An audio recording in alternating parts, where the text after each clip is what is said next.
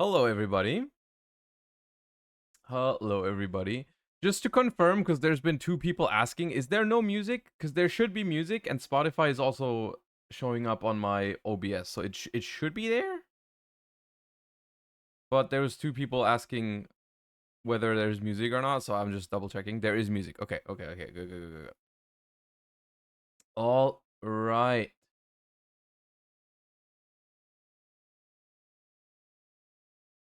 How are you in this fine but hot day? I'm good. So far, it's not as bad as the last couple days, at least. Uh, it's also because I borrowed a fan from my parents. I stole a fan from their house. So it's a little better now. And I have like a cooling pack right with me that it's just sitting in my lap. It's just in my lap the entire day now. It's supposed to get better next week, by the way. I checked yesterday, and it's supposed to get better next week. Well, I mean, better is subjective. It's supposed to be colder next week, but it's supposed to rain a lot. So I guess it is what it is. It's the Roy. Thank you for the 5 months. Welcome back. Do you consider testing Runick Kashtira? No. No, I'm not. I am still a little bit confused as to what the synergy between the two archetypes would be. To be honest with you. So yeah, I don't know why you would. Lenny T. Jerry, thank you for 4 months. Welcome back. All right. We have a couple different things to do today, but for the most part, the biggest things we're doing today are I want to start actually. Yesterday we looked at a lot of stuff in theory, right? From we've looked at a lot of stuff in theory from Duelist Nexus. Today I want to convert some of it into practice. So I thought one thing that's cool and that we haven't done in a while is I'm just gonna go ahead and build some of the decks from Duelist Nexus, and we will just play. We will just play the game of Yu-Gi-Oh. And since it's TCG format, we're gonna have to be playing on DB. And I don't want to hop into DB ranked with like a super low rated account because I don't think we're gonna get a very high quality games out of it. So we're just gonna play against viewers. I'm just gonna open up a room and I'm gonna have you guys join, and we're gonna play some new stuff from Duelist Nexus later today. That's gonna be cool. A majority is still gonna be like building the decks, right? Doing some theory on the lists first, right? Because I don't have lists for some of the Duelist Nexus decks yet. So it's gonna be a bit of both. Before we do that though, obviously we have to warm up, and we also have some other stuff to do, which I'm gonna show you in a second. Danix Kirby, thank you for the 6 months. Welcome back. Appreciate that.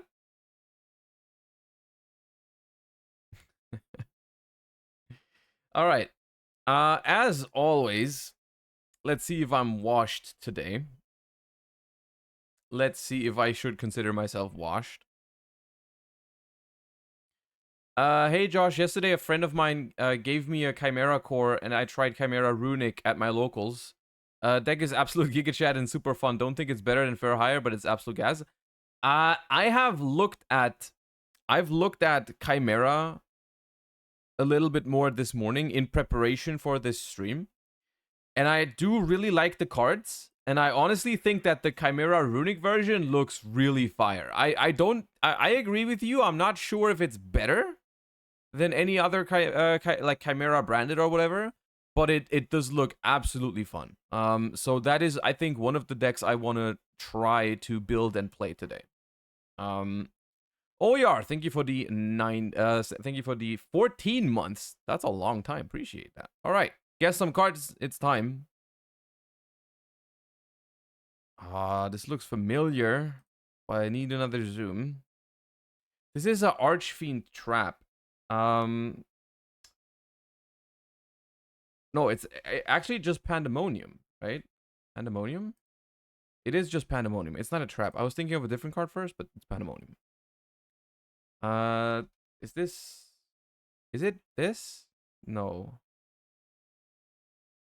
It's something. No, it's something frame. It's not cube. Power frame? Power frame.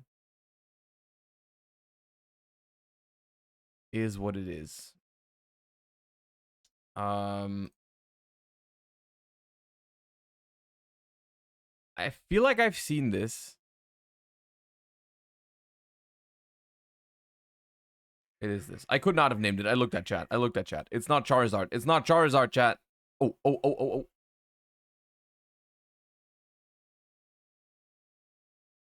We do get these. Benny Me, thank you for the 14 months. Is this Evil Eye? Surely this is Evil Eye, right? Confrontation? I've been lied to by HDKO. That's crazy. I trust nobody. We had this yesterday. Oh my god, I forgot what it was called. I forgot what it was called. Conjurer? Dimension Conjurer. That's what it is, yeah. But we had it literally yesterday and I forgot.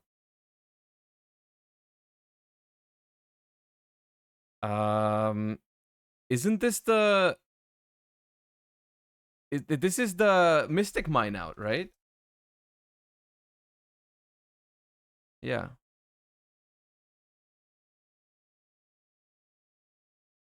This is Doomfire.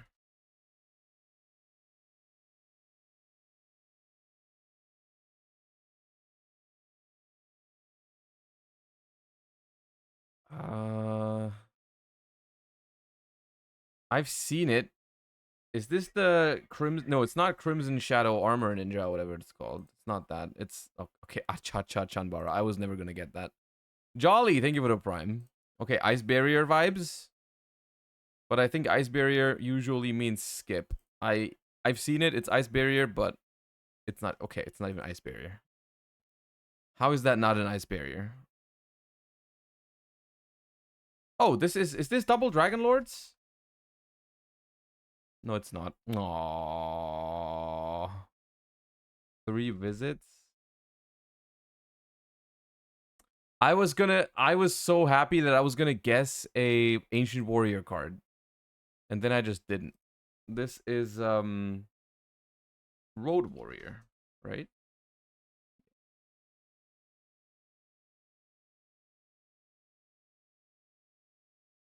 What is that? Oh, Into the Void. Into the Void.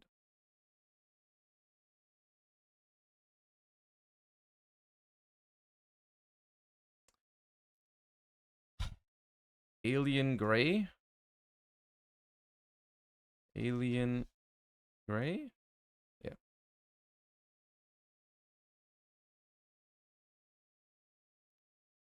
Rose Paladin. Yeah.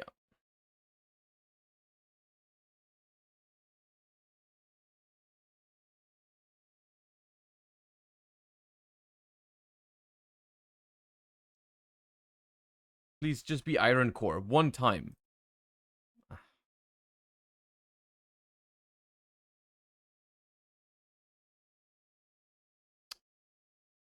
Bro, Chimera is hard to spell in traps because they all look the same.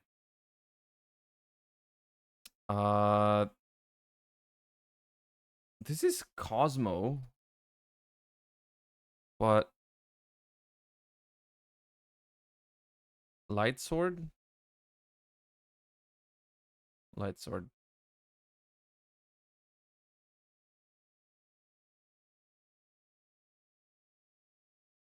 Hidden Armory.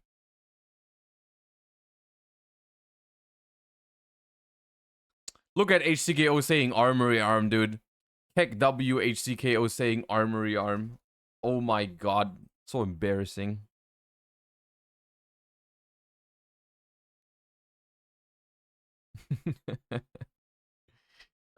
This might just be Corseska. Please be Corseska. It's Corseska. All right. This is called Key Side Tai. Key Side Tai. Yes, I know that one.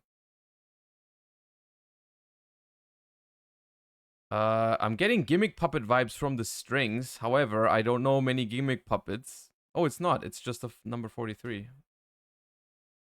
Okay.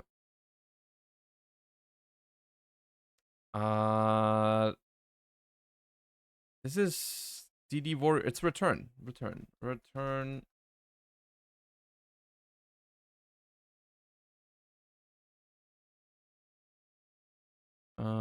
This is this is like Mischief or Oracle of the Goddess or something. Guarded treasure. All right, I lied. Cyber Ogre. Think of it a 5. You're not new here. You've been here for 5 months or longer. The hell is that? Dharma.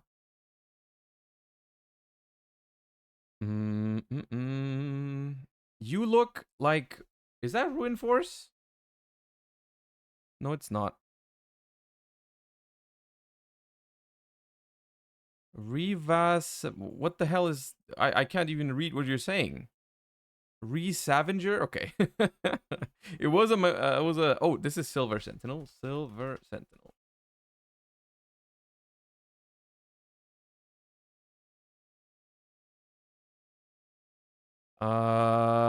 Oh god.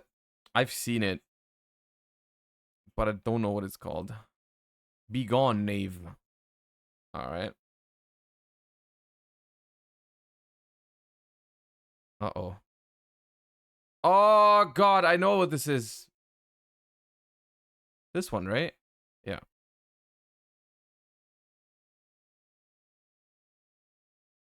To this day, I do not know why this card is called Manga Ryoran instead of Toon. Does anyone know why? Or is that something that everyone is confused about? Because everyone else is just called Toon, right? Like, why? What's the difference? And what the hell is this card? I don't know. Shooting code. Honestly, think about it 3 months.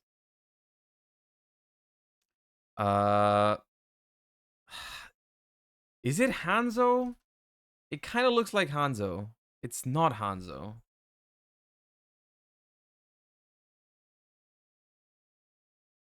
Vengeful Shinobi? Oh.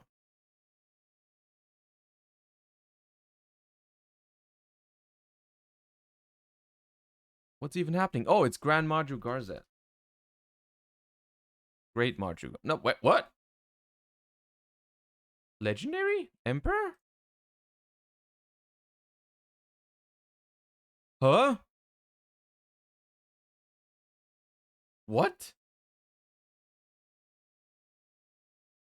Oh god, it was just a regular one. Oh my god. I've never been so betrayed. I even remembered it. This is of Dragon Magic Keeper.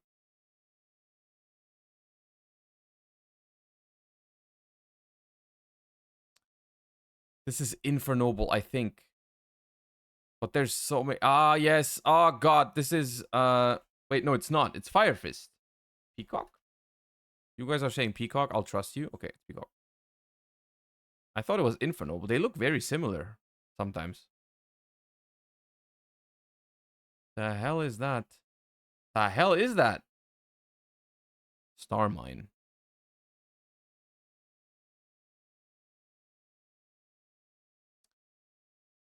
Oh god, this is a Chaz Princeton card. Chaz Princeton Duelist pack. I don't know why I know that. Infernal Incineration? Incinerator? Yeah. Subterror. Subterror Behemoth.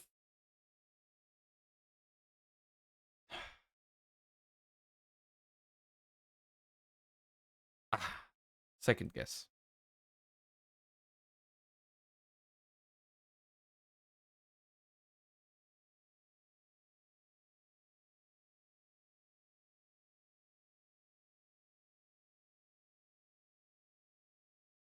Flower Wolf. Flower Wolf. Yes. Yes, yes. Visa Starfrost. What? Oh my god. Why can't it ever just be that? Is that grief? Grief. I thought that was Visa Starfrost. Oh, it's Doomfire again. Look.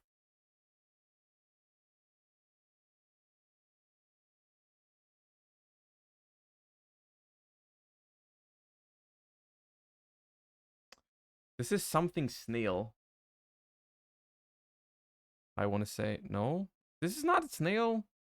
I thought it was. Yeah, it's like, oh, it's just not called snail. Okay. Oh, I've seen this, but I could not name it. Number archive? Number archive. Okay. This one's on chat. King of the Swamp.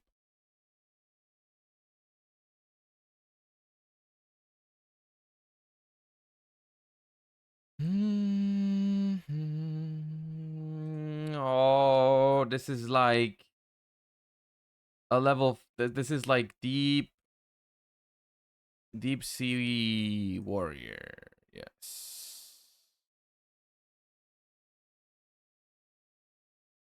Okay, Arcana Force.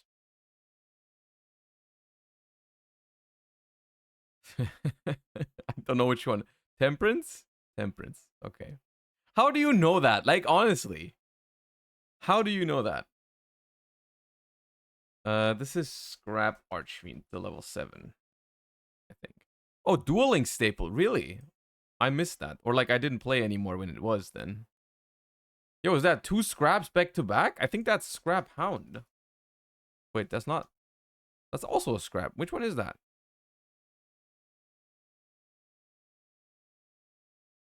There's this many scrap cards, which is, oh, Orthos is what it's called. Orthros. Yeah.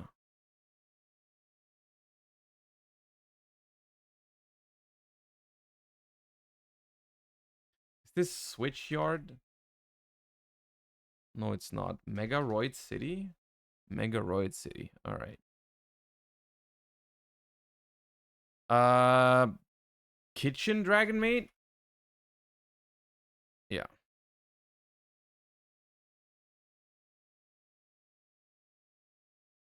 Is that just Sanctuary in the Sky?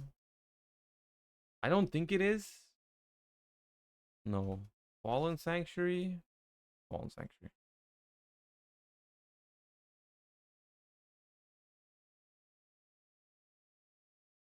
Bell. This. Yes. Yep, Bell.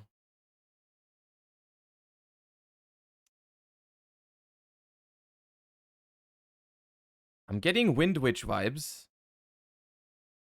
But you guys are saying White Wing Magician. And I think you guys are right. Yeah. Oh, this is the Synchro. Oh, what is this called? Majestic Red Dragon, yeah. Majestic Red Dragon. Poggers. Oh, this is Wheel Letter. Yeah.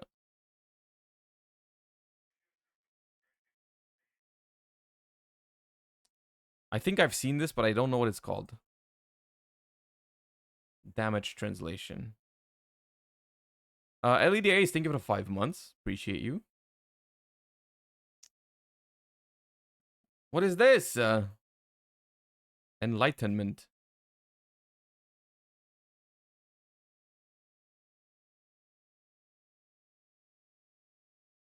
Huh?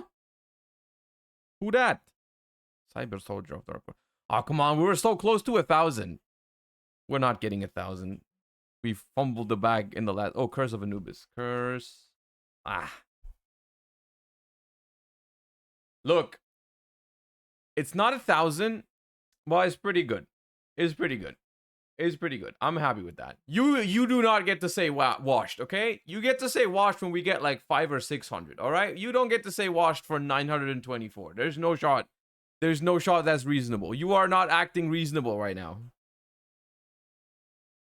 You guys are not being reasonable right now. You get the yugioh without chat. Okay.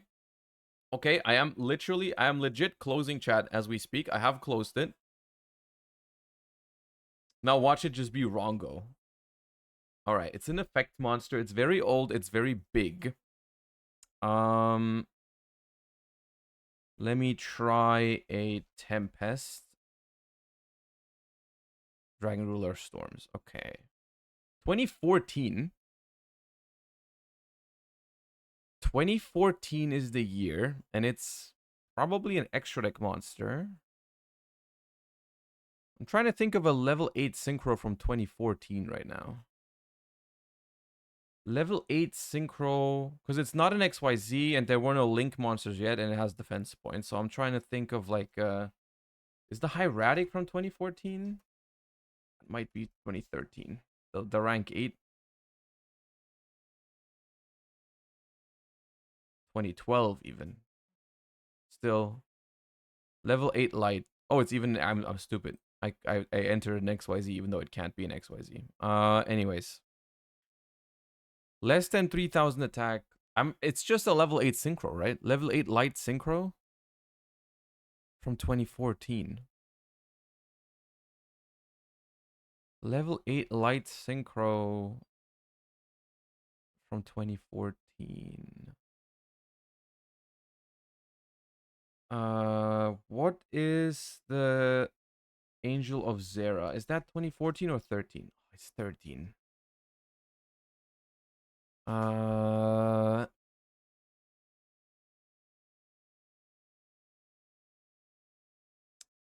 Maybe an Ally of Justice, but those would be older probably. Also, they're all dark. Never mind.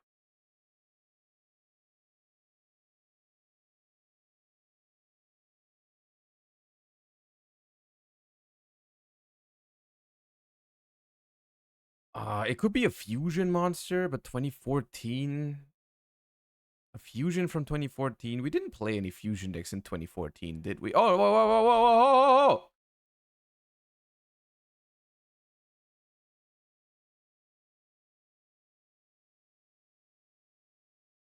whoa. We didn't play any fusion decks in 2014. Says the guy who won a YCS with this card in 2014. God damn it, dude. Holy shit, that was close. I almost disregarded fusions. Holy shit. All right, well, yeah, we got it.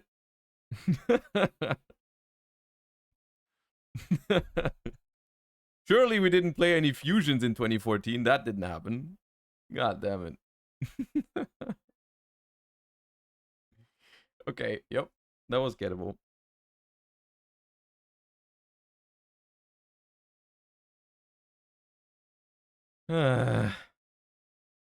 All right.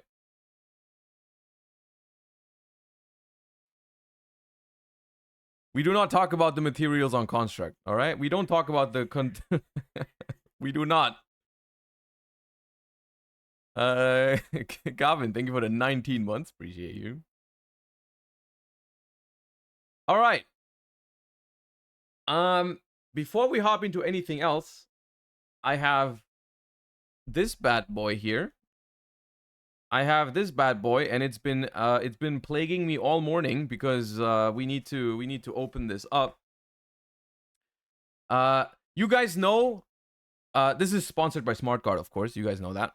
But SmartGuard always sends me one box of every new set. Normally a little bit sooner. Normally I will have them on release date, but because I was in Japan, and some of the SmartGuard people were actually also in Japan, they sent it a little bit later this time around. So we don't have it. This came out last week, I think, right? Last week is when this released. But yeah, we have it this week. And that's gonna be cool. I'm gonna make a prediction whether we're gonna pull the Ghost Rare Starlight Sun Red Wolf. I don't know. It's not Starlight. The question that I have is how rare is the Ghost Rare in this set? What are the odds on this Gamba? What are the what is like the how rare is the Sunlight Wolf? Once per case, 1 in 12 boxes. All right. I mean, look, the smart guard boxes for me have been on fire. Like I've pulled a freaking collector's rare or a quarter century rare. I think every single time they've sent me a box, right? So you guys, you know, I feel like the odds are heavily, you know, it's always rigged. It's always rigged. It's always streamer luck. It's all that. It's rigged, streamer luck, everything together. The Gamba is running, by the way. You can put points on yes or no, whether we pull a Sunlight Wolf. Of course, the odds are not that great, but the payoff, if we do hit, is going to be phenomenal because most people are voting no right now. Styles Clash, thank you for the 11 months. And Myrick, thank you for the 3. Ender, thank you for the 9. The O, thank you for the 3. There is no vlog from Japan. No, there's no vlog in the works. The reason being is that I'm simply not that comfortable filming in public yet.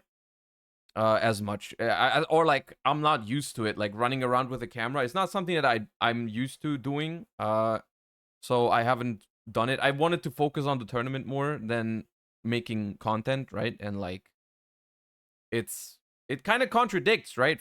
Being focused and focusing on the event, and then having to worry about making a good vlog or something. So I haven't done it. But yeah, I'm just more confident or more comfortable creating content when I'm at home. Have you ever made a Master Duel tier list? I'm curious of your thoughts. I have not, but I will. It's funny that you asked that exactly right now because that's planned for literally tomorrow.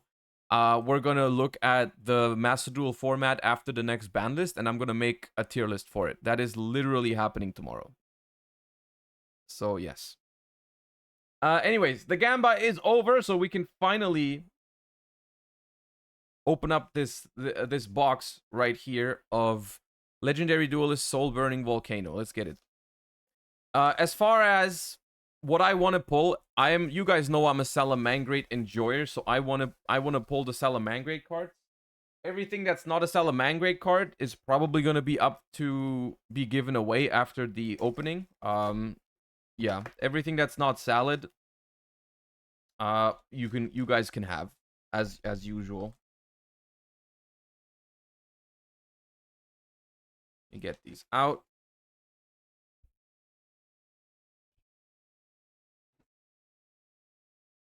All he needs to do is pull a single Sunlight Wolf. That's it. It's like a rare. Wait, Sunlight Wolf is in there as not a ghost rare?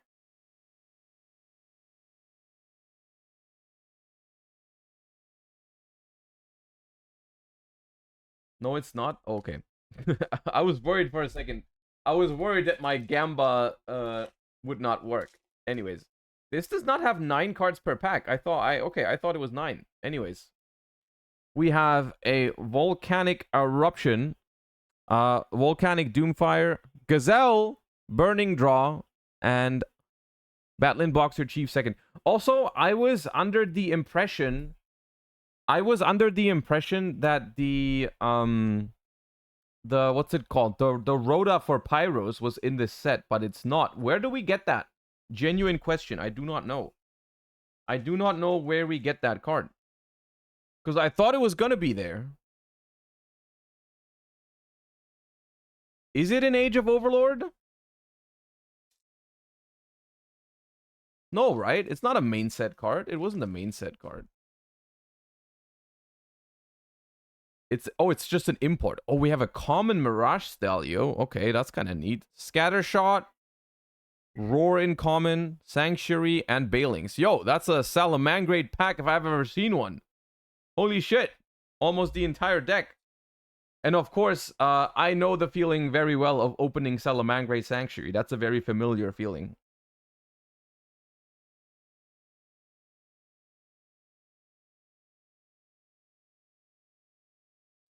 Spinny! Is this the first non-holo printing of Spinny? That's phenomenal because I hate super rares. I would use common Spinny over super rare Spinny any day.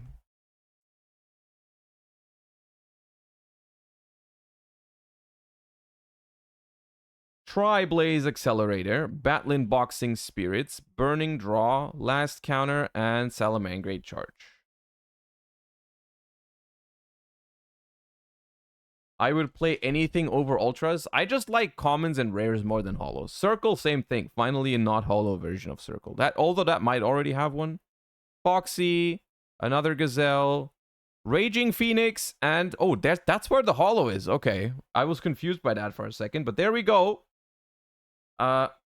Salamangrate thingy. See, that's what you need to do in order to seem really generous as a content creator and then not have to do anything, is you just tell everyone you're going to give away everything that's not a Salamangrate card, and then you just pull Salamangrate cards, right? So it's like, it's a win-win for you. Easy clap.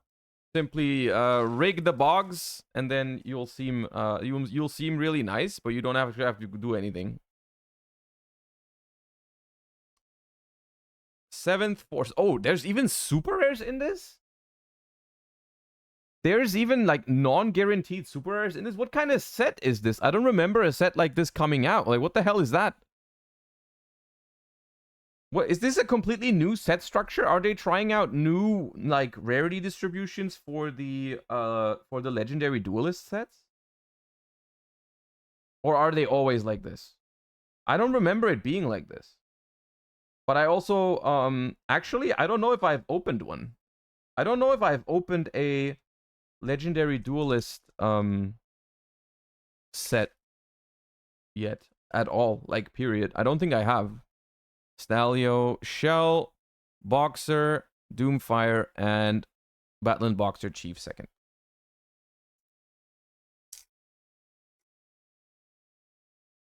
I thought it was just Ultras. I didn't know it was... Ooh, Rocket.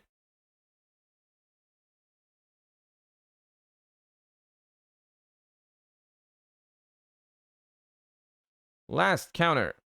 Salamangrate Rage, Volcanic Scattershot, Beg Bandage, and Rimfire. New Volcanic support in the house. The Volcanics also have holos in this? Probably, right? Any of the new Volcanics come in holo? Jaguar, Will, Big Batlin Boxer, another Circle, and Salamangrate Revive. Revive was bad, right? Let me quickly...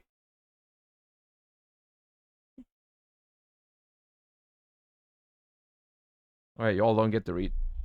Y'all do not get to read. Kelyor, thank you for the 2 months. Also, thank you for making us hit the sub goal.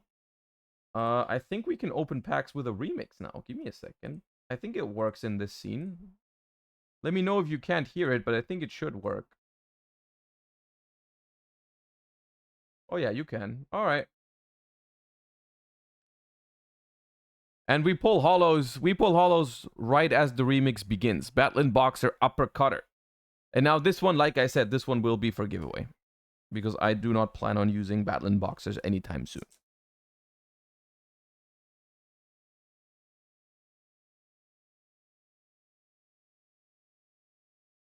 Alright, we got Volcanic Queen, Gazelle, Blaze Excella Reloaded, Jaguar, and another Chief Sec. How many Chief Seconds can one person pull in one box? It's crazy.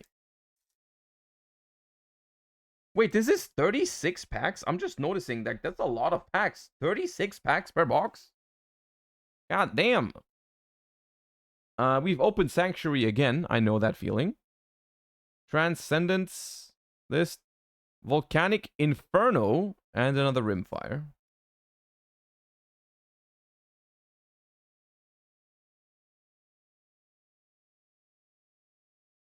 Like an OCG box? Yeah. Kinda. A Glass Jaw, Last Counter, Batlin Boxer, Almirage. I like the rare Almirage.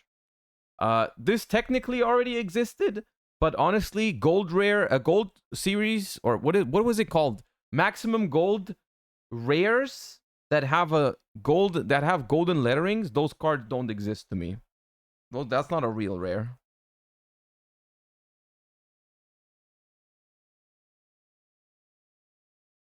Dude, There's so many gazelles in here. I wonder what I'm going to be able to do with those after the next ban list. I wonder if I have a use for more than one Salamangreat gazelle, chat. Am I going to have more? Can I use more than one? Please. Boxer, Blaze Accelerator, Will of the Salamangreat, and another Railings. You will be able to play all 10 gazelles. Oh, that's nice. All right, another Battling Boxer, another Battling Boxer, another Salamangreat Roar, 7th Force again. How many of each card are you supposed to pull? Like, how many supers, how many ultras am I expecting? Because I'm halfway through the box. I have 3 supers, 2 ultras. Almost halfway, I should say.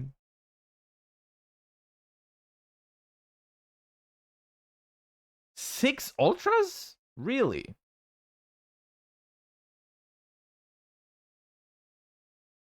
Oh, wait, there's a Volcanic Emperor. That's not a bad card for Volcanics. And another Amarash.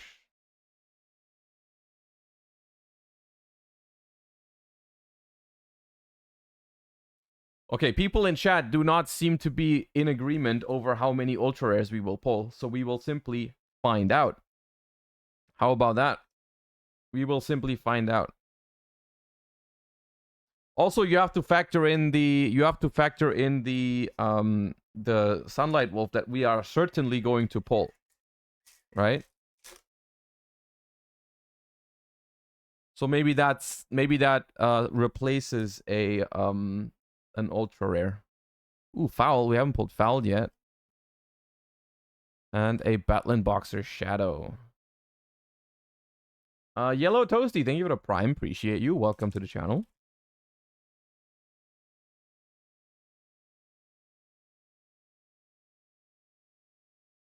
Blaze Accelerator Reloaded, Blaze Accelerator, Salamangreat Transcendence, a Jolt Counter, and another Rimfire. I mean, we have 3 Ultras already. We have 3 Ultras already, which is not bad for half a box. How is this set priced in terms of like one? What if I want to get 1 pack? Okay, there's another Volcanic Inferno. We're getting like just duplicate supers. How many different supers is there even?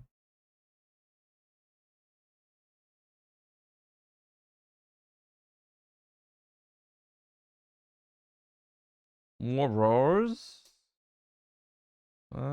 And a Battling Boxer Promoter. Another ultra rare for Battling Boxers. All right. And the third Bailings. That's nice. Bailings playset in the best rarity possible, which is rare. No debate. Not even close. Don't at me. The best rarity is rare. More Gazelles. And another Chief second. Oh. All right. A lot of people just adding me in chat. All right. I see how it works. Stalio will... You will literally just have an entire Salamangreat deck after opening a box of this. Lead Yoke.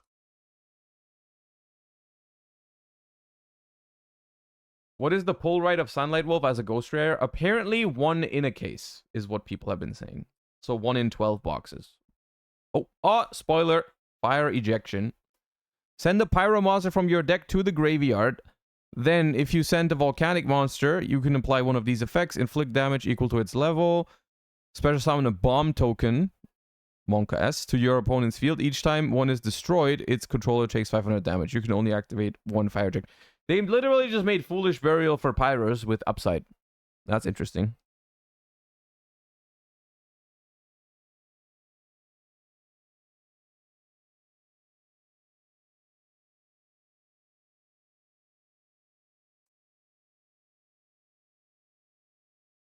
Big Bandage and Revive.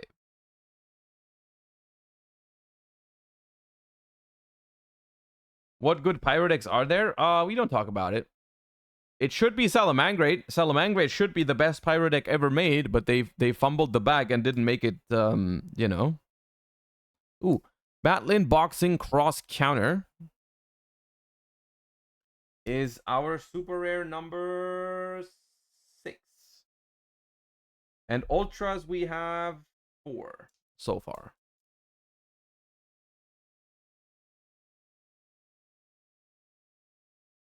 Doomfire, Hammerer, Headgeared, and Foul, and Almirage.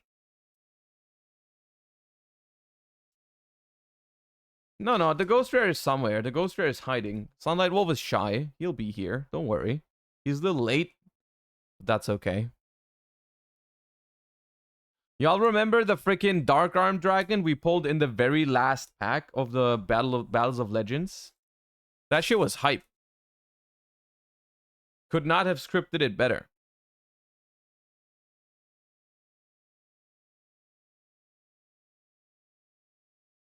And there we go with a Battling Boxer King Dempsey. This is actually a generically good card. This is just a rank 4. It's just a rank 4 that searches Fire Warriors, right? Yeah, which is good. So that makes it 5 Ultras so far.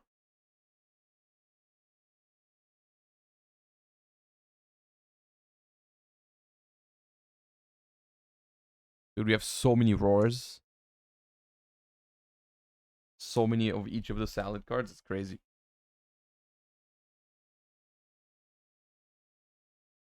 It's a shame that the one Ultra I really wanted, we haven't pulled yet, which is Salamangrate of Fire. That's like the one I really wanted. We have 3 more packs.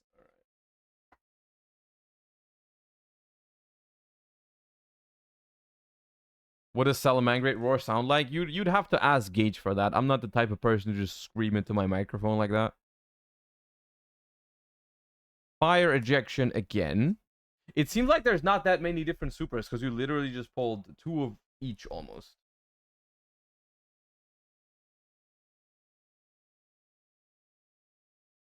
All right.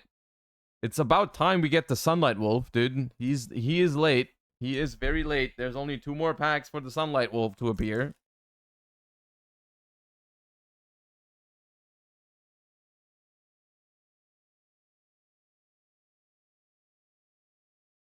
Pulled another Sanctuary. And a Kaiser. Ah! Almost dropped my Sunlight Wolf. Whoop. Whoop. Ah. It's not there. Dude, they sent me the wrong box. I need to let them know. I need to let them know they sent me the wrong box. They made a gravital error of sending me the freaking wrong rigged, not the rigged box. How could they do this to me? How could they do this to me?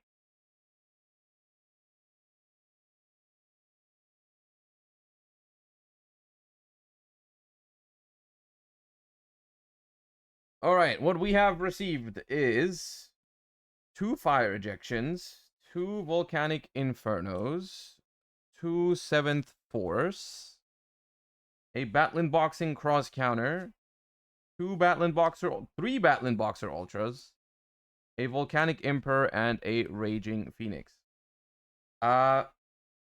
It's funny because after I said the thing about being a content creator and then saying you're gonna give everything else away that's not a Salamangrate and just pull only Salamangrates and you're fine. I have not pulled a single Salamangrate holo, by the way. I just want to point that out. How the universe worked. I should have just not said that.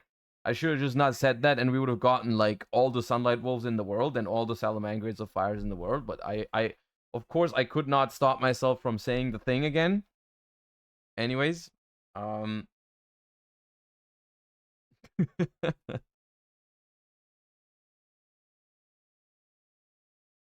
not keeping the XYZ. Well, I would keep the XYZ, but because I said what I said, I'm gonna be a man of my word and gonna give away the all the ultra rares.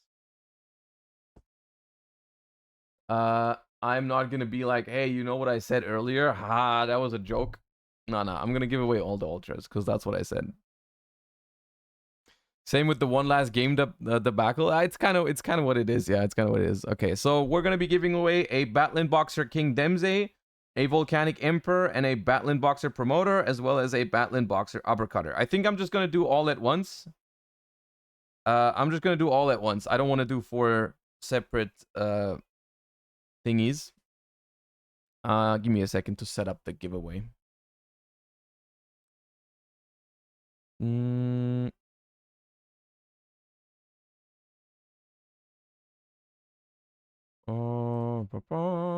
Nightbot.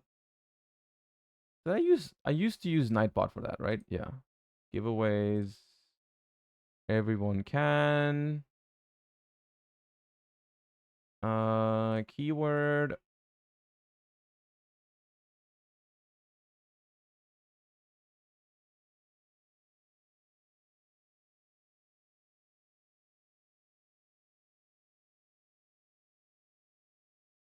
Sub goal achieved. Where's my PPD? Dude, we already had it. Don't try and scam me into another one.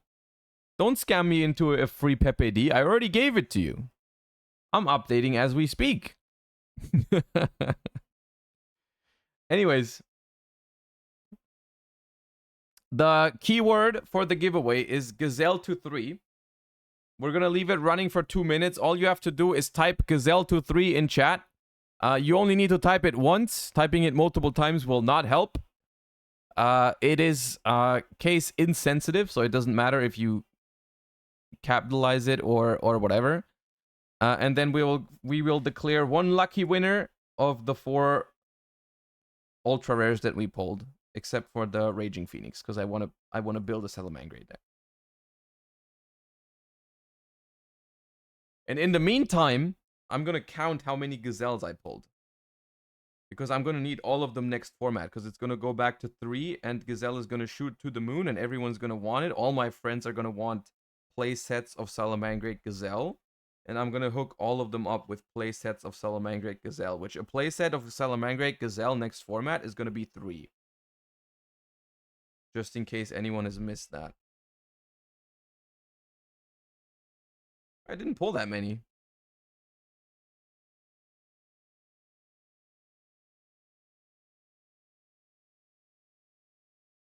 EC Nice, thank you for the 8 months.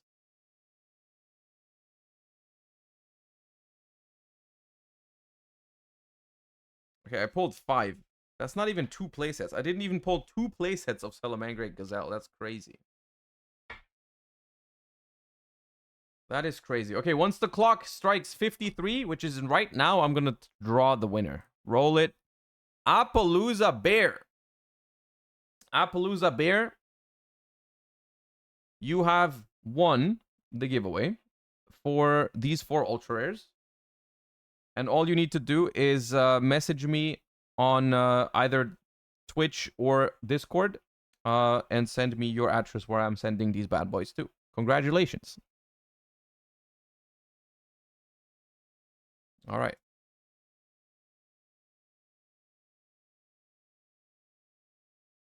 And these are the gazelles that I pulled. Only 5, which is a shame. Only 5. Not even 2 playsets for next format. Isn't that crazy? That is crazy, I think. I think that's crazy. All right.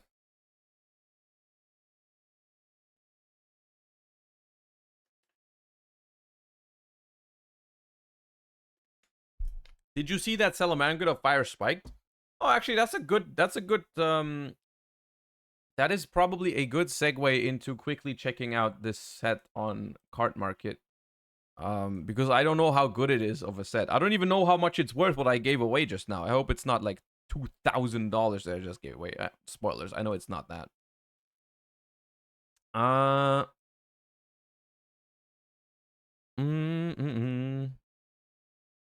I don't think it's crazy value-wise as a set.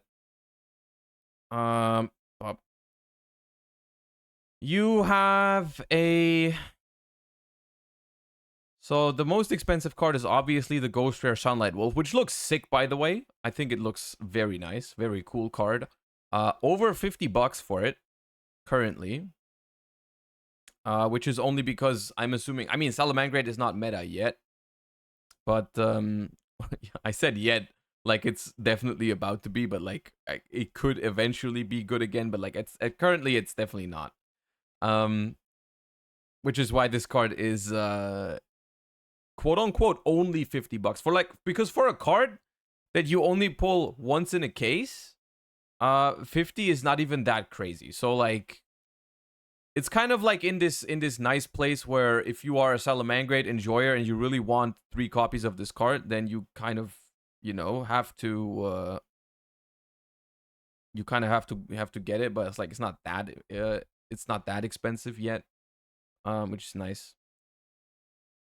Salamangreat of Fire is the next most expensive Ultra, and it's $14. It's approaching $14 right now, in Europe, which is a lot of money technically for like a Salamangreat card. You know, like the fact that like most Salamangreat lists will probably be playing 3 of this card.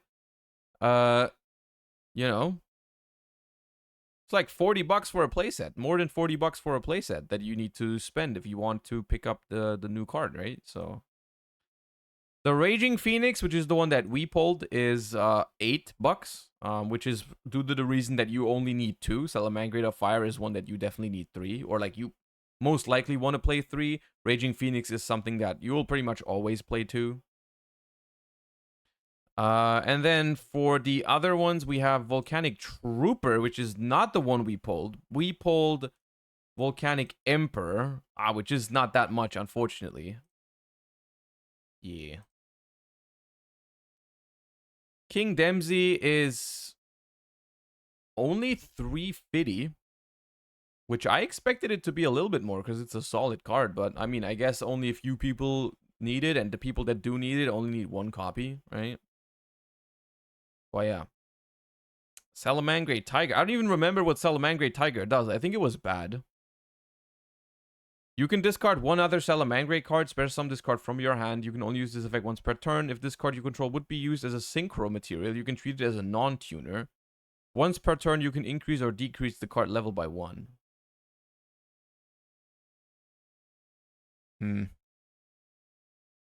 This card is only good if the synchro options are good, right?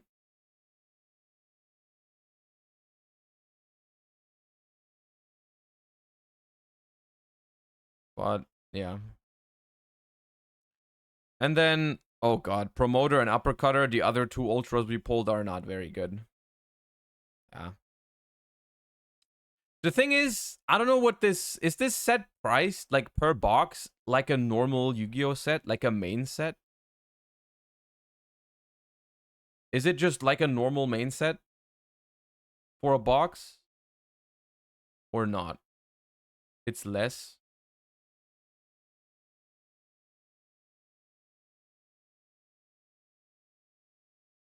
It's about 50. Okay. So because I'm trying to think if this set is really as bad as people are saying, because like everyone in chat has been spamming, dude, this set is so shit. Which I think the reason why this set is bad, or like in general the reason why the Legendary Duelist sets have not been very good, in my opinion, is not because of like the way they're doing the set, right? Because technically, like $50 for a set where you have 36 packs and you pull, like, what did we pull? 5 ultras, 5 ultra rares. It's not that bad in theory, right? It is 30, not 50. Wait, this a box of this is 30?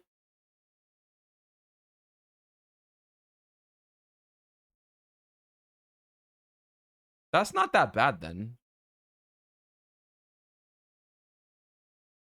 That's really not that bad. Not retail? Okay, what is it? Okay, Jordan, how much does a vendor pay if they buy a box of this? How much does a vendor pay for a box of, like, roughly?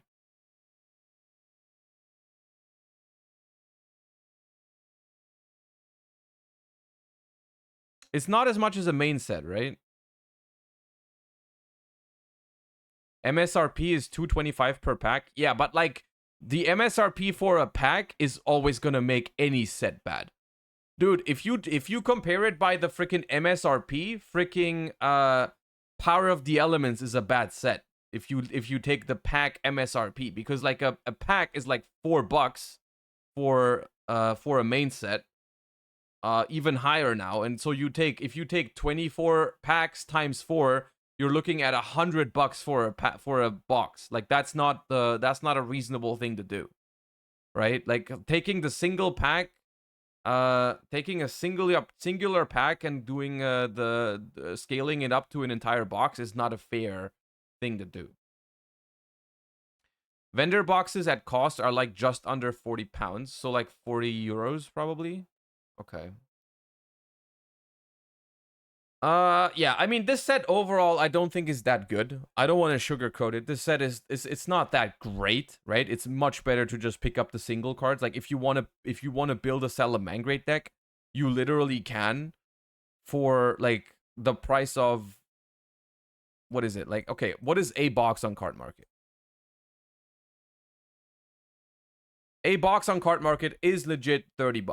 $30 is a is what you have to pay for a box on Card Market. So for the price of 2 boxes, which is $60, you will get all of the Salamangreat cards from the set if you buy singles, right? You can just buy 3 Salamangreat of Fire, that's gonna run you, we just checked, about $40.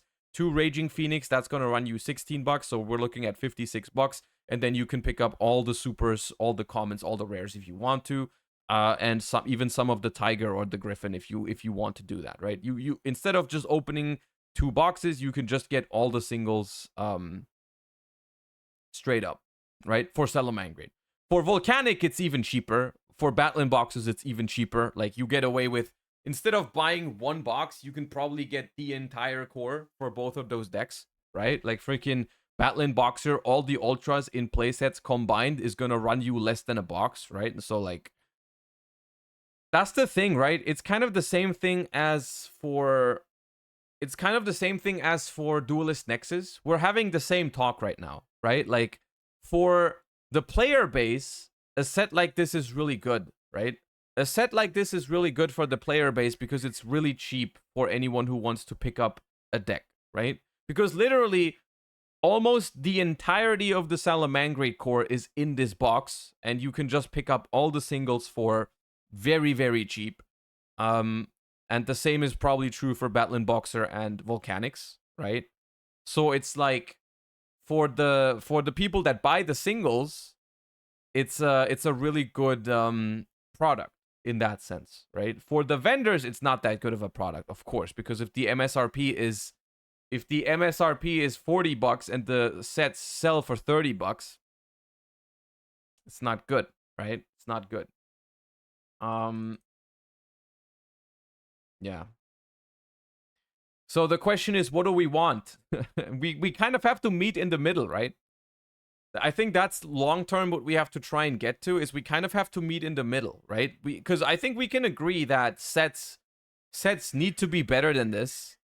Sets need to be better than this in order for vendors to keep opening them. Because if vendors will not open these sets up,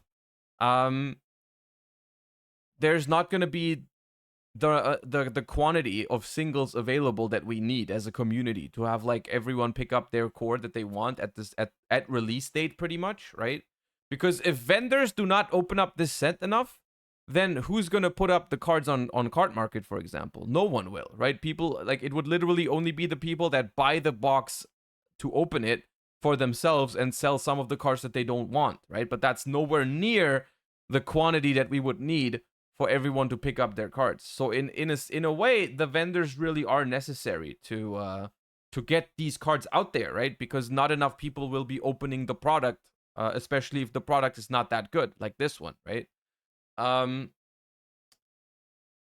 then again, you don't want the sets to be too insane, right? Because if the boxes are too crazy, you'll have vendors really making a lot of money with the set, and then and the card, because the cards are just too expensive, and every individual playing the game needs to spend a lot of money on singles, which is also not great, right? the reality of things is really that we just have like it's just a back and forth of like sometimes a box ends up really being really good for vendors, and sometimes a box ends up being really bad for vendors. I personally think as a vendor, it's not something you can really complain about. It's kind of what you sign up for when you become a vendor. I think it's like you what did you like? I mean, not every product is going to be insane, right? It's kind of just how it works. But then sometimes you have sets like Power of the Elements where you just get freaking rich as a vendor from one set, right?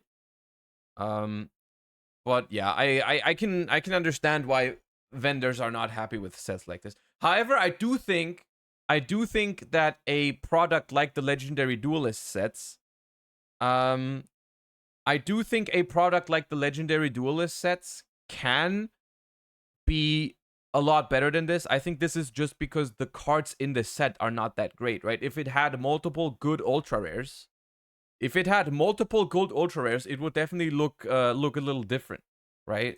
Like if out of the 5 or 6 ultras you pull in a box, if there were more good ultra rares, it would definitely be more of a worthwhile set opening and for vendors as well, right?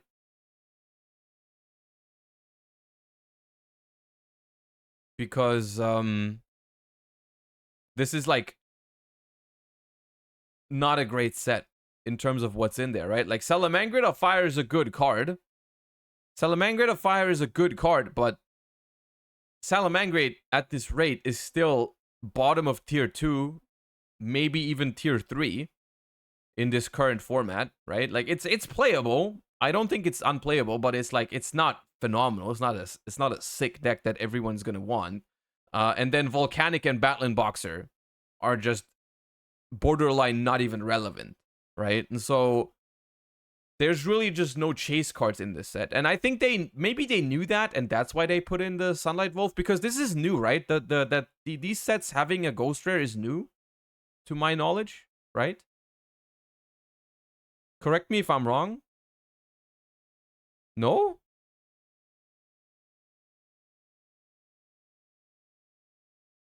Oh, okay. I was just wrong. Yeah, I have never opened. You guys maybe you can tell I've never opened the Legendary Duelist box before in my life. I didn't know there was a ghost rare in the previous ones. Okay, it's not new. All right.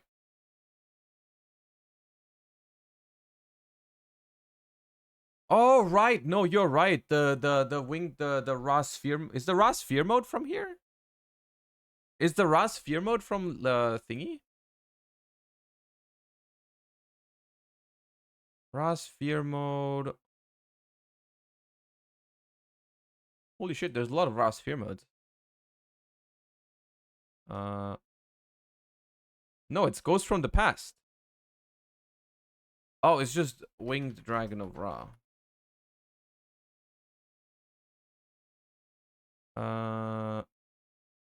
Wait, where is it?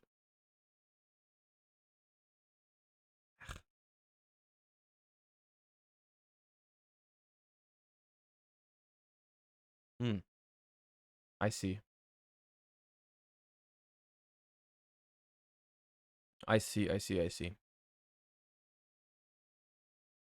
These cards are money though these days. That's crazy. It's a lot of money for a freaking Winged Dragon of Ra. Okay.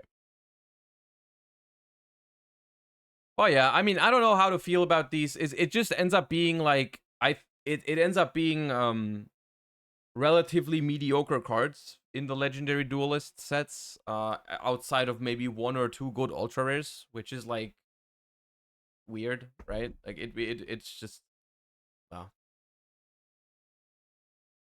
But don't they pretty much copy these Legendary Duelist sets pretty much exactly from the OCG? Isn't that something like this set was pretty much almost the same when it released in the OCG, right? It's pretty much the same set, right? So yeah, I mean it might be an issue. I mean, technically, if you look at it that way, it's not really Konami TCG's fault that the OCG designed a duelist pack that just had a lot of irrelevant cards in it. You know what I mean? Also, Don't Rapper, 11 months, thank you. Vince, thank you for the 9. Dream Dot, thank you for the 7. And Ren Kazuma, thank you for the 11. Appreciate all of you guys. Thank you. Why are the cards in Germany so cheap? In Italy, Battlein Boxer Dempsey is like 6 euros. It might be because there's a lot more German vendors than Italian vendors. I don't know the exact situation, but like there's a lot of differences in Yu-Gi-Oh in general between regions. Like I remember multiple times where I was super surprised by the card price of a certain card in America, for example, because like it would go crazy in America, but in Europe it wouldn't be that expensive. I think it's just because there's just a different ratio between supply and demand in different regions, right? It's just slightly different because a lot of Italian players don't want the German cards, they want the Italian cards, and a lot of German players want the German cards and not the Italian cards. So it matters really about how many people there are that open up the set in that language. And I'm sure there's more people opening German product than Italian product. So that might be why there is a price difference there. But yeah.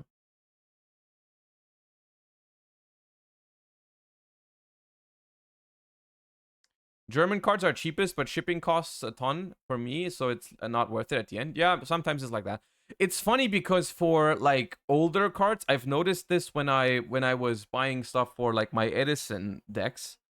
For like older cards or high rarity cards, it's very often the other way around.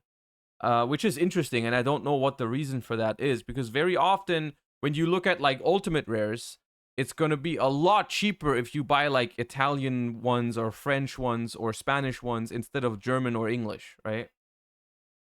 Which is interesting, right? I don't know why that's different. What language do you prefer, English or German? I prefer English whenever I can. The reason I prefer English is simply because for me personally, it does not matter. I speak German, I speak English, both fluent. It doesn't really matter to me. But when you go to a tournament in Europe, or even in America, it's just easier when your cards are English. Like when you have an opponent that doesn't know one of your cards, it's just easier if they can pick it up and read it, right? You're gonna save time if all of your cards are English, and I like that. I prefer that. Define easier. Well, your opponent can read it. As simple as that. It doesn't create weird situations where your opponent doesn't know what the card does and they have to like take out a neuron to get the translation or whatever, right? And I just prefer that. I prefer that to having cards in German that like half of the or more than half of the YCS cannot read. Right? That's the simple reason why if I have the option, I'll pick up English cards when they're available, right? It has a limit. Like if the price difference is too high, I will simply not care, right? If a card is like, let's say a card is $10 in German but $15 in English, and I need a playset, I'm probably gonna pick up the German one. Yeah. But most of the time, English is just very slightly more expensive, right? Like for example, I mean, freaking, we can use Raging Phoenix as an example just because it was on the front page. It's like $8 for German ones, and then there's one English for 870 and English for 9. So like it's like 1 to 2 euros different. So like in that case, I would pick up English, right? But yeah.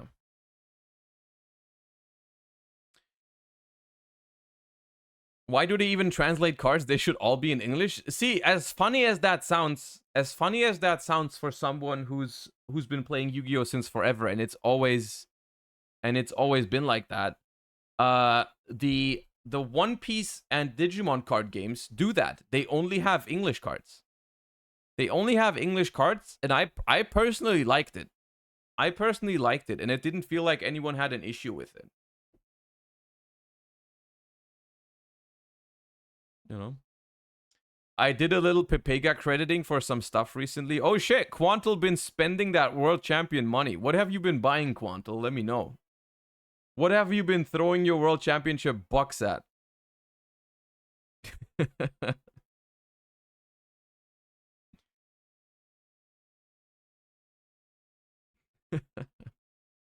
I'll send a pic. Oh no. Uh-oh.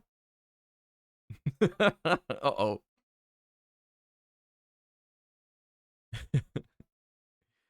How does joining a team look like? Um what do you mean exactly?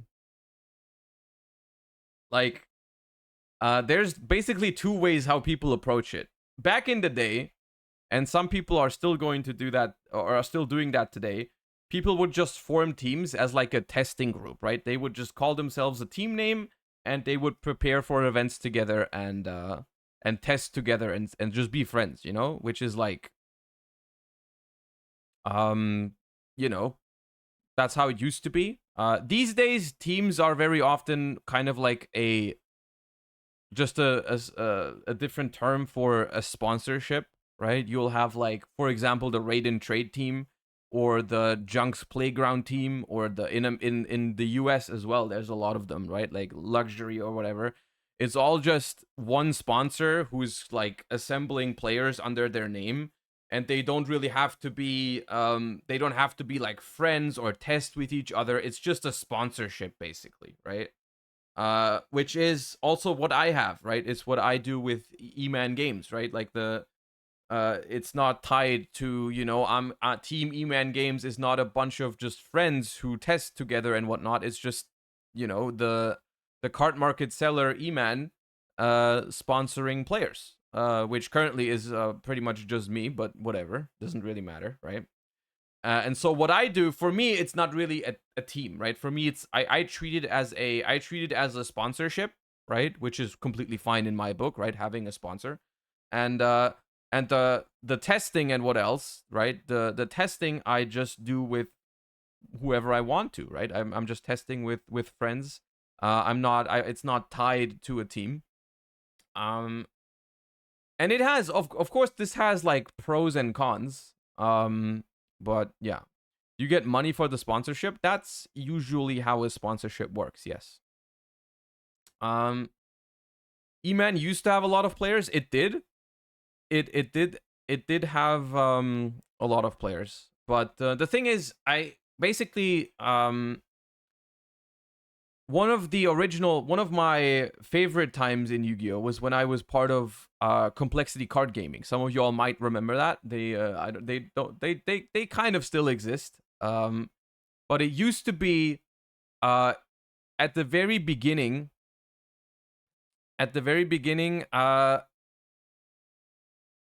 Complexity Card Gaming used to be like just a couple of friends slash good players who were um testing together, and we were really successful at that as well. And then eventually it turned kind of more into the sponsor direction, right? We were acquiring sponsors for Complexity Card Gaming, and we acquired a lot of new players that were not in the team because we were great friends with them, but because they were successful and promising and good, right? And that's like, not to say that they weren't nice people, but it wasn't like the exact same like as it was in the beginning. And that's how I felt like it eventually started falling apart, because it ended up just being too many people.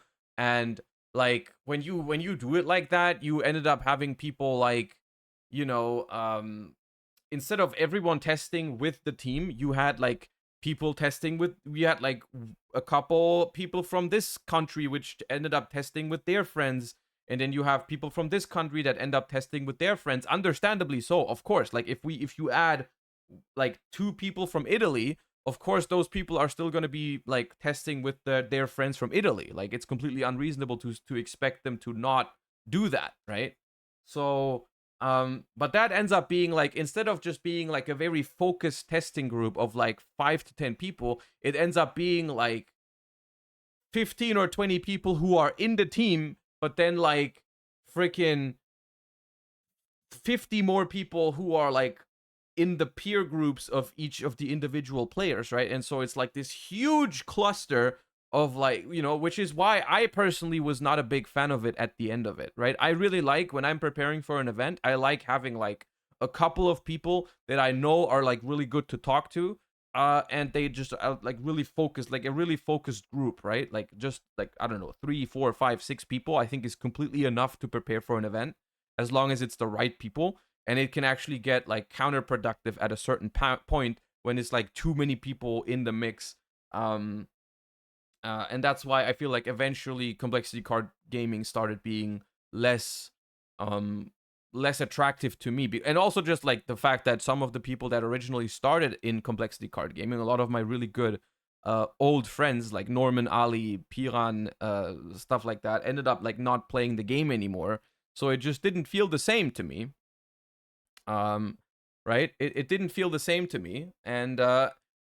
And then E-Man Games came around the corner and said like, yeah, we're just gonna sponsor you, just join us. And I'm like, yeah, sure, that sounds good. And I whenever since I've been on E-Man, I've had the freedom to pretty much test with whoever I wanted to, and that's just been nice. I have recently been working on assembling a new testing group for myself, just with a couple of people. Basically, I wanted to separate the two things for myself, right? I wanna I wanted to separate it. I wanted to have sponsors, right? As a player and as a content creator, I have sponsors, up here, shouts out. But I wanted to have a testing group that was completely not tied to any like team or sponsors or whatever. I just wanted to assemble a couple players that are my friends, that I respect in the game, that I think are good, right? That I can prepare for events with, and I just want to have that group as like 3, 4, 5, 6 people, and I just want to use that as my testing group, right? That's like how I felt like it was going to be the most effective way for me, and most comfortable for me, is like just not having those two things tied together, right? And that's also the reason why I get the question a lot whether like E-Man Games still exists or whatever. They do still exist as a card market vendor, right? E-Man Games is still very much alive and doing well as a vendor. But they basically, the team E-Man Games of like the what it was a couple years ago, or in the last couple of years, of like 15 plus players, that does not exist anymore, right? That does not exist anymore. They decided to disband at some point because the people at E-Man Games decided it was also just too much work managing a team. It was costing them a lot of money, and they decided it wasn't worth it to keep it up. But the store E-Man Games, still very much exists, and they are still my sponsor. So they were like, yo, we're disbanding the team, but if you want to stay for the sponsorship, you can stay. And I was like, yeah, sure, I will. I don't mind. And yeah, so E-Man Games still exists as a company, but just not as a team, really. But I'm still on there, technically. Phil Can't Survive and Alex Sheriff, thank you guys for the primes. Appreciate you guys. Was your fiance happy about the increased wedding budget? I guess. I don't know what you expect me to say. No, she was incredibly unhappy about me winning the world championships. Yes. There aren't many teams that sponsor Yu-Gi-Oh! Pros, are there? I no. That is not correct. There's like a billion these days, I feel like. There's like a billion these days. I feel like there's so many. No? How do you come to the conclusion that there's not many? I feel like there's so many. At least I feel like I'm getting freaking I'm getting freaking inquiries about, hey, do you want to get sponsored by my team every other day, dude? Like I feel like there's so many.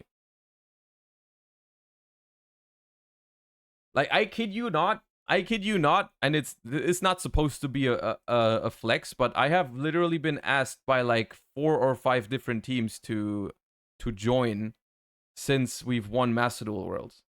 And also before then, I get like inquiries very frequently of different teams. But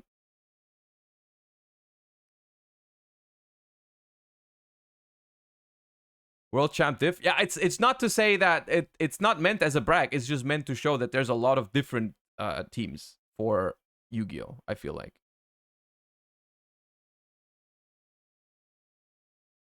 Mr. Treebone Frog, thank you for the Prime based name. Wait, Quantal has sent over an image of stuff that he's Pepega credited for after winning the World Championship. Hold up. Let me pull this up. This is what Quantal did with his World Championship money. Okay, it's sideways, which is annoying.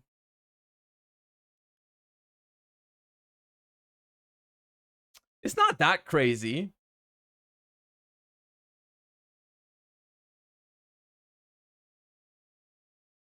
It's not that crazy. Why those cards specifically?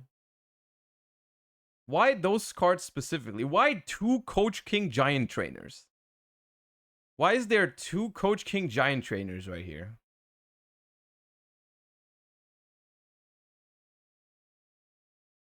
Worlds paid? There was no prize money. There was no prize money at the World Championships. I'm gonna say that much.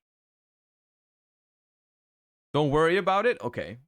Is this like a don't worry about it? Like is this the same situation as when I looked over at you and you had just a Rhino Heart and had and I asked you what happened and you said don't worry about it? Is this like the same? Is this like a similar situation? Is like a similar situation than when that happened, or is it like a different reasoning this time?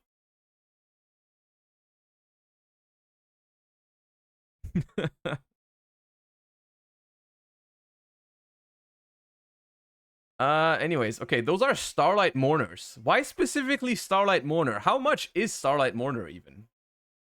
Ghost Mourner.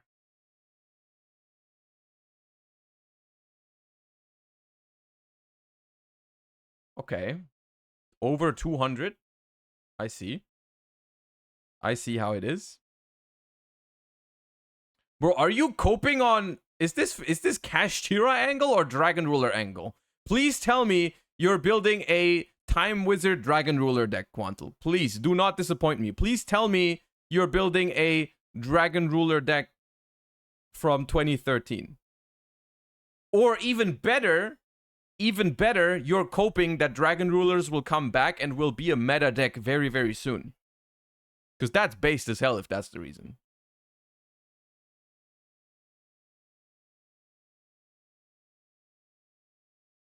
That is the reason? Holy shit. Yeah, okay, based. Is that a Starlight He? That's a Starlight Hida, no? That's crazy, dude. Isn't Starlight Hida insane? Oh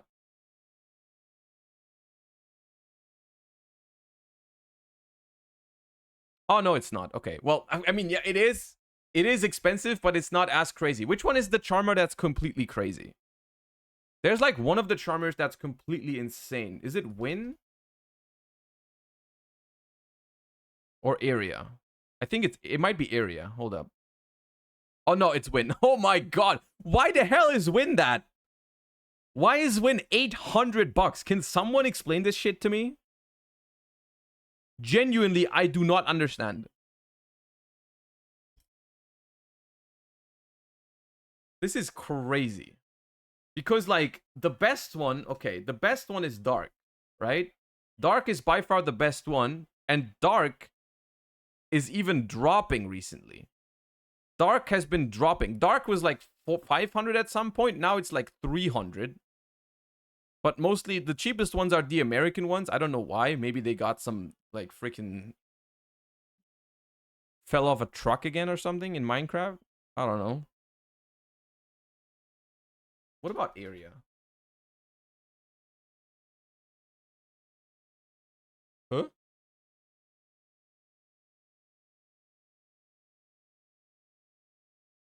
Area is also crazy high. Why is Area and Win?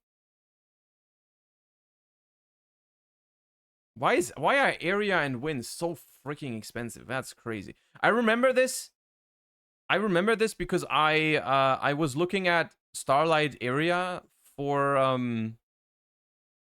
like when Area was really good when Power of the Elements released, right? In like Paleo, in Sprite Mirrors. Dude was about to say Paleo Mirrors. All right, old man. In Sprite Mirrors, area was really good to get their Toad. But it was already super expensive back then, I think. But less expensive than now. What about Lina? Oh, I have a Lina. But it's overpriced. Yeah, I have a Lina, but I want to get rid of it. Because I've just never been using it.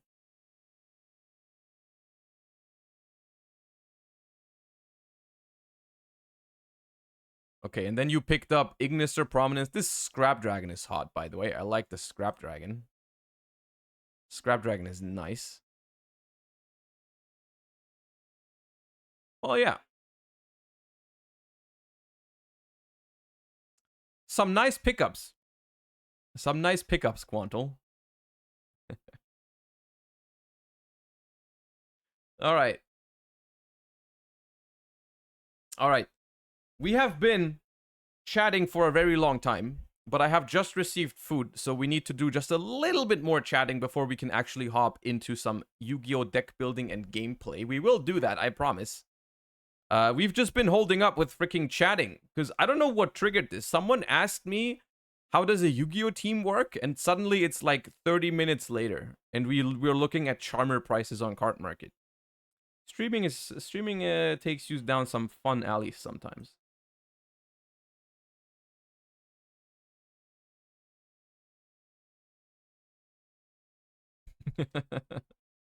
Anyways, yes, some of y'all already guessed it. We're watching the Jeopardy. We're watching the Jeopardy on the lunch break today.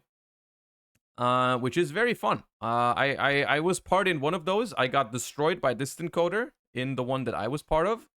But we are going to watch another episode of Jeopardy while I eat my food. And we're gonna guess along, and we're gonna be the very best, like no one ever was, or something like that.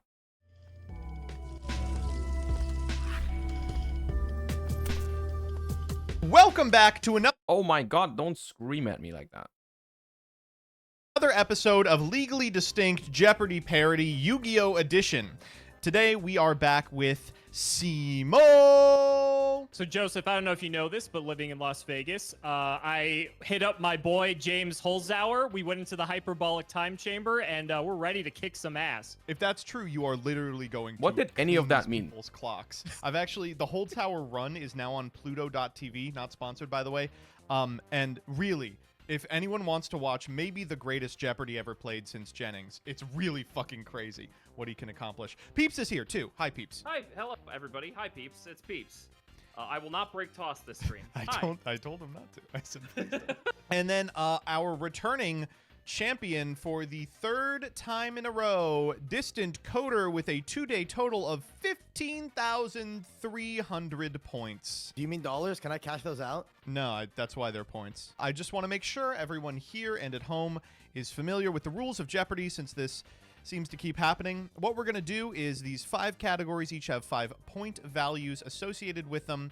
One of the individuals who is in control of the board will pick one of these point values and will get an answer. They will respond in the form of a question with the question that answers that answer, and then we'll all just have a gay old time together. All right. I mean, I know how to play this. I understand that it's a simple concept, but I mean, if you've watched the other two, you know how.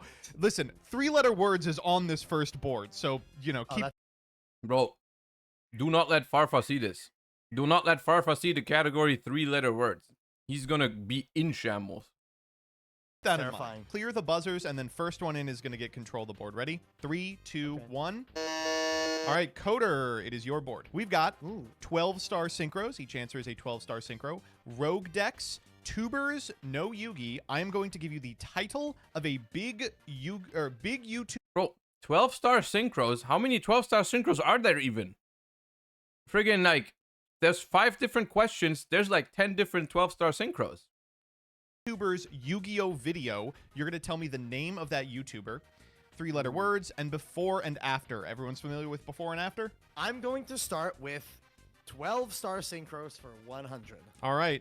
Though he's the boss of the Math Mech monsters, Oh, come he's on. often subtracted from their extra. Peeps. What is Geo Math Mech Final Sigma? That is correct. That's 100 points, and you have control of the board. Dumbest one, first points. Okay. Let's do rogue decks for 100. All right, rogue decks for 100. Kashtira may be strong now, but it spent its first wave filling space with a ton of miserable rank 7 enablers, including this level 2 psychic monster. the Maybe don't emergency teleport Beast. this one. Coder. What is Psychic Beast? That is incorrect. Peeps? Psy Beast. What is Psy Beast? That is correct. Yes. The same thing! No. Psychic Beast, Psy Beast, that is No, it's two not. different things. Like, clearly It's the different same. things. It's the Oh, same. Peeps, back on man. the board. Rogue decks for 2, baby. Let's keep it going. All right. Widely expected to be rogue playable at best, this archetype had the third most tops this Oh, weekend. what is Unchained? I guess it still got the dog in it after all. Peeps, What is Unchained? that is correct. I hate you. Oh, well, sorry, buddy. I love stealing that one from you. Let's Peeps, go. where are we going? latency! The Maple Leaf latency. I'll do rogue decks for 300, please. All right, here we go. The beginning of 2018 was dominated by Pendulum. Though 99% of it was Pendulum Magician, this archetype also snagged a few tops. Sometimes you just depended twice. Alex, What is Zephyra? that is correct. Wait, Pendulum twice? I was thinking about Zephyra, but why does it Pendulum twice? Am I forgetting a card? Oh, Zephyrath lets you do that? Okay. I thought they only used Zephyrath. Did they ever use that effect? I felt like they always only used Zephyrath to like send the other one and get the scale. I don't remember them actually doing that ever. Oh, good And job, Alex. you History are of now- Yu-Gi-Oh! Coming in clutch, baby! We're about to film this episode, by the way. We're literally about to film this, yeah, so it's kind of cheating, I'm not It's gonna lie. a little cheating. Where are we going, A little buddy? cheating. Let's keep it going. Rogue decks for 4. Block BA wasn't the first combo deck to mostly play Earth monsters. The tradition heralds back to Goat era, when a well-timed magical merchant could reward you with this mega monster. Peeps, What is Mega Rock Dragon? that is correct. Yes! Wow. And He's back so to the board. good. Oh, wow. I can't believe I got that one. Okay, rogue decks for 5. All right. It's hard to remember anything but the top 3 in Dragon Ruler format, but this sweet deck was the only non-ruler, non-prophecy, non-evil swarm list at 2013 Worlds. There was someone who did not bring Ruler, Prophecy, or Evil Swarm to Worlds? What the hell was wrong with them?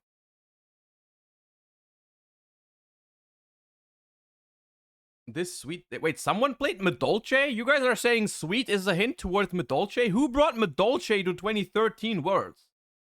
Name that player. Who was that? Holy shit, who was that? Coder, What is Madolce? that is correct. Samir? Wait, no, Samir didn't go to Worlds in 2013, did he? Samir went to Worlds, he won with Pendulum.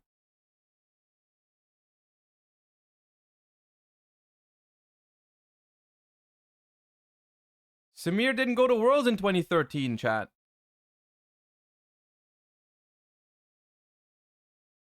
Samir won Euros in 2015. Or 16. 16. It was not Samir. You guys are just lying. Maybe he played Medolce in 2016. That might be true. That might be true. I don't know that. Possible. But definitely not in 2013.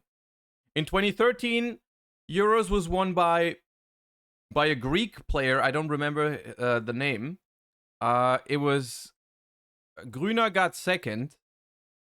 And then it was, I think, an Italian in top 4. It may have been 2 Italians in top 4, honestly. It may have been 2 Italians in top 4. There was no Medolce at 2013 Worlds? Yeah, it's literally made up. This is made up.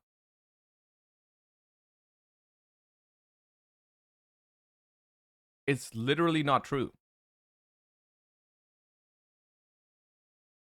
So it was like, this was the one that, this was the player who won Euros. Michel got second. I remember Valerio, who got top 4, and then who was the other European player? Oh, another Italian, like I said, Sergio Soldani. Yeah, it was those 4 who got top 4 at Euros, and no one brought anything but Spellbook or Dragon Ruler. Maybe Dragon Duel? I would be shocked if someone brought Madolche to Dragon Duel Worlds, but I don't have the cards right now. Oh, it was held together with the Dragon Duel World Championship. No, it's also not correct. There was a stun deck. There was a stun deck, and that's it. This is just not true. Let's go. And knew you it are too, out of I the knew it hole. too. 12-star synchros for 2, please. All right. Be back in this. The cover card of Duelist Nexus. This monster's not much better than its D-Trains. Coder. What is Crimson Dragon? No. Buzzer's back. The cover card of Duelist Nexus. This monster is not much better than its D-Trains. Yeah, it's not Crimson Dragon on Duelist Nexus, but what the hell is on Duelist Nexus? The Blazar dude, right? Back open. 5, 4, 3, 2, 1. Okay. This is Cosmic Quasar Dragon. I knew it was some Quasar. I knew I it. just didn't know which one. Some I kind of didn't know bullshit. the name. All right, I so didn't know there was Coder, a you Quasar are card back in in that set. control. I'll go for 300, please. This dinosaur has done a lot of evolution since its humble beginnings as a vanilla.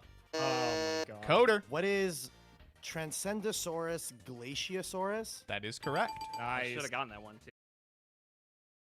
Holy shit. Okay. Dude. Yeah, he really. I feel like there's multiple. Isn't there multiples that it could have related to? Well, okay. Really should have. Back to Coder. I know.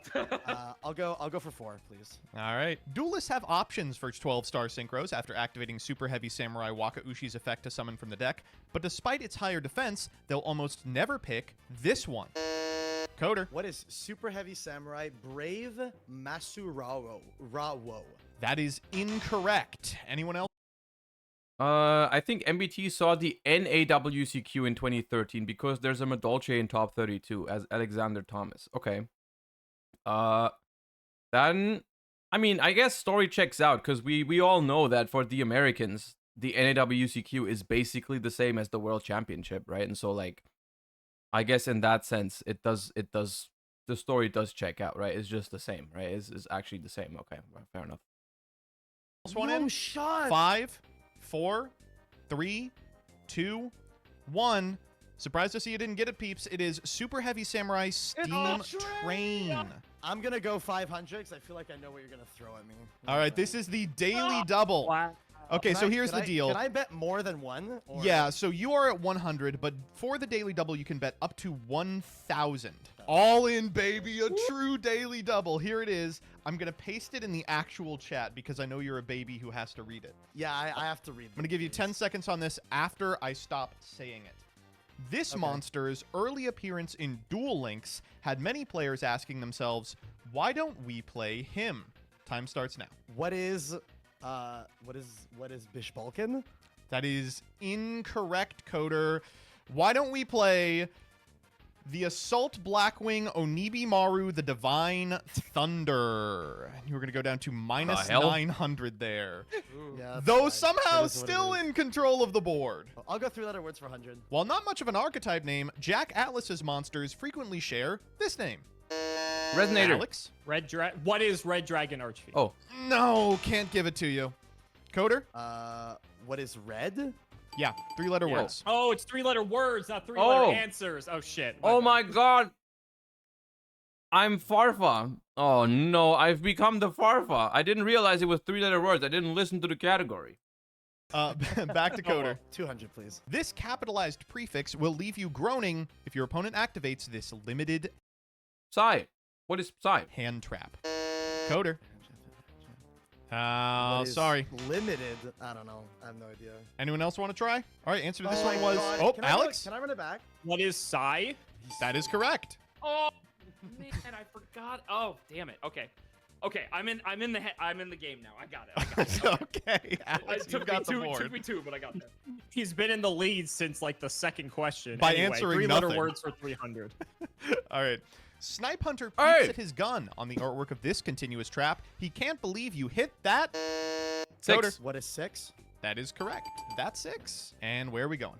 400. Snipe Hunter This body mentioned. part features on 2 monsters with the same name, though one resides in the extra deck while the other is trapped in the main.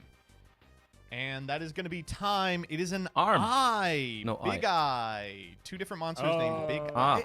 I was thinking arm, like armory arm. Big I'm arm. Sure there's a card that says arm in the fucking in the main deck. Coda, where are we for going? 500. Yeah, All run right. it for 5. Goat Format's premier trap negating fusion is mostly made with Metamorphosis, meaning you're unlikely to encounter this spiritual material. Oh God. Coder. Ryu Senshi? No, peeps. What is? What is Ryu? Yes, 3-letter words. 3-letter words. Woo! So upset. Peeps, where are we going? Let's do before and after for 100. Branded I? Wait.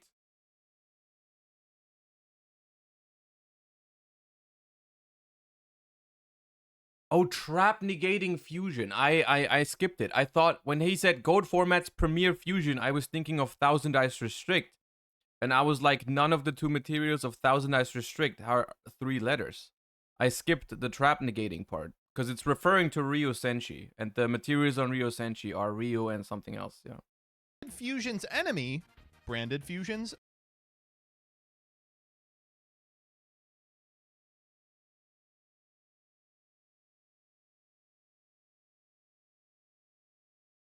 Branded Fusion's enemy is Ash, no? Ash Blossom and Joyous Spring Gans Kit. Oh! Searcher. Ash Blossom and Joyous Spring Gans Kit.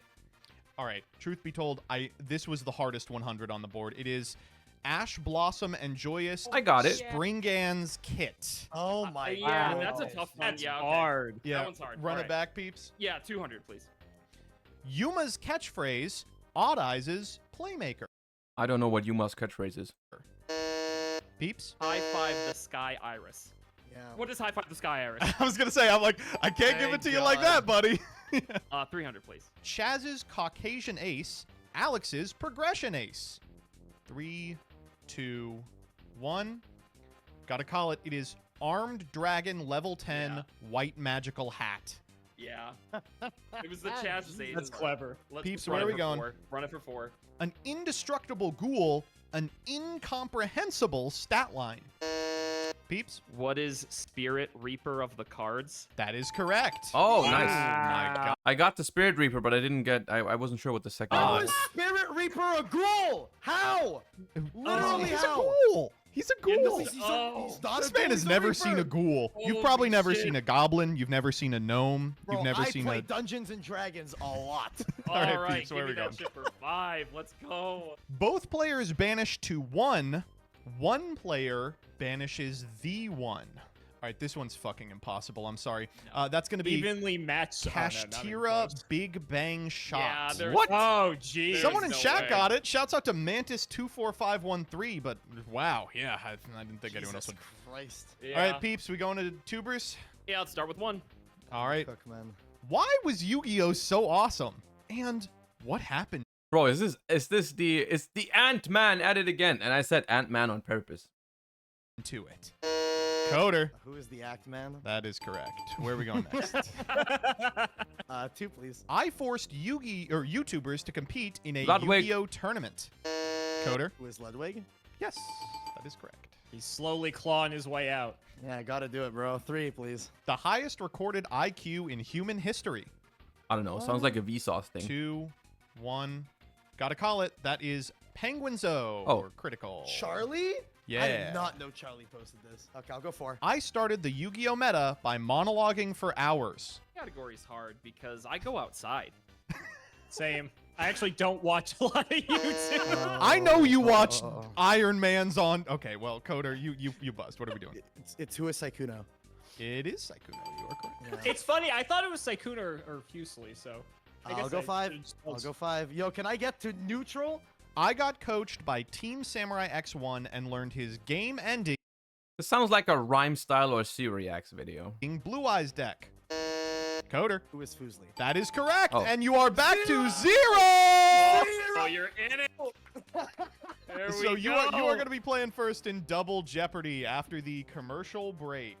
We are This is back where I with make my the comeback. second half of Legally Distinct Yu-Gi-Oh! Jeopardy. It's time for Double Jeopardy. The point values are doubled. There are 2 daily doubles on this board. Our new categories are Progression Series Ripoffs, The Bible, Judge Call, Earth Machines, and Most Expensive. I will tell you a Worlds deck, and you will tell me the most expensive card in the main. Judge Call, Schmudge Call. You said 200? Yes, please. Judge, I don't understand. How can 4 different cards all share a name with this field spell?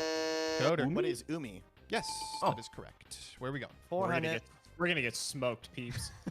No, I'm in this. Judge, I can't verify if my opponents use the effect of this pre-errata monster already.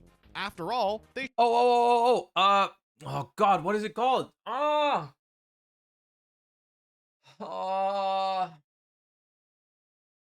It's the one that says once per duel. But when you shuffle it back into the deck, how are you supposed to know? It's very old. It's a Kaiba card, the little dragon, the behemoth. Behemoth? The one that comes back with different stats. shuffled it back into the deck. 3, 2, Soft 1. ones per duel. Coder. What is twin-headed behemoth? Yeah. That is correct. Oh, okay, go for 6. Judge, I watched a ton of YouTube videos. Can you please explain why they can still pop after I Book of Moon this 3300 attack Guardian point Chimera. fusion monster? Peeps, What is Guardian Chimera? that is correct.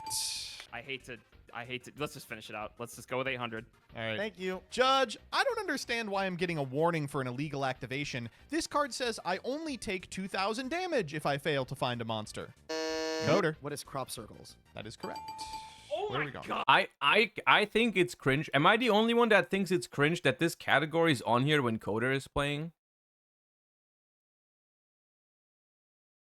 Like, why is that a thing, right? Isn't it so boring to have a category that like one is so good at or like two can't even answer? It's like how I felt when there was a category, because when I played, there was a category that was called that was referring to the English voice actors of the Yu-Gi-Oh show, and I had never seen the show in English, so I literally could not play for the entire category, and I thought that was so boring, right?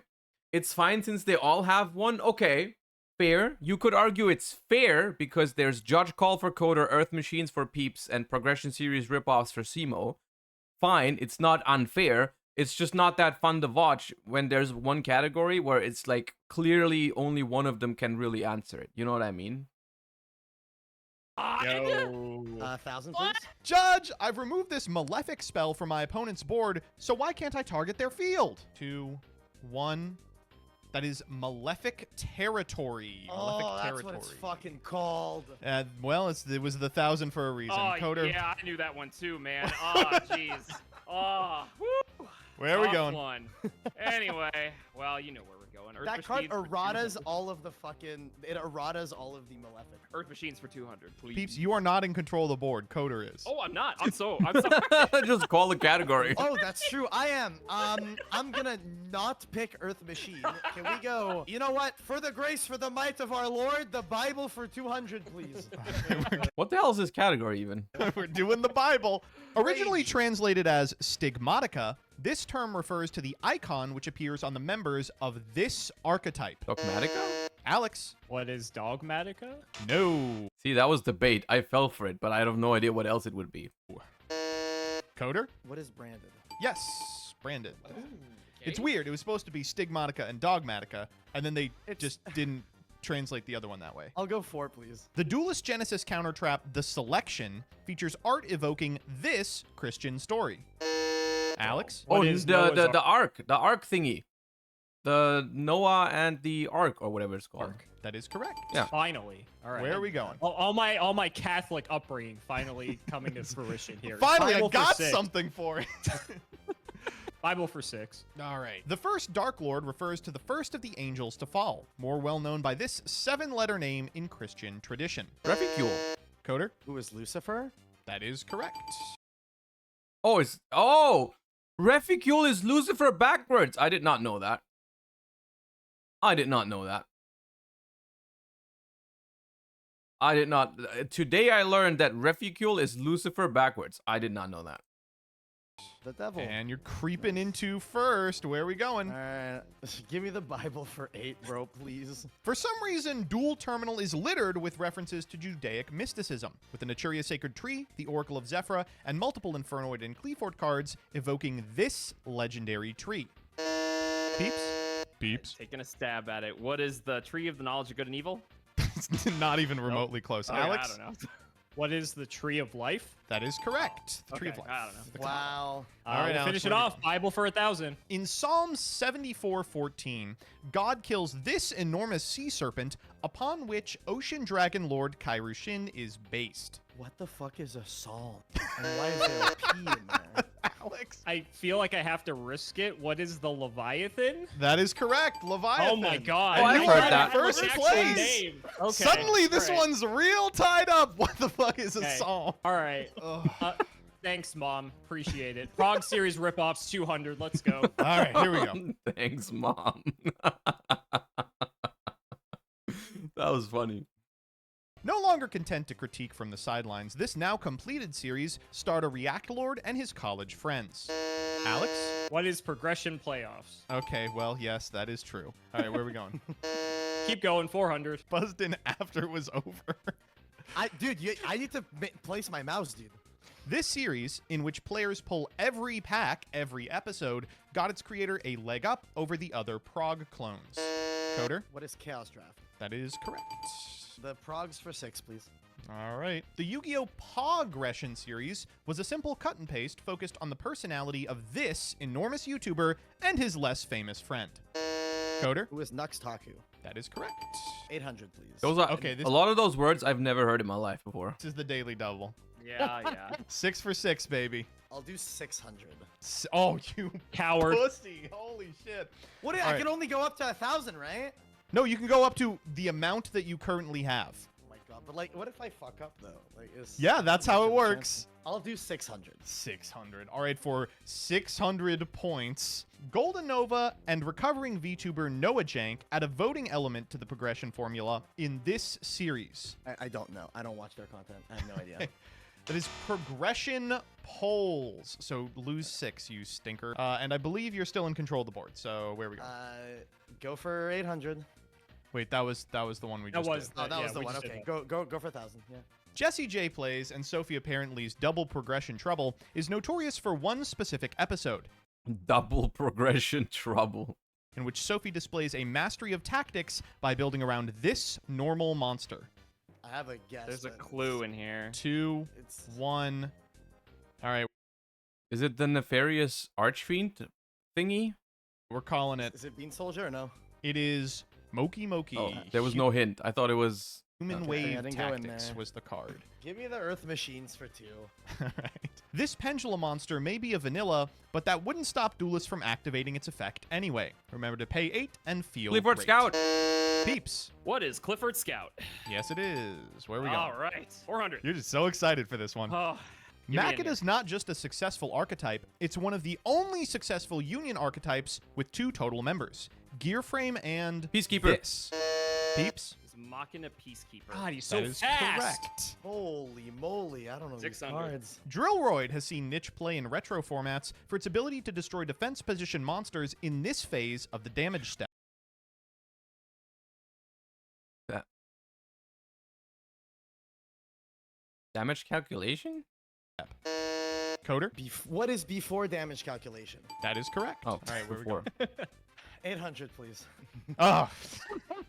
Fucking hell. Oh, well, Coder, I don't know what to say. This shit is rigged and scripted. It's rigged I and will go scripted. for 600, please. Coward. 600?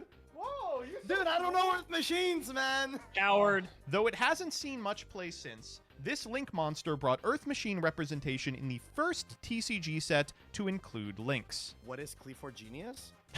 No, not at all. What is Wait, what was the question? I didn't listen. Links? What is Earth Machine. Coward. Though it hasn't seen much play since, this Link monster brought Earth Machine representation in the first TCG set to include Links. What is The first TCG set to include links. That did not have aces. That was just Mrs. Radiant. Cleaford Genius? No, not at all. What is No, this- Gaia Saber, the Lightning Shadow? What? That's a machine? Oh, Yeah, now you're down to SEMO numbers. go for 1,000. Fuck it. This early Earth machine is removal. Of course, people never played it. It makes you wait 2 entire turns until it exacts its revenge. 2, 1. That is going to be it. This is Steel Scorpion. Yeah! I thought it was Blast I Sphere. thought, Oh my I thought God. Steel Scorpion. Oh no, I'm thinking of the fucking samurai swordsman Yeah, guy that does like distant 5 swordsman turns. from That's- another land, Oh, No, no, man. no. the hell? The one that does 5 turns is Tainted Wisdom, no? No, No, it's Tainted Zone Wisdom Eater. shuffles. You're Zone thinking of Eater's Zone another Eater. one my too. God. Those are all the same fucking card. Yeah. Oh man. All right, 1 category left. Where are we going, Coder? 200. Jeremy Mitchell's Vanquish Soul. Pot of Prosperity. I don't know if Raisin's money. All right, we're going to call it there. That would be Stake Your Soul. What? Did he not play Pot of Prosperity? I didn't see the list. I was just assuming there was Pot of Prosperity, but maybe there was no Prosperity. Where are we 400, going? please. Polly Aronson's Bestial Lubellion. Dragon Link. Coder. What is the Bestial Lubellion? No. What? Wait, maybe. Let me check. You are correct. I will give you this Let's one. go! It did not populate. The second place was Chaos Emperor, the Dragon of Armageddon, which, despite the reprint, is a $50 card. I'll go for 600, please. Jessica Robinson's Therion Sonavalon Rika. Probably Regulus or Glamour. What is triple tactics thrust? No. Ooh, that was a good guess. 2, 1. Shocked you didn't get it, peeps. It was No way it's Regulus. Therion King Regulus. Where are we going? I'll go for 800, please. Lee Z's Tier Lament. 2.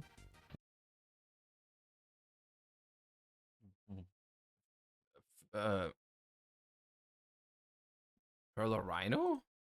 1.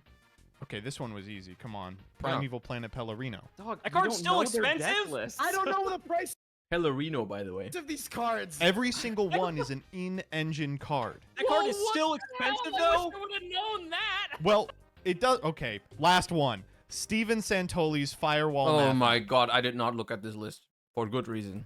Okay. This one was talents. So the concept was they were all in engine except for the last one, which would be difficult because the whole deck is cheap. But none of you watch Worlds. We have made it to Final Jeopardy, and ooh boy, for the first time yet, it is not a Coder runaway. We have Distant Coder at 3,000, Alex at 2,600, and Peeps at 17. So it is anyone's game from this position. The Final Jeopardy category is Monarchs. Send me a point value you will wager on this last question, and then after I get them all, I will just go ahead and You have to do at least half, correct? No, you can. Doesn't Rika have a CP Lone Fire?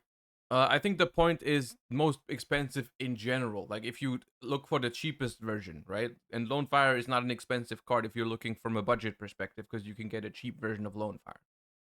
You can do any number. Oh, okay. 0. According to infallible Yu-Gi-Oh! Stats website, Yu-Gi-Oh! Top Decks, this Monarch has the most total tops. You've got about a minute to think of a response. All right, Peeps, you are in last place, and you have answered. The most tops.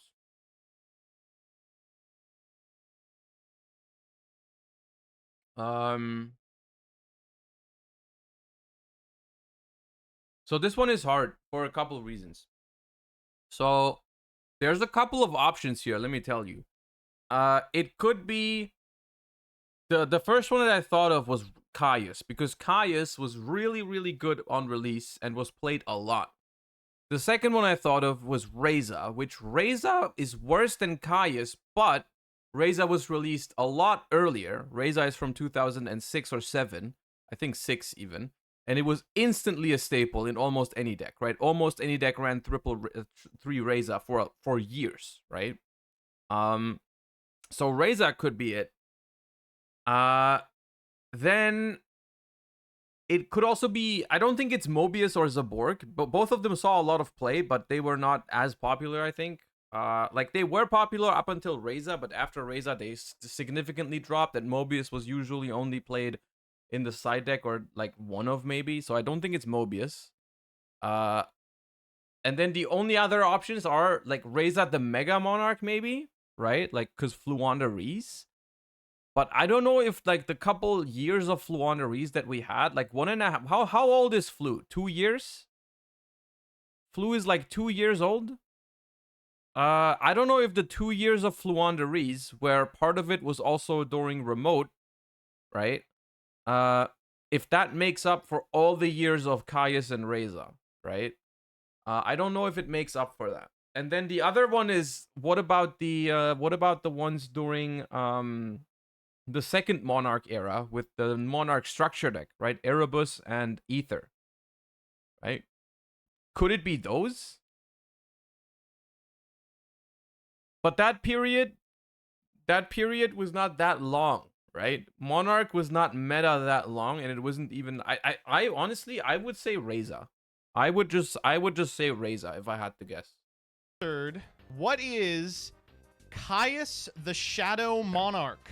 That is incorrect. No, okay, And we'll drop nice. you all Yeah. the way to 0. Yeah. I commend that Peeps went all in, like a true, Yeah. like It a was true the only way man. I could. I know Coder was gonna play it safe, so I had to. But that's all right. All right, next up we have Simo in second place. Simo has 2,600 points and has answered, what is our Lord and Savior, Ryza the Storm Monarch? Well, unfortunately, you should have spent more time in the Bible category. That is also incorrect. And I will thought cost I you really thought it was Ryza. 2,600 points. I'm with you, Oh my Peep. God. I'm with you, let's Peeps. go. Oh my God. And our last time champion, Coder, has answered Ryza the Storm Monarch as well, which is incorrect.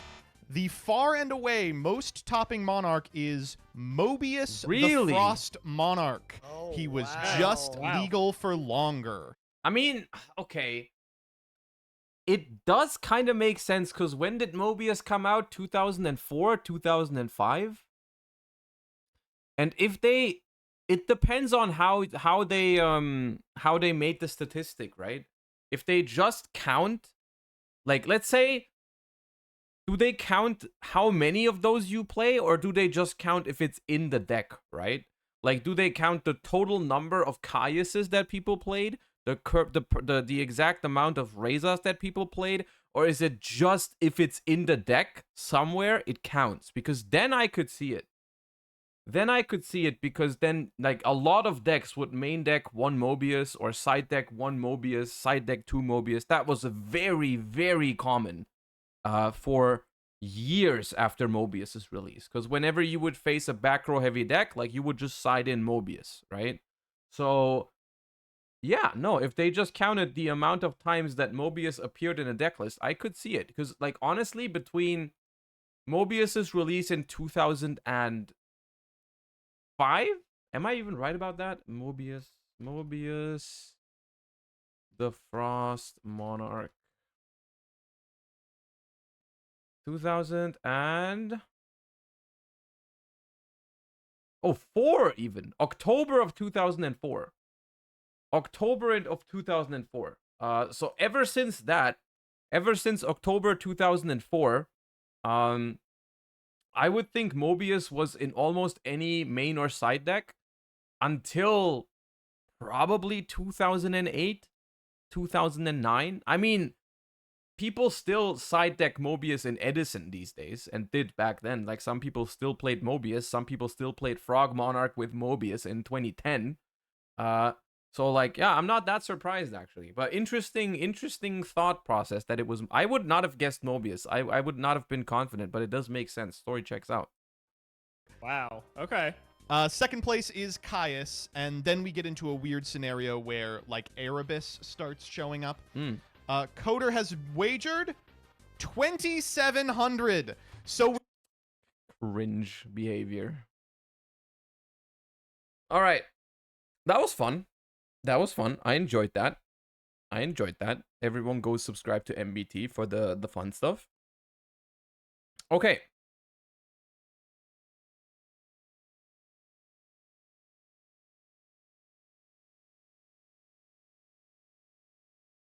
let us proceed with what's in the title. We've been streaming for 2 hours and I've just been distracted for 2 hours straight. Anyways, here we are. We are about to build and test some decks for Duelist Nexus format because, chat, I have decided to go to locals, I think, on Saturday. I think I'm gonna go to locals, and I need a deck for it. And I need to find what I like, because I'm not gonna turn up with freaking Kashtira or something like that. I'm not gonna turn up with Kashtira. I need something that's more fun.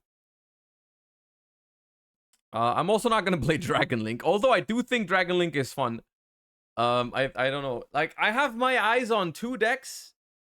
I have my eyes on 2 decks that I think could be good and fun at the same time. The first option would be something with Revolution Synchron, but I don't know what that would even be. I have no idea what that would even be with Revolution Synchron, because I don't think the Adventure Synchron deck is that cool or good. But I love Revolution Synchron as a card. And the other deck that I have my eyes on is something you guys probably already know. It's the Chimera Runick deck. Not the Chimera branded deck, but the Chimera Runick deck I think looks really cool. That would be one deck that I'm interested in. Zephyr GX, think of it a 2 months, and Zeref, think of it a 9. Branded Chimera, run it. See, that's the thing. If I'm playing the Chimera cards, I'm down to try the Chimera deck. As like the Chimera branded deck. I'm not opposed to trying it out on stream today. But for locals, I don't think I'm going to be playing the branded Chimera version. I just think the Runick version looks way too fun. Anyways. I figured we could start with that. Just like Chimera, right? Just start with the Chimera cards, you know, and then depending on how much fun it is and how long it takes, we can also try out some other decks. Like decks I'm interested in include Unchained, Pearly, maybe look at like some of the new combo decks, not to play them myself, but just to be aware of it. Like that kind of stuff, you know? All right. Bop. The Chimera cards. Just to like do a little rundown on the cards. I'm just gonna put Max in the deck right now, real quick. The Chimera engine, I think, is pretty interesting. It's pretty cool. So the way it works is you have Cornfield Codal, which is probably the best card in the archetype, simply because it's like the most efficient one, because it's just a it's a Spirit Reaper, which is irrelevant most of the time, but it's there. But the main part is it's a you can discard it to add any monster that mentions Chimera Fusion, right? So which is all 3 of the other ones, I think. Yes, this one mentions Chimera Fusion, this one mentions Chimera Fusion, and this one mentions Chimera Fusion. All 3 mention Chimera Fusion. So this card can search all of the other monsters of the archetype, as well as you just have this bonus in the graveyard. When your opponent activates a card or effect that targets a card you control, while you control Chimera, the flying mythical beast, banish this card from field or grave, negate that effect, and if you do, destroy that card. So, just opening this card gives you access to whichever you want from your engine, plus it gives you a negation for targeted effects. Something like Cosmic Cyclone on Runick Fountain, as long as you have the Chimera, the flying mythical beast, or whatever it's called, on the field. It's called the Chimera, the flying mythical beast, yes. As long as you have that on the field, you will just be able to stop something like a Cosmic Cyclone, which is cool. But of course, a Rhoda type card is only good if you have good targets for it. So luckily, I think some of the other cards are pretty strong. So we have Mirror Sword Knight. If this card battles a monster, neither can be destroyed by battle. This is what all the illusions have. These 2 are illusions, the other 2 are beast.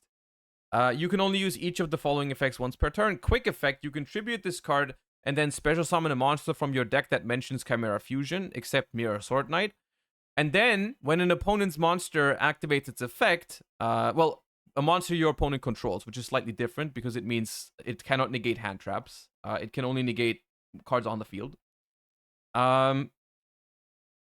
You can banish this card from the grave and negate that effect. Once again, you need to control Chimera, the flying mythical beast, for that, but that's usually not a problem. By the way, we don't need to have the vanilla because we just have this thing, which is it's treated as Chimera, the flying mythical beast.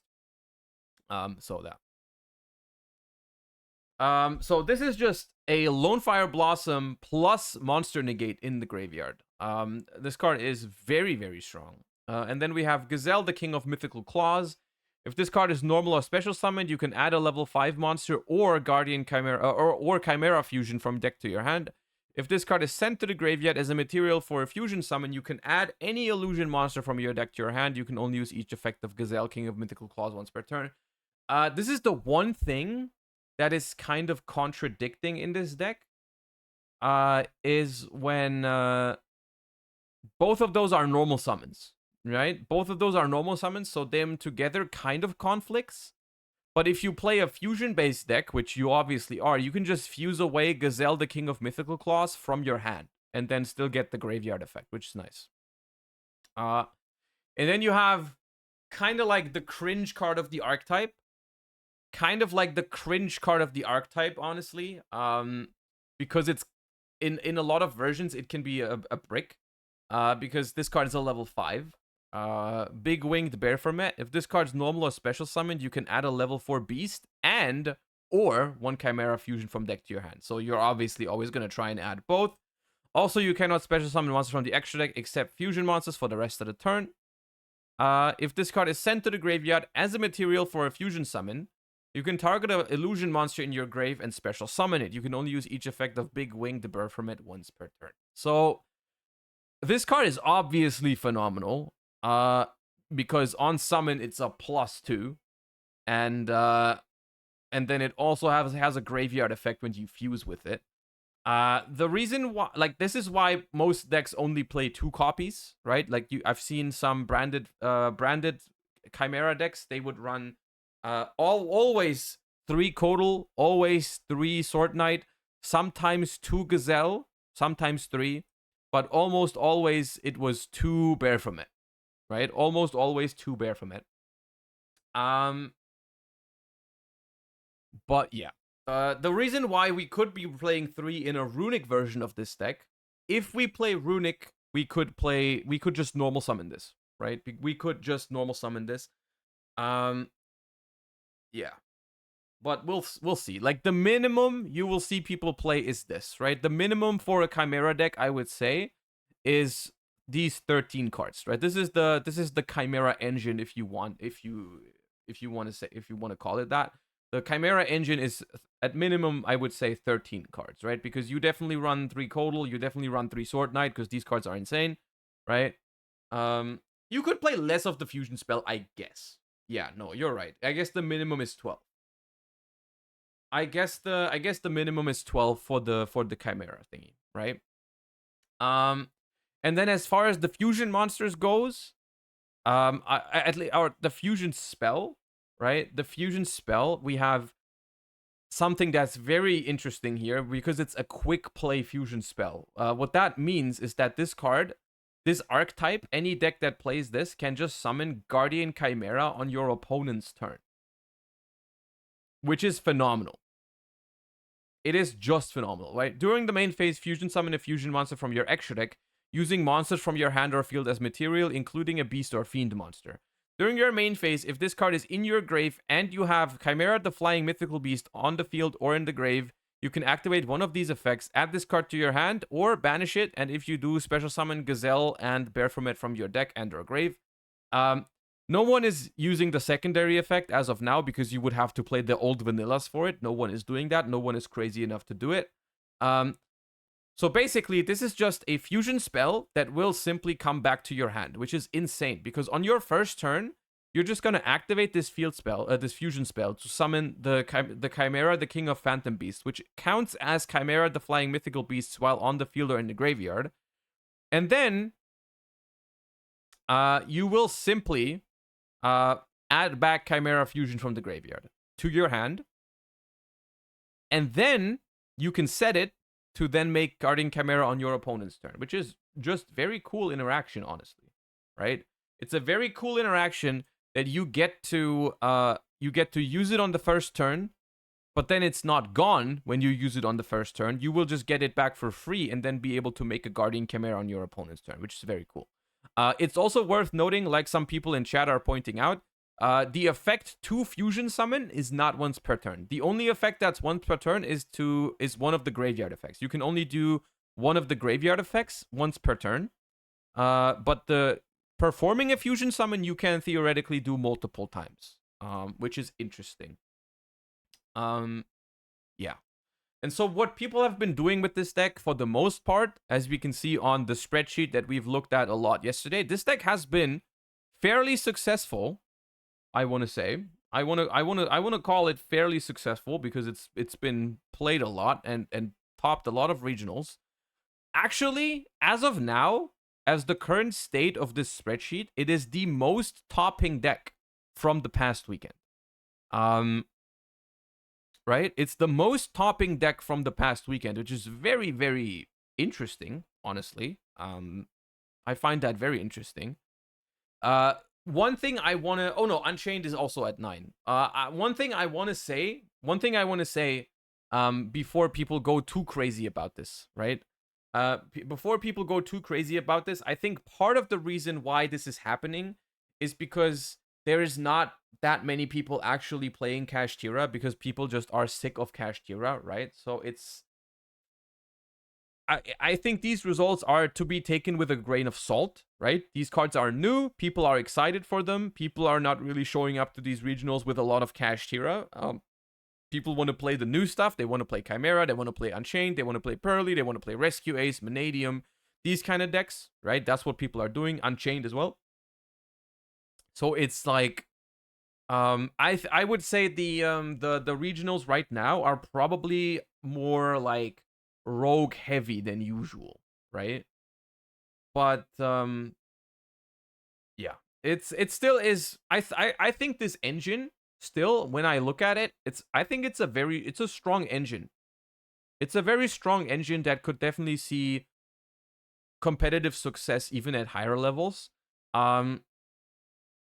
Especially when an eventual ban list might hit something like Kashtira a little bit harder, right? But yes, I am very willing to try these cards out. As far as the fusion monsters goes, I'm gonna start building a Runick version of the deck. Because I simply enjoy Runick spells more than I enjoy activating branded fusion. But you are also free to play this with the branded cards. It's also very cool.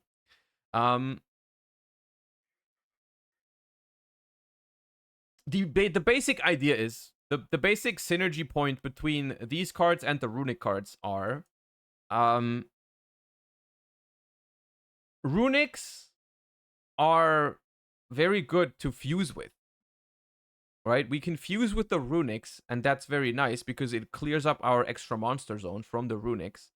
And that's nice. Also, the Sleipnir and Gary are both beast monsters, so if we use them, if we summon them, we can fuse them away to even make the Chimera the King of Phantom Beasts if we have Fiends. And then secondly, I just think that Runick really enjoys the possibility to make a Guardian Chimera on your opponent's turn, right? Like, making Guardian Chimera is such a strong disruptive tool. And Runick as a deck that doesn't have a battle phase, right? Runick as a deck that cannot attack over your opponent's monsters. Being able to make a Guardian Chimera to clear your opponent's stuff is just very, very good, right? As well as just the fact that, like, in the Runick deck specifically, I think the big winged bear format is just not as big of a brick because you simply have you can just summon it over Hugin, right? Like, it's actually not a brick, which I think is cool. So I think as a beginning, I think what we need as a baseline, of course, we're adding Runick cards in a second. Another card that I want to point out that I think is very, very good in this deck is Magnum the Reliever. It's just a random card that just has a lot of synergy with this deck, right? because it's one monster special summon from the extra deck plus one monster in hand. So you confuse Hugin, Gary, whatever, plus any monster in hand. And the card does the following thing. You can target a polymerization spell or fusion spell in your graveyard, place that card on the bottom of the deck, then draw a card. When another card or its effect is activated, quick effect, you can banish a poly spell or fusion spell from your grave, then target a card on the field and destroy it. This card does a lot of things. This card does a lot of things for a potential runic version of this deck. It will recycle a polymerization spell, which is good because we're obviously going to be using the patchwork engine with poly, so we don't have to worry about like running out of polymerizations because we can put it back with Magnum the Reliever. And we can also have a disruption effect, right? We can have more disruption by banishing polys or fusion spells from the graveyard. I like this card a lot in theory. And it's also a fiend. So we could theoretically use it as fusion material to go into our other cards. Like this card is very, very nice. I like it. Okay, so we're gonna be using patchwork, of course. Probably 3. And also Edgem Chain. And then we can probably get rid of with 2 polys. And then we're going to be playing Runics with probably something like this. The extra deck's going to be very, very tight. The main deck's also very, very tight. Like, this has no non-engine yet, which is a problem that we will have to deal with at some point.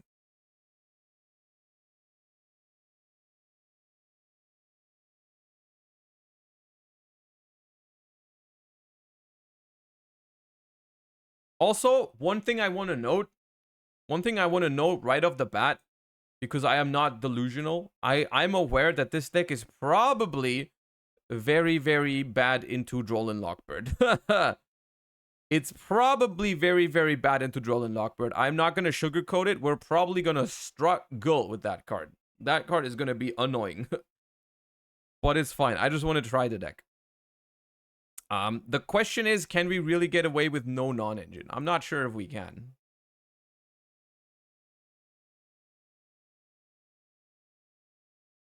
But what's even cuttable? We can do 15 Runics.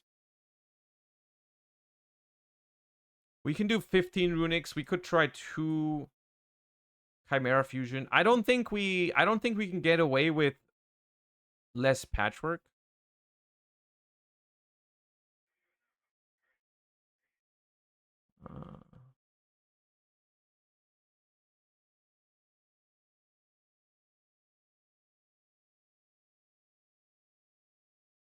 We could try this.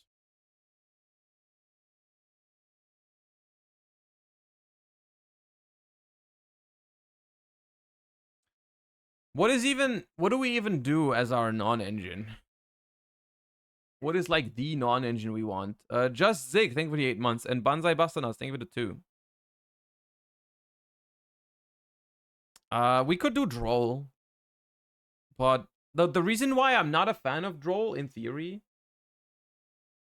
the reason why I'm not a big fan of Droll and Lockbird is that when our opponent is playing a deck that like searches, they will use a search card probably first, right? They will activate a search card, and then we would have to Droll them, which locks us out of Guardian Chimera and Fountain Draw for the rest of the turn. I don't like that.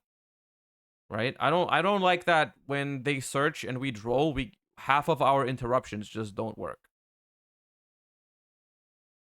Oh no, Josh, this is the 7th week in a row you've brought Runic to show and tell. Dude, let me enjoy my Runic cards while they eventually will be taken away from me, okay? They will eventually take away the Runic cards from me. We need to get the maximum value while we still can. Because they've been recently... You should know they've been targeting influencers with their ban lists. There's been targeted hits on each ban list. We need to use these Runics while we can.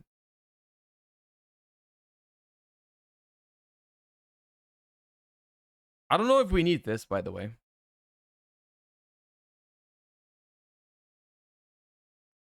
I do not know if we need Chimera the Illusion Beast. Theoretically, it's really easy to kill opponents with it if we do get a battle phase. Maybe we can. Maybe we can cut it.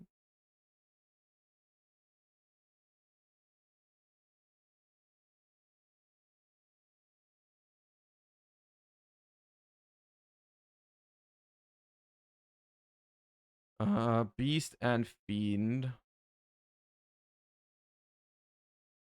Okay.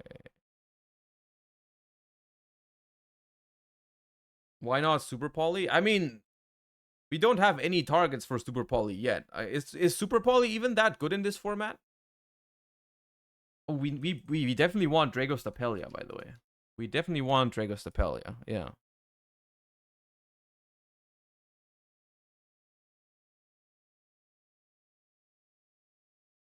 I think one of this is good. And then we might... I think we can use one Azalea. It's a fine extra deck to start with. And then...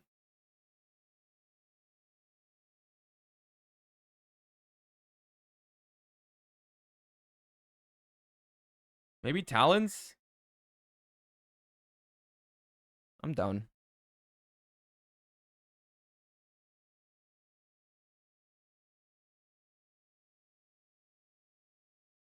All right.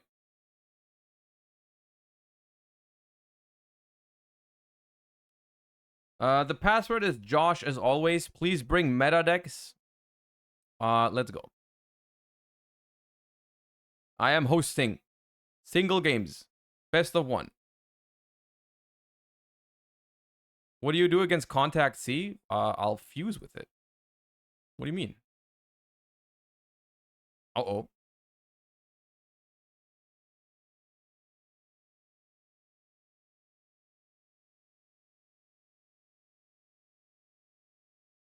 Wait, you're blinding second? What do you mean? Okay. I guess.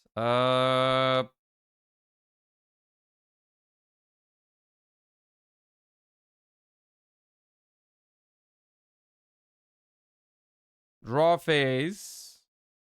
We're gonna activate curses.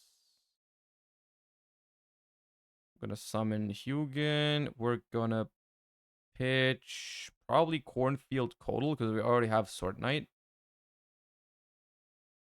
I guess we would want to deck thin. Let's go and pitch this.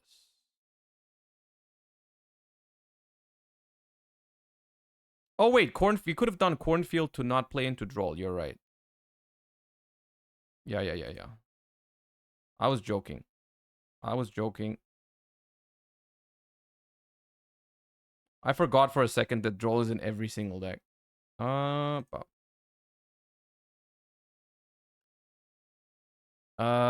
We could activate Tip right away. To also respect Rodland Lockbird a little bit. I think it's greedy though. But let's do it.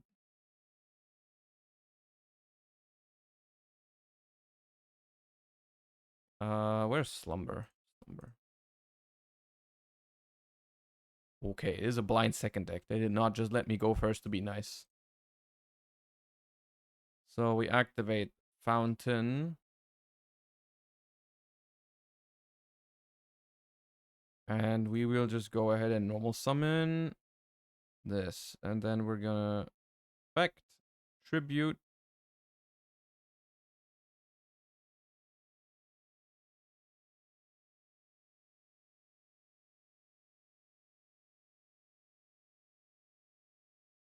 So we add this and this.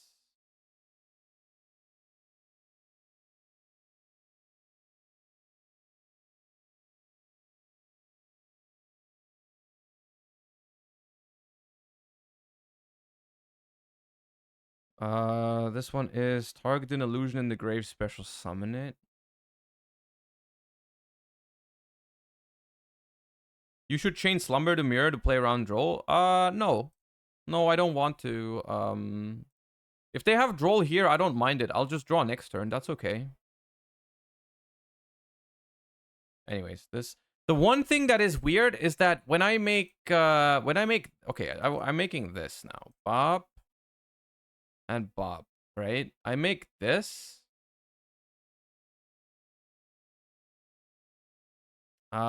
Which will trigger this. This. And this. Do I even trigger this? Probably. Summon this back. And I add one from deck to hand.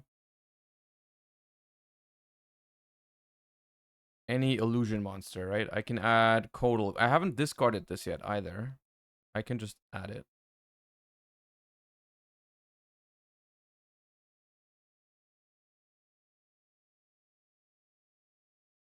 And then I can add this back to my hand if I want to.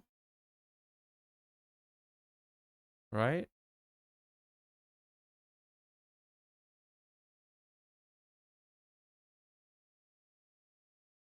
So my problem right now, my problem right now is that if I want to get my Hugin out of my extra monster zone, right? I want to get Hugin out of there. Messi Nessie, thank you for the for the prime. I want to get Hugin out of there, but for that I would have to activate Chimera Fusion. But I don't want to activate Chimera Fusion right now. I want to keep it around. I'm just going to activate Slumber, I guess. And then draw 3, which is not what I was originally... Okay. Ah, it's the Sky Striker sprite. Okay.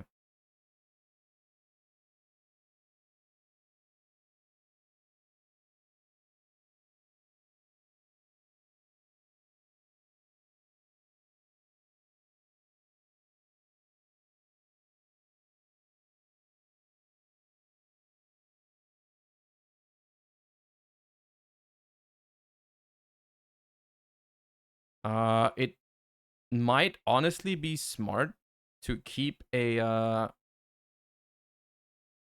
Hugin around in the extra monster zone.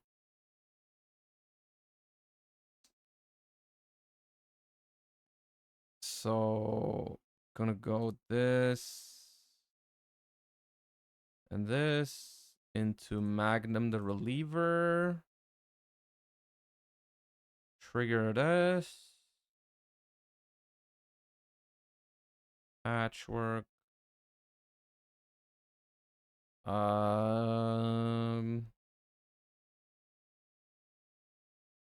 Let's deck thin with this to not draw into more of the illusion cards. Let's just add another Sword Knight. And then use Magnum the Reliever. Put this to the bottom, draw a card. Another Runick. I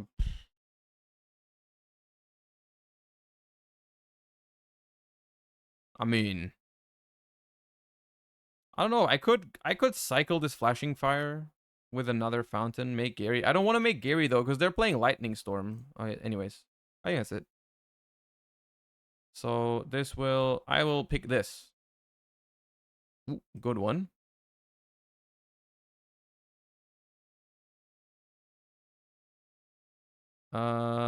Sec. So here I will use this, right? Quick effect, tribute this card, special one that mentions it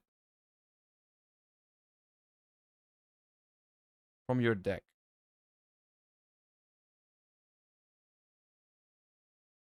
Baphomet, effect, Bob, Bob. Oh my god, okay. Now we can move on.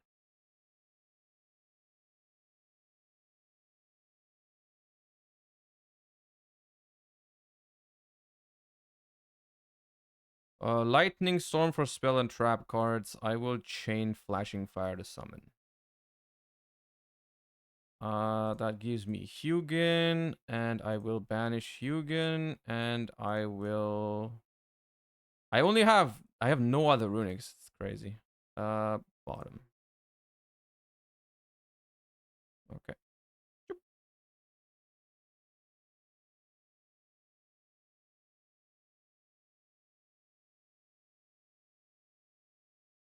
I am the proud owner of friggin' 15 Yu-Gi-Oh cards. Hold up.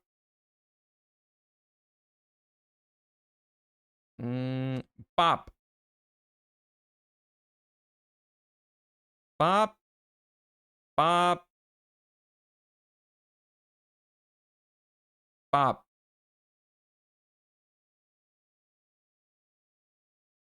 Bop. Effect. Effect. Effect. God damn it. Zack. Search.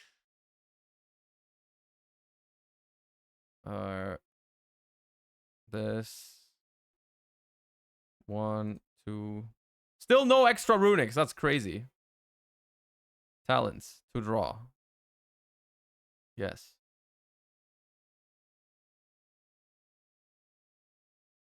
How do I not have any Runicks right now? I have 9 cards in my hand. I have no Runick I can activate. It's embarrassing. But I still have Magnum the Reliever to pop a card on the field, and I still have Mirror Sword Knight to negate a monster effect on the field, and I can stop one targeting effect as well. My deck right now is 12 Runicks that are not flashing fire. Attempt to leave main. Okay. Yes. My turn. What do I even do here? I don't need to do anything. I guess we will just make another Chimera, the King of Phantom Beasts, right? And we can draw more cards with Magnum the Reliever. We also still have targets for Patchwork. We can just set up everything again. Zack. Zack. We might just not need to use any, we might not need to use any, what's it called?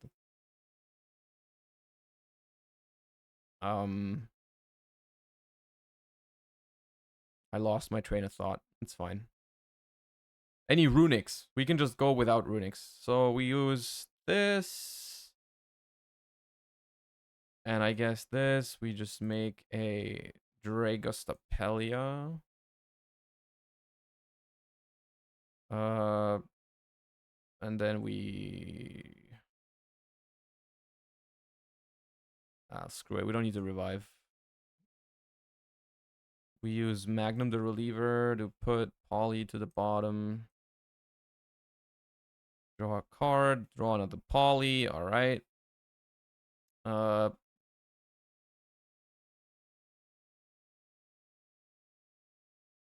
One beast plus a fiend. So the beast... I'm out of beasts.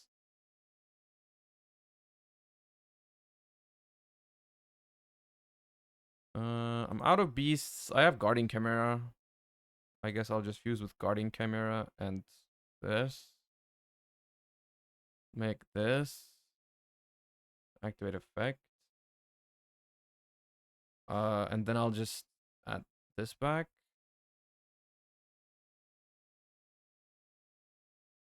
Oh wait, no, I needed a fiend, not an illusion. The fiend. Needed fiend. Okay, so this is gonna discard one in the end phase, and right now I will have enough damage next turn. Yes, I will have enough damage next turn if I just don't use anything. If I just don't use any Runicks, I will be able to attack for game next turn. Oh. You had to do this.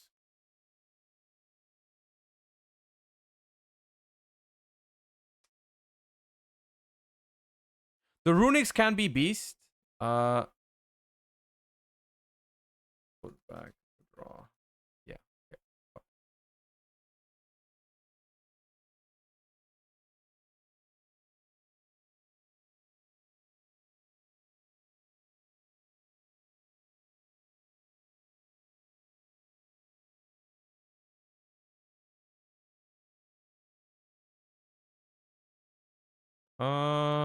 Normal summons this. Should I put a Dragostapelia counter on it first? It's just like the only card that really bothers me is another Talents. I mean, bothers is a strong word. This game I don't think is losable, but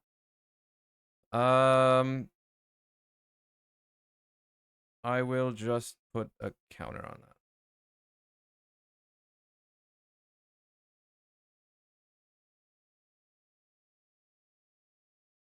Thrust.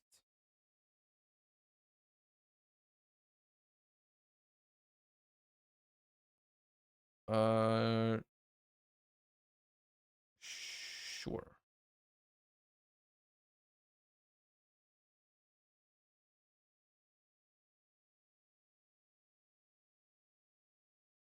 I'm out of Hugin's is a problem right now.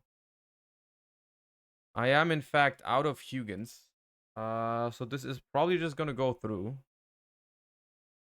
Maybe you should play 3 Hugin's, but it's fine.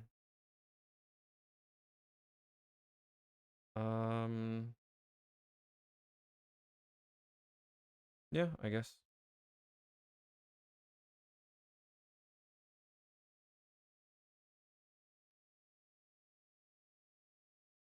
Another issue is I should not have summoned this because now if I chain the fusion spell, I cannot make Guardian Chimera and use its effect. It might be best. Yeah. I'm just yeah, okay.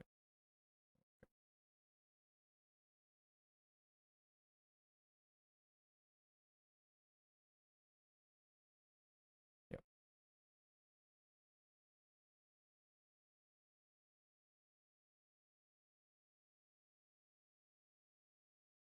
It's fine though. I'm not sure what they can draw because the red is level 1.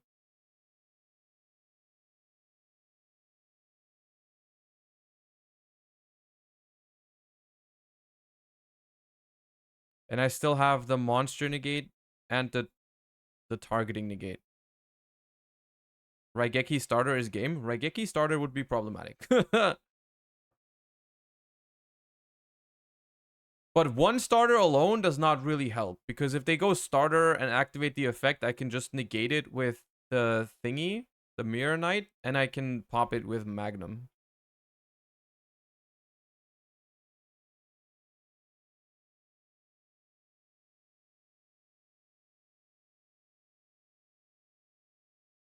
This deck might want 3 Hugins, but I mean, it's the very first iteration of it, so it's fine.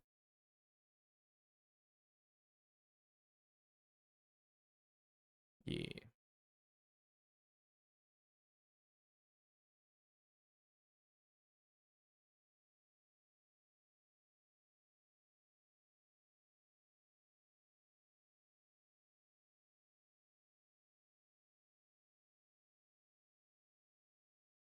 Can I activate Dragostapelia on a card that already has a Predaplant counter? Can there be 2 Predator counters on the same card? Because it doesn't say max 1 counter. You probably can put more than 1 counter on it, right? Because what I'm... Oh no, I can also just activate Fountain. Because this says when another card or its effect is activated, right?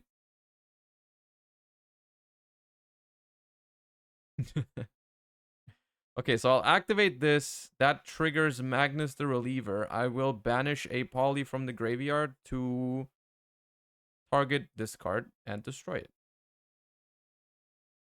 This card is cool. Oh.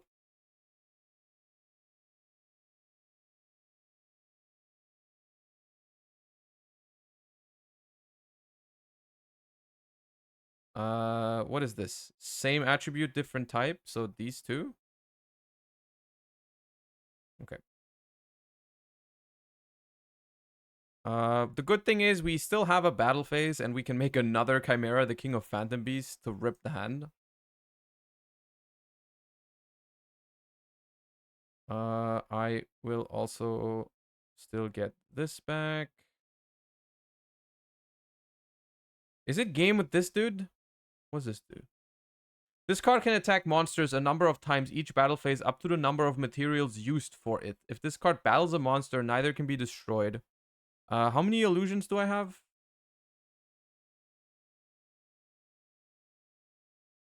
2 illusion. Oh yeah, okay. Battle phase. Attack. Activate this. And oh! Oh, it's main phase. Ah. My bad.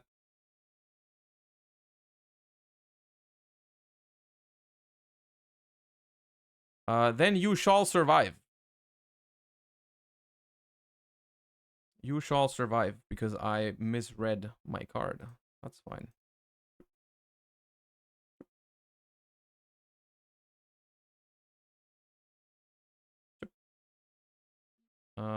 End phase. Oh.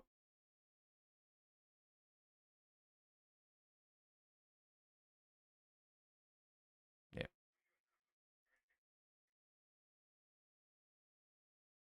All right. It was still game. If I just had used it in main phase 1, I'm pretty sure. I don't think I needed the I didn't need the attack. But anyways. Next. Oh, Quantal.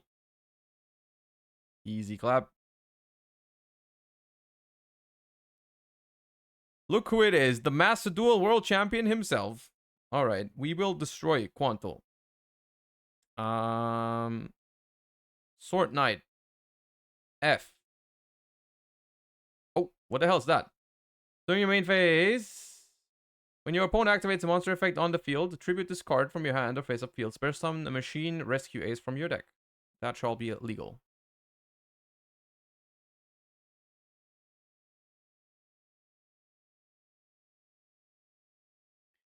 Fire Engine.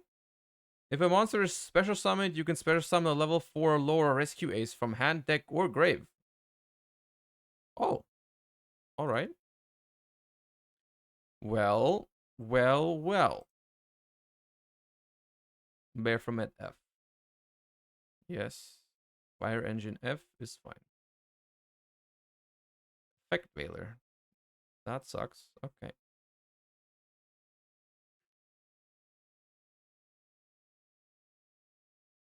Airlifter adds a rescue ace spell. Yes.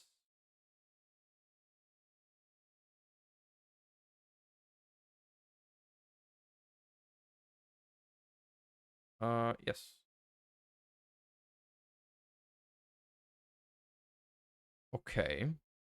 I'm thinking I'm probably gonna tactics to draw. Most likely.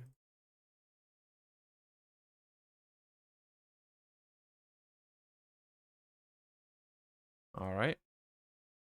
And then I will activate Destruction to summon this. And activate effect pitching. Probably curses. It's the greedy approach to pick to pitch curses.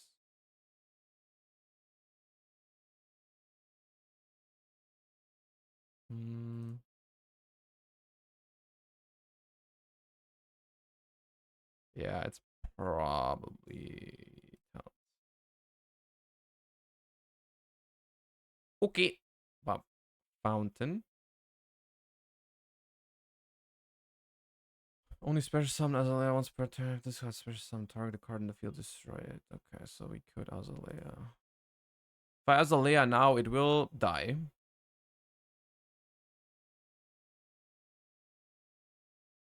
I'm not fusion locked. I got Veilered.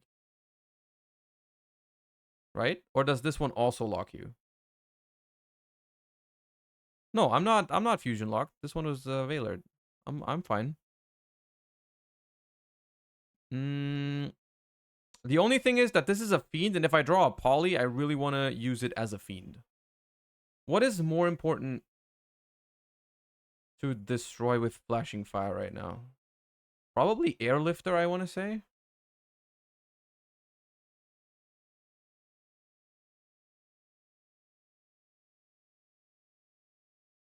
I don't think they're both. I think the level 4 is probably better to skill. Up, up. Up. You draw 2.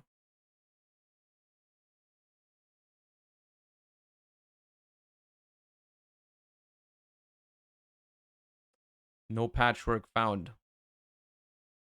That is utterly unfortunate. Well.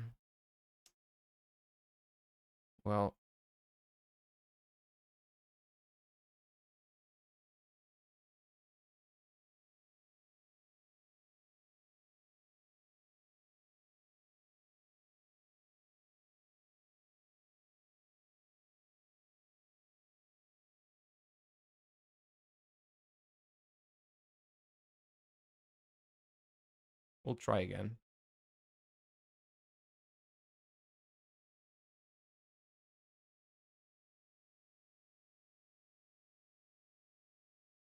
This is why I kind of want to be on 3 patchworks.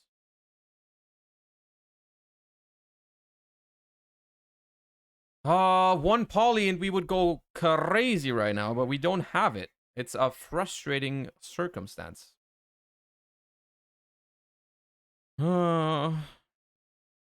Ricky, thank you for the 2 months. And Arachnid, thank you for the 15.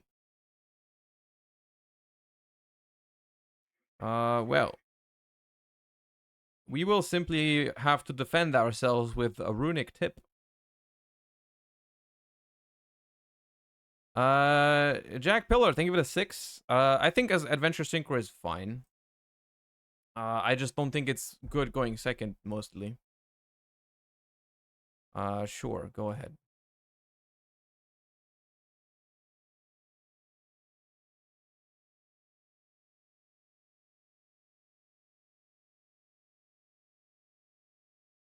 Add a rescue ace spell from deck to hand. Yes. Brian Beru, thank you for the 7. Target a rescue in grave. Okay, spare summon it. Okay.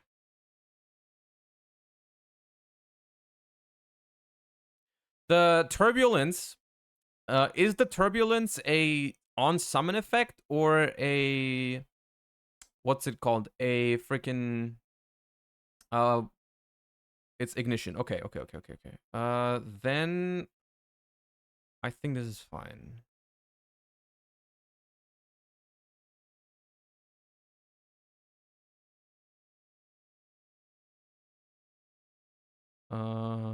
Once per turn, you can activate a quick play that was set by the effect turn set. During your main phase, add a rescue ace monster from your deck to your hand, except Hydrant.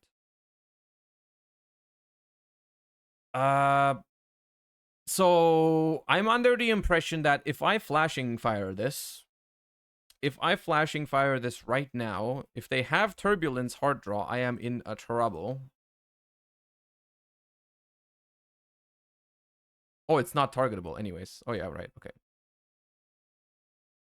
Because the airlifter's there, right? Yeah, okay. Yeah, then that's fine.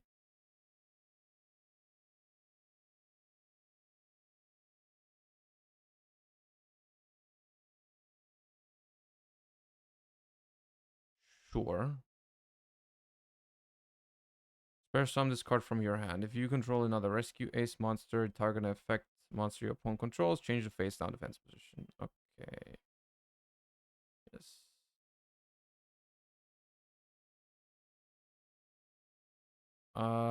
Is this a deck where they run Nightmare Phoenix? Because if they run Nightmare Phoenix, I might have to go tip now. If they run Nightmare Phoenix, I might have to tip now. Yes? Okay.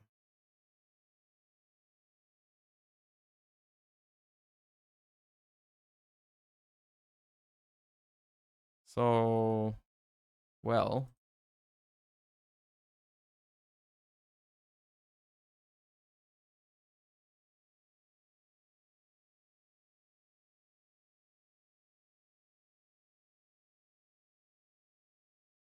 Oh shit, this floats. Anyways. Bro, I hit none of the one-offs. Like, not a single one-off was banished. It's insane.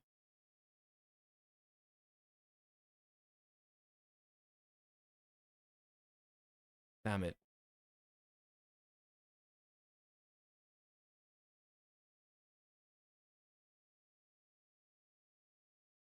Bro, if we open Patchwork, we just destroy them completely. I think this deck needs 3 Patchworks.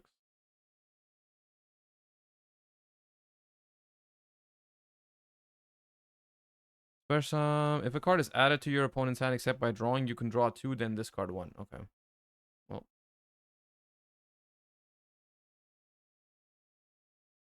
Sunlight Wolf. Paste.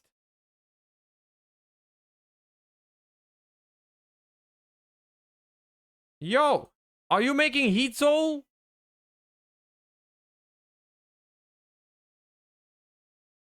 Are you making Heat Soul right now?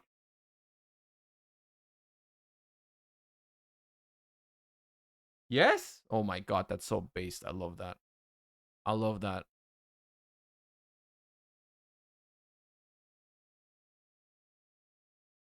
That's standard combo? Dude, that's my first time playing against this deck. Oh, Unicorn. Well, no. Now I'm banishing 3 one-offs that are all very crucial.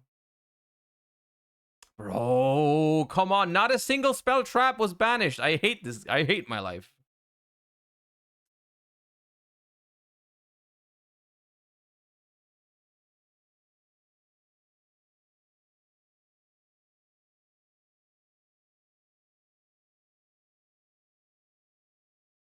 Contain, extinguish, alert, emergency. Yeah, bop, bop, bop, bop. Cool.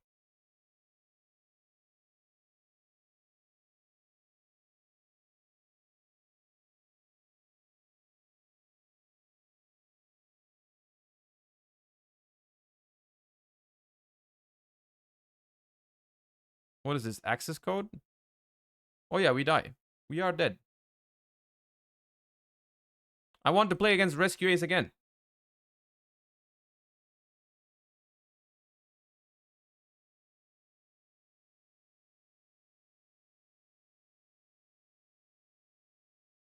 Okay, there's... Oh my... Okay.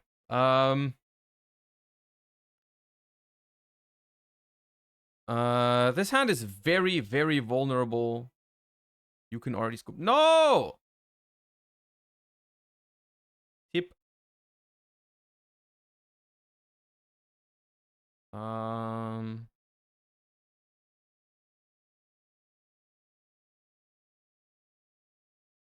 banishing one-offs this time. Surely. I did not banish a one-off again.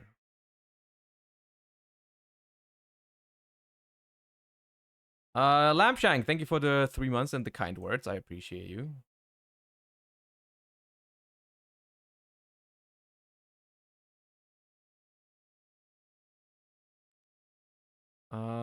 Fountain and Patchwork. Bro, I just realized I also could have freaking Guardian Chimera him last game if I had a poly. It would have been so sick. Anyways, moving on. Okay, if I activate Patchwork and they have Droll, I'm not gonna get that much out of this. But there is no Droll. Okay.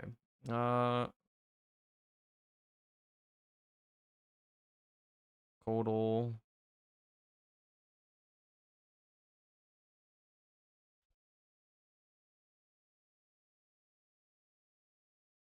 So what I'm thinking right now is if I go Mirror Sword Knight into the Baphomet and there's an Effect Veiler, I can't really do much.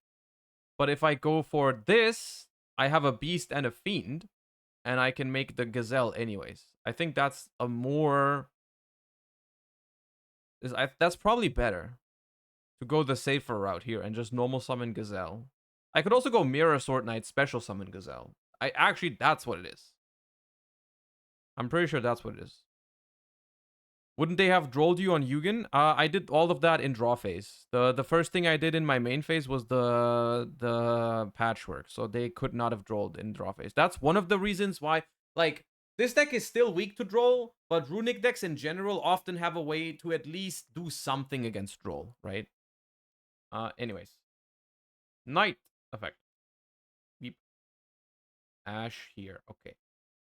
That means we will poly with Hugin and Edge Unchained for the guy, the dude, the Magnum Reliever. Yes. We could also make a Dragos Tapelia, but Dragos Tapelia does not draw cards, so I'm not fucking interested.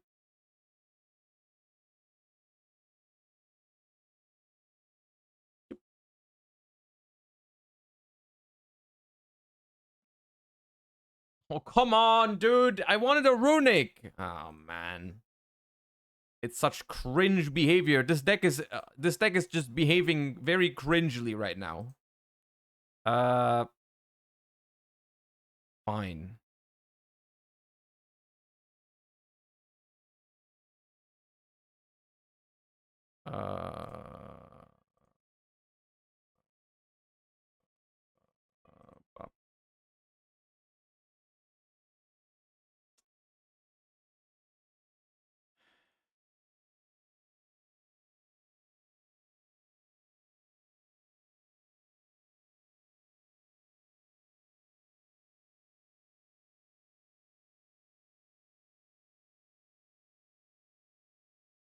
Okay, this time we find... This is, by the way, this is the reason, like, this is the reason why I feel like you need to play more...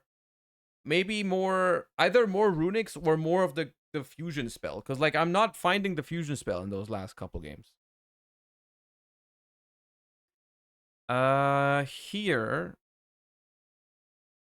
I think we can just tip for Fountain.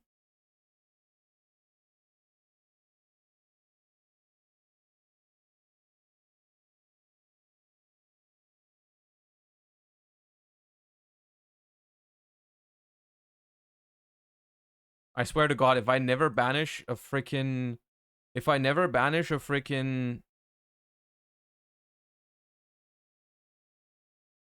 one-off spell card, I'm so frustrated.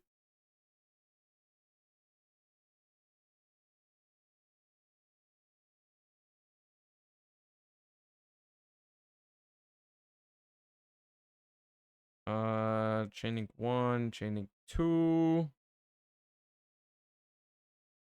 Probably pitch this. Impulse, fine.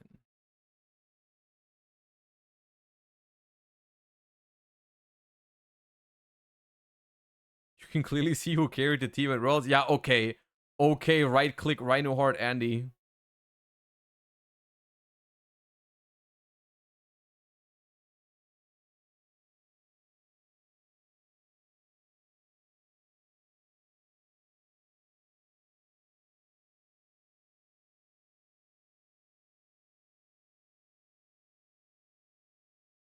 Yeah.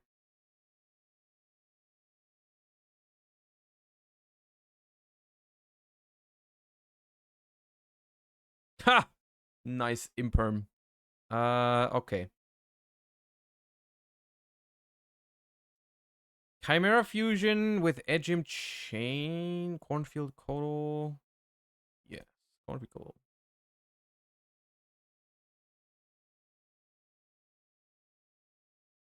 Pop my monster, I dare you. Bro, if I... Stop. Okay, anyways.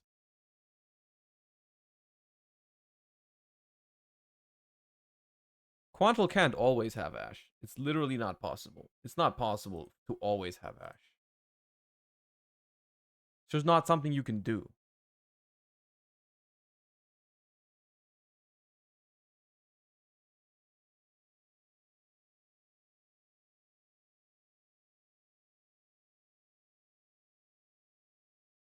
Ha! Fusion. This. All right. We are going to activate Chimera Fusion, make Bear Foment with Fiend Beast. Yes. Fusion with Fiend Beast.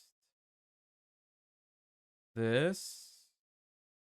Effect, effect, and effect. This will summon back illusion. Was it illusion? Yeah, illusion, and this adds illusion as well. That's gonna add Mirror Sword Knight.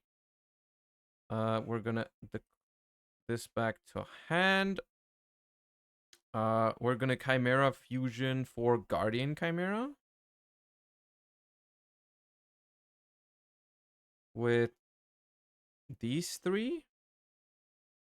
Yeah, this, and this. Make Guardian Chimera 1, 2.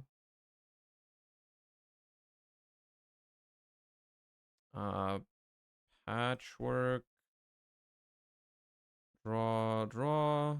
Up. Activate Patchwork. Ollie. Edge Imp. Still, where are my Runicks? Jesus Christ. Activate Ollie. This. And this. Summon Magnum.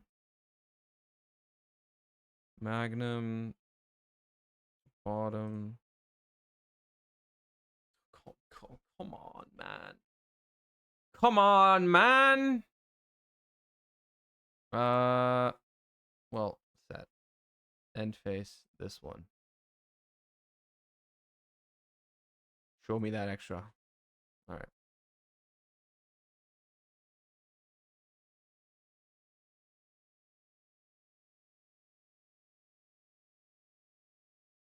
Yes.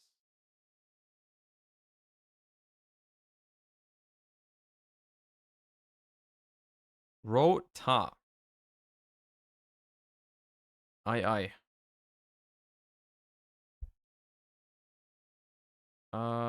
I will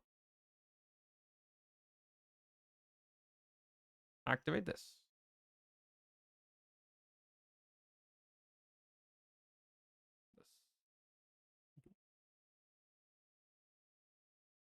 Okay. Thanks.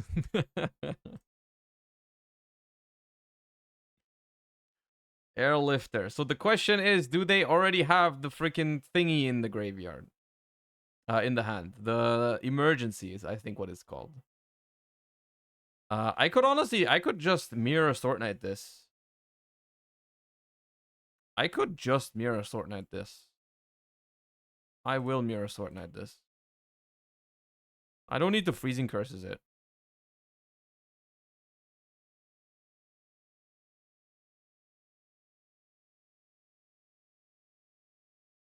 Prosperity. All right.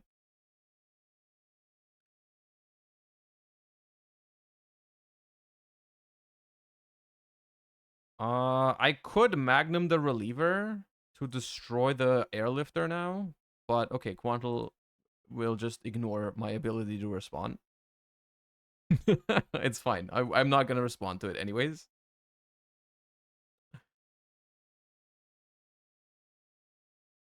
Actually, no, I want to. Yeah, I want to. I'll just pop the Airlifter. Oh, they have one in hand. Okay. Okay. Yeah. Turbulence.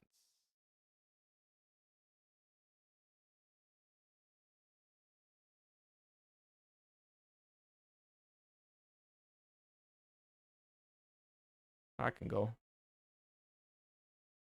They have hard draw emergency. What did you add with? Oh, you added emergency. Well, that's still fine. I want him to tribute this. Yeah, okay. Wait, added cosmic? Oh, okay. Well, Koto. Well, oops. Second cosmic cyclone is the type of that's the type of human being you are. All right, I see how it is. Sure.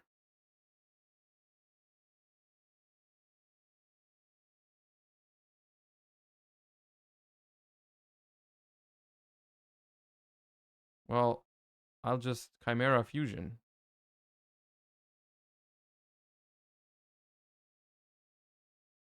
With this, and this.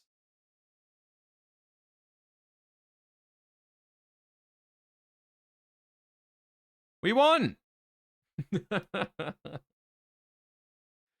We destroyed Quantal, not even close. Not even close. All right, next one. Next one. Quantal was too easy. Next one.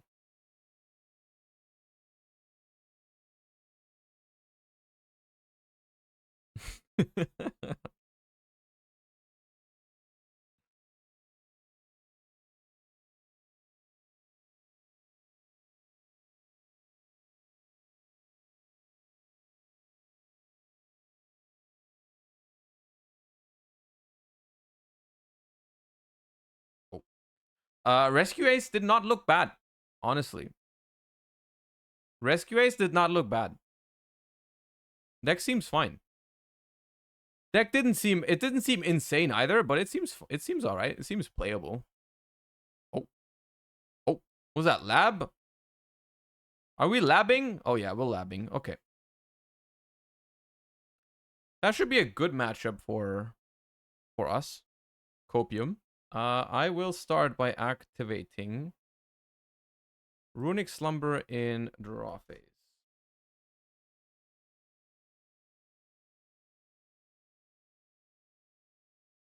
Because I do not want to get rolled here. And I will activate the effect. Pitching Edge of Chain. I have been ashed. Alright, that's fine. I will add Patchwork. Okay, that also means there is no Droll.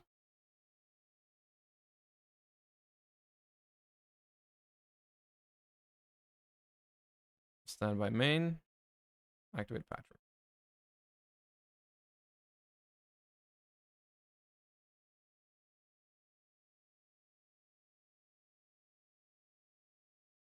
I think it's normal summon Baphomet. Unironically, it's probably that. Cause I can poly into Guardian Chimera, but that does not trigger the Baphomet, and if there's a way to negate the Guardian Chimera, it would only really be skill drain. There's not much that can stop Guardian Chimera.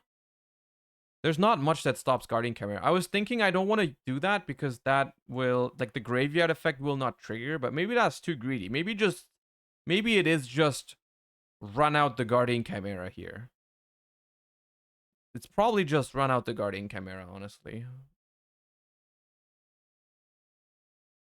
The normal summon's really juicy too.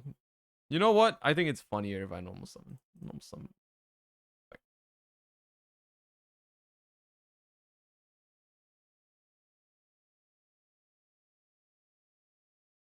All right. I am receiving this, and I'm receiving this for free.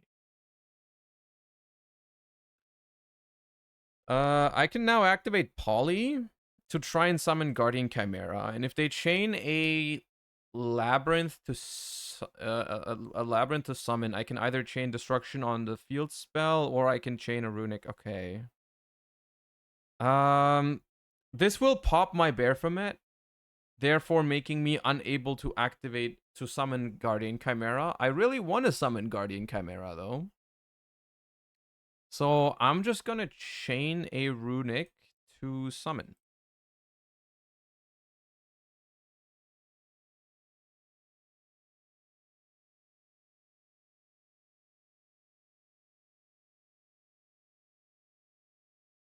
I could have Destruction to destroy the field, but I kind of want to keep Destruction in case there's something like Skill Drain or whatever, right? I'm even considering chaining Destruction on one of the back rows right now just to make sure there's no Eradicator.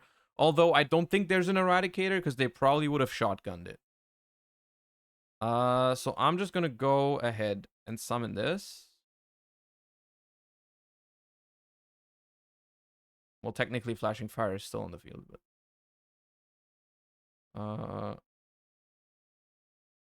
yes, Bob. And then I'm gonna fuse these.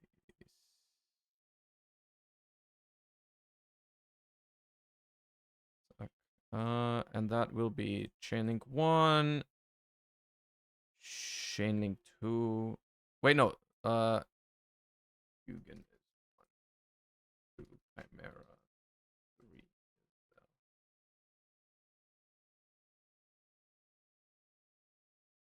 That's 3. That is...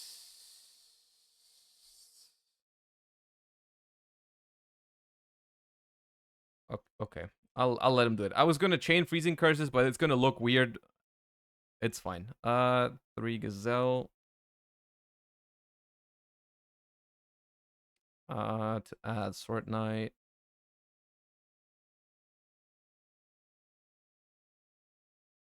Why does Lady activate? Does it not activate when you summon her with Welcome Labyrinth and then pop a monster? Why would it not?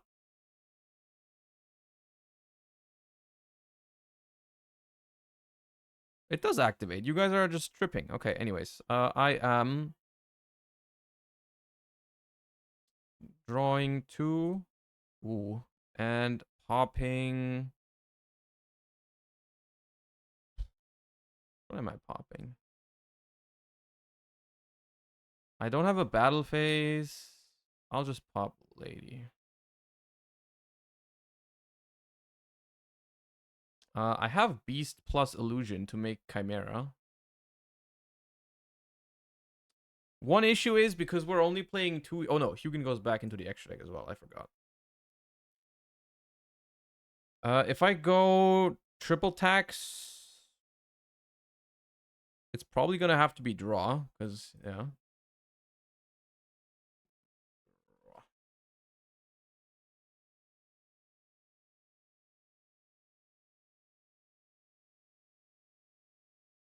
I have not activated tip, so we'll activate tip.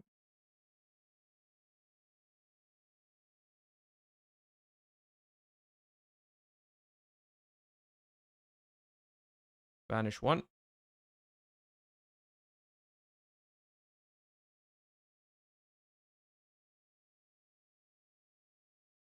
Mm-hmm.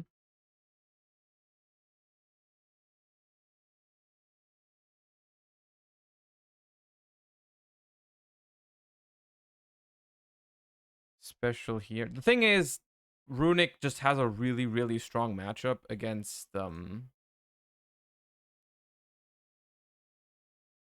it's just a really strong matchup against Labyrinth as long as there's no Eradicator. Sure, it's fine.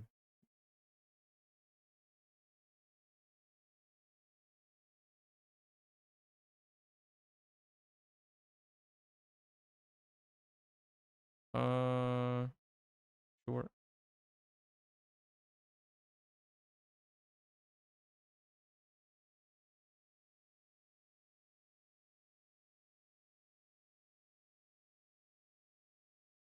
Oh.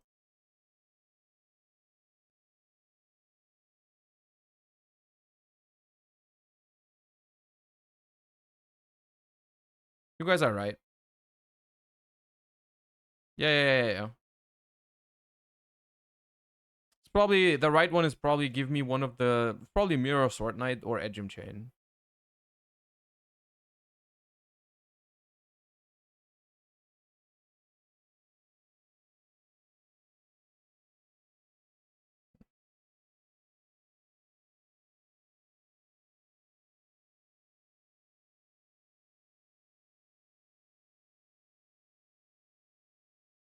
Yup. Sure.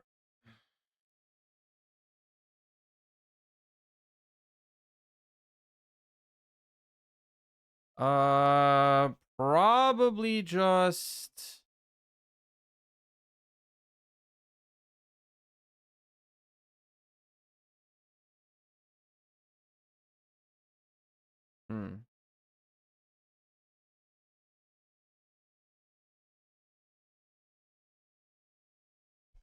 When you told it, and I told you you should scoop, why didn't you? You lost anyway. Dude, I was so close to winning that game. You don't even understand. You do not understand. We can Chimera Fusion. We can Chimera Fusion into the Chimera, the King of Phantom Beasts. Add back Chimera Fusion. Yeah, I like that. I like that. Do I like that? I like that. This.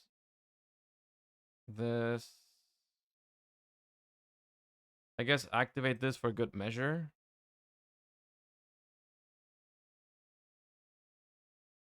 Effect. Add this back to hand. Activate.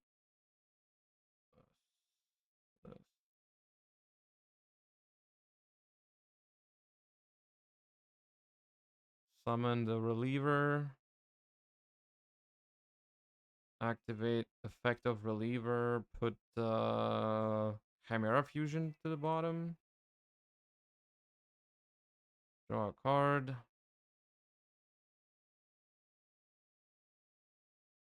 Activate Fountain. Chain. Banish. Pop.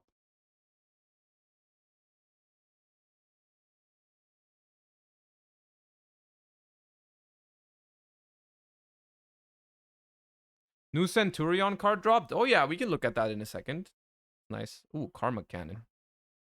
Aight. And now for the grand finale, we will pop the Labyrinth with Destruction and draw 3 cards. Bop. Bop.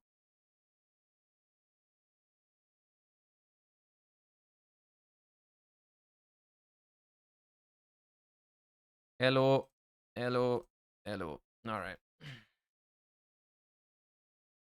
I guess we haven't used that yet. Not that it really matters. And then just add a Sword Knight. Yeah. GG.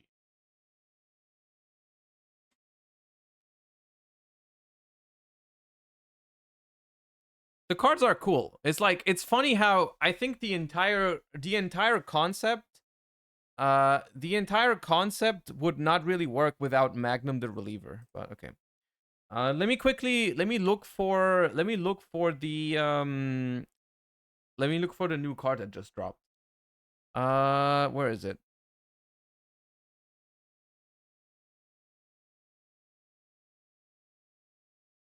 There it is. I found it. Okay. Make a promise for victory with Emblema of Oath. Let's come back. Let's promise to come back together in one piece, all right? Oh, the one piece. Okay. Not called Centurion, though. But anyways. It's a quick play spell card. You can only activate one card with this card's name per turn, and you get to choose one of these effects. You can either place a Centurion monster from your deck face up in your spell and trap zone as continuous trap, and if you do, you cannot special summon monsters from the extra deck for the rest of this turn while you control a card with the placed card's original name, except Centurion monsters. Or you get to set any Centurion spell and trap directly from your deck. I mean, yeah, this card is phenomenal. Right? This card is simply phenomenal. This card is insane. Right? This card is completely insane. It does everything. It's like, because all of the Centurions special summon themselves from the spell and trap zone. So it's essentially E-teleport. It's essentially emergency teleport. It does lock you a little bit. And I say a little bit because it's a very specific lock. It's basically you are locked into Centurions from the extra deck, but only while you control a card with that name. Right? So you could make a Centurion synchro with it, and then later you're not locked anymore. Right? So, yeah. And then also, the second effect doesn't lock you at all. You can just set any Centurion spell and trap from your deck. Right? You can just get the field spell because it's called Centurion. What other targets are there? Hold up. Let me quickly... Centurion. There was, I believe, only one wave of support so far. Yeah, this one.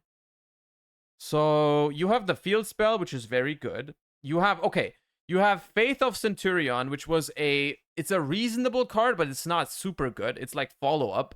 But it's a quick play spell, so if you'd set it, you cannot use it on that turn. So that's not that good.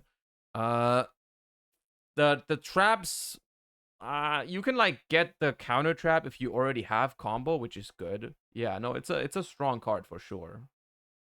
This is a very strong card for sure. I think most of the time you're going to want to use this effect, right? I think most of the time you're going to want to use this effect, unless you really want the field spell, right? But very often, I mean, I'm pretty sure everyone is going to use 3 of the field spell anyways. So if you already have the field spell, it doesn't really matter. You can just do this. Like the fact that this card just has 2 really useful effects is completely crazy. You know, this card is very good. Now, once again, I wanna emphasize that I am not super worried about Centurion just yet, simply because I don't believe that by the time we get those cards, we will still have the Calamity lock around. I don't think that's the thing. I am still 100% expecting them to ban something from the, like, either Crimson Dragon or the Calamity in the TCG, because it doesn't seem like something. It really does not. It does not seem like something that the TCG would want around, really. You have too much faith in Konami? I don't think so. I don't think that's too much faith. They banned Super Heavy Samurai really quick. And I think Calamity will be gone until we get this archetype. So it remains to be seen what the end board of Centurion will be when we get those cards, right? Because at this point in time, it's still like, I mean, for the OCG, this is probably in a couple weeks, or maybe even sooner than that. I don't know exactly when the deck building pack comes out in the OCG, probably in the upcoming weeks. In the TCG, this is like months down the line, right? So keep that in mind, right? 2 weeks, this Saturday. Okay, this Saturday. Apparently they get it this week. But for us, this is like months down the line, right? November is what someone in chat is saying. Might be November, could be. I don't know for sure, but could be. If it is November, then, you know, that is 3 months down the line. That is at least one more ban list, which I am expecting it to be the ban list that gets us rid of the Calamity. So, you know, it remains to be seen. If Calamity is still around when this set drops in the TCG, then I'll be worried. Okay, but for now, I don't think. Look, there's enough stuff to be worried about in the TCG. If you already go crazy about something that we might never get, I think you just like complaining a little bit too much.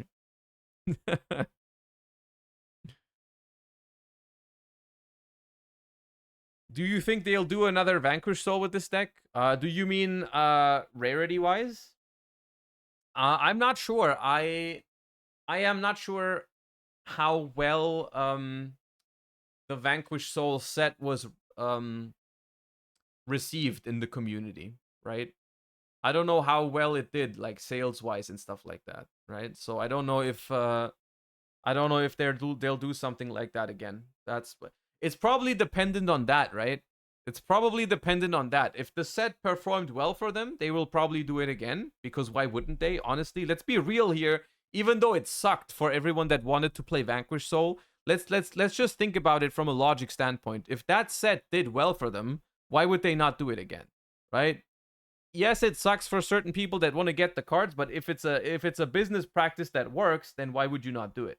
On the other hand, if the set didn't do that great, which honestly I don't think it performed that great, right? If it didn't perform that great, then they will probably not do it again because it didn't do well, right? You know, it's I think it's simple like as that, right? The only thing is that we don't have those exact numbers, right?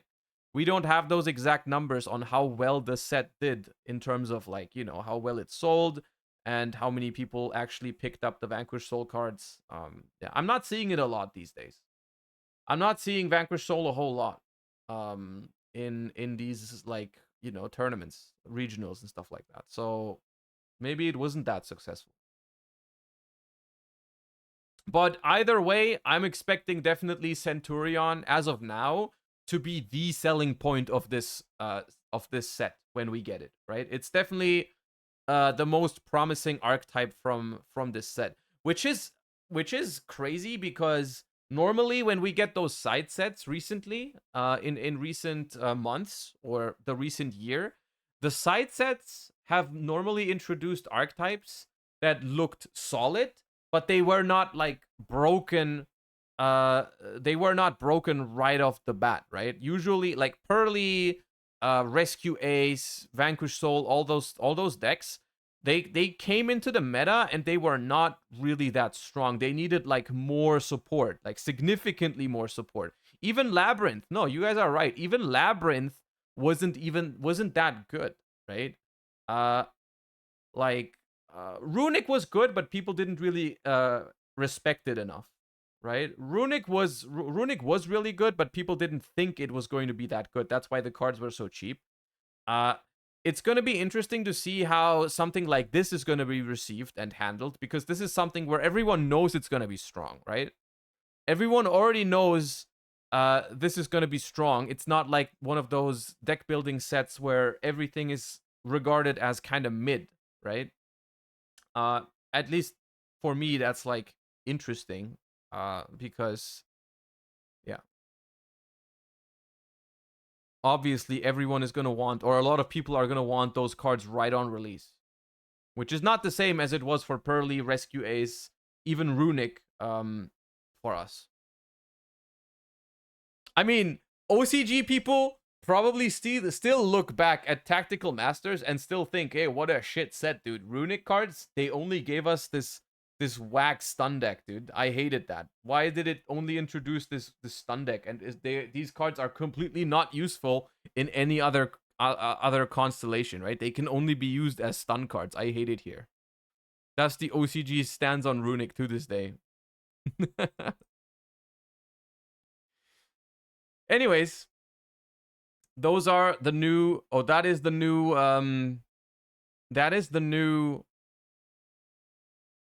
Centurion support spell. Really good one, really strong one. Expect to see Centurion be viable in the TCG, honestly, at some point. All right, back to some gameplay, or rather deck building. I want to move on to a different deck. I'm liking this deck. It's solid. It doesn't give me top tier vibes, you know, but it's certainly a fun deck. Certainly a fun option to play if you want to give it a try. It's fun. I want to play some Unchained. I even have a list ready, so we don't need to spend much time building it. I just need to remind myself of the combos really quick, and then we can go ahead and run it. I need to remind myself of the Unchained combo really quick in solo mode, and then we can run it. I have opened Tour Guide. I am comboing, but I drew this thing, which is that weird? Does that make it weird? I'm trying to think whether it does make it weird.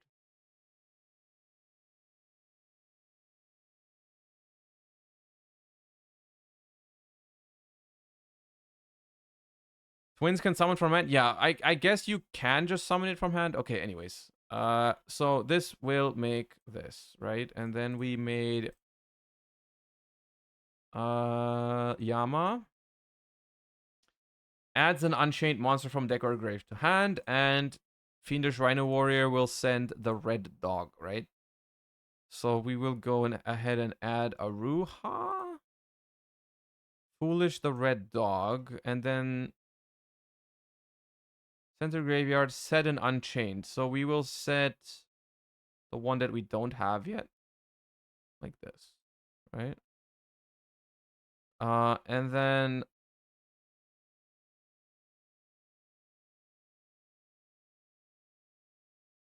this.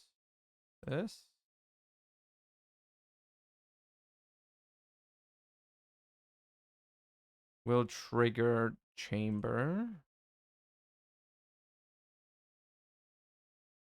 Is this a Sarama angle? You can add from grave to play around roll. Add an Unchained from deck or grave to hand. Well, I didn't have one in the grave except for Sharvara. Should I have added back Sharvara to play around roll? Maybe. Probably not though. Where's Sarama? Oh, there.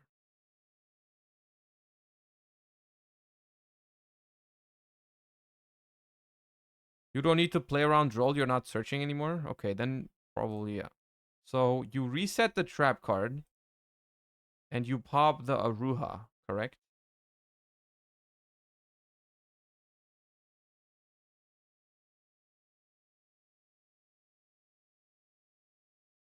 And then the Aruha.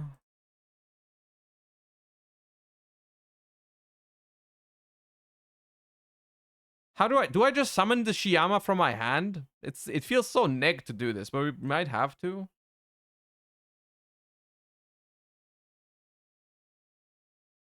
And then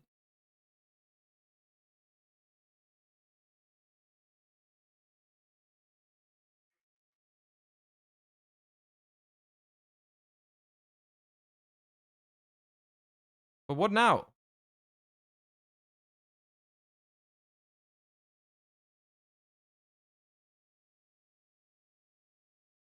I forgot the line.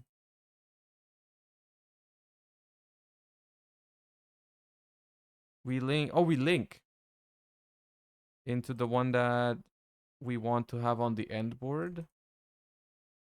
Oh, okay, yeah. Okay, I got it. Now this is in the graveyard. We summon it back, and this triggers to summon the other. Yeah. Okay. Yeah, we got there. And then this makes the Caesar we set, and this is the end board, right? We have double Rule Colos, both trap cards, Unchained Soul of Rage. This is in the graveyard. Yeah. Yeah, okay. I think that's good enough to play, at least. I'm hosting. Whoever's first gets in there. You should change the text. It's fine for now.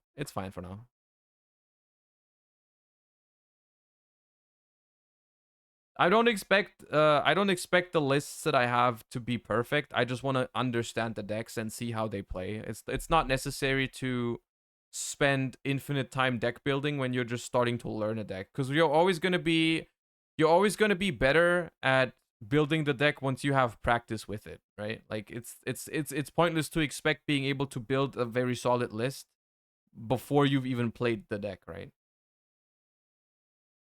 All right. This hand looks juicy for going first. We shall go ahead and tour guide.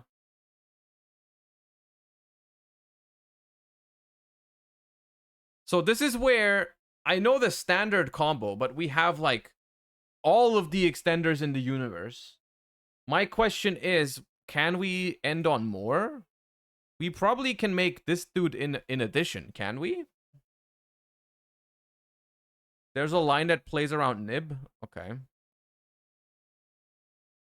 You can play around Nib. Okay, how would I do that? How would I play around Nib? What is the card that I need to get to that makes me play around Nib?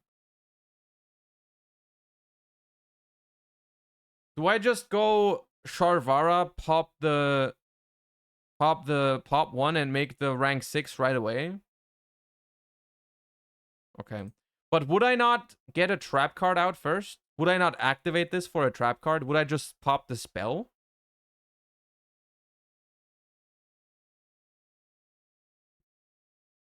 Right?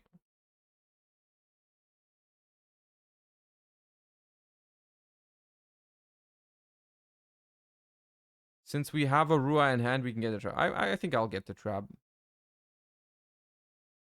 I kind of like getting the traps in rotation. I don't have enough practice with the deck to see if that matters or not, but I kind of like the idea of getting, you know, the traps in so I can reset them. And then this, right? Special.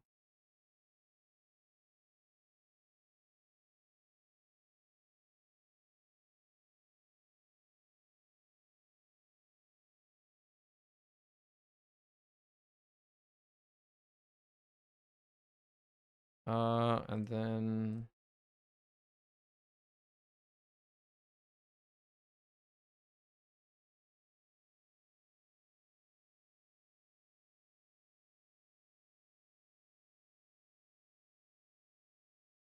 so we still foolish red, and we add, since we already have Aruha, what the hell do we add?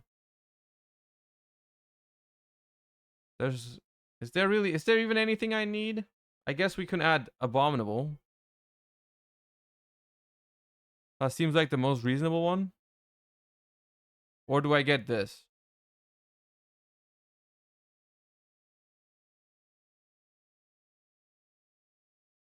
I guess let's just get this one. And then we triggered this. Ah, this is why I didn't have to, because I would get one trap anyways. I like having both traps around. But, okay. And now this, pop, this, effect, Sarama, effect, Sarama. I like this one more. Pop this, effect,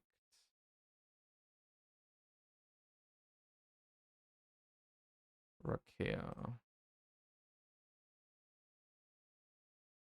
And now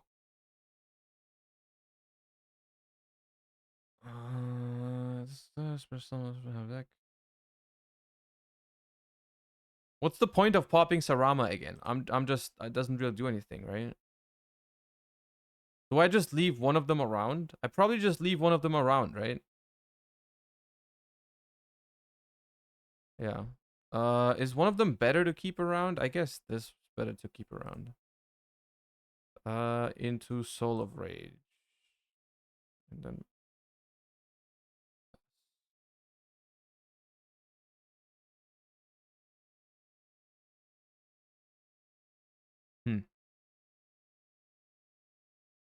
yes. There's nothing I do, right? Target monster control. Yeah.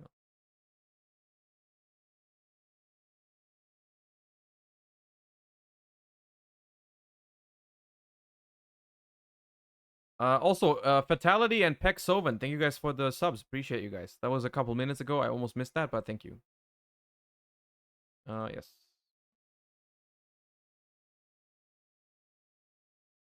Altergeist. Holy shit. New meta Altergeist deck. That goes hard.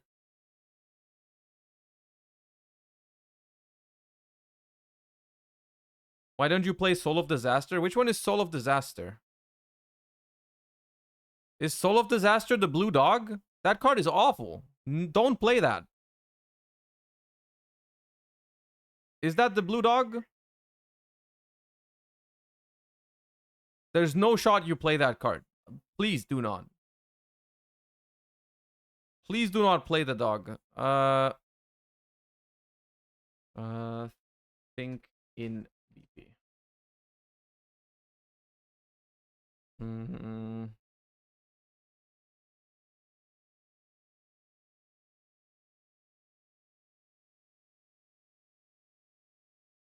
On the one hand, I don't want the Meloseek to send anything. On the other hand, I don't really wanna use. No, you're good. Do what you must do. FaZe, thank you for the 4 months. Also myself, thank you for the tier 1. Thank you.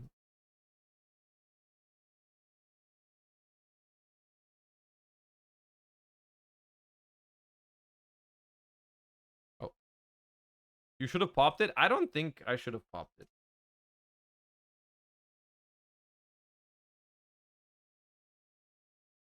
I think I'm fine.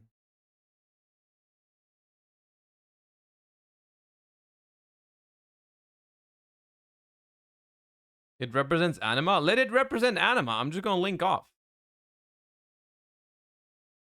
Oh wait, this triggers.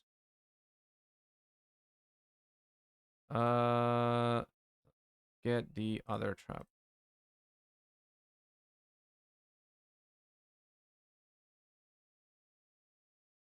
Now you can, yeah.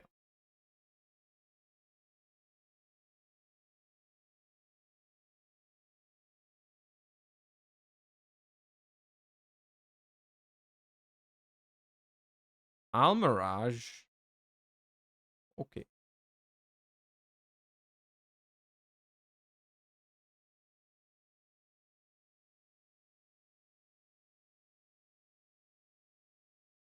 Malvith.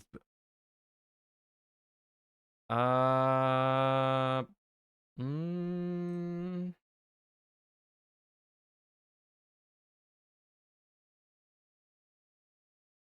okay.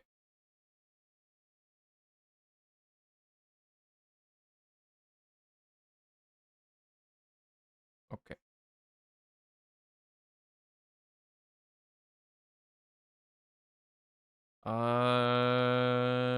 Sure.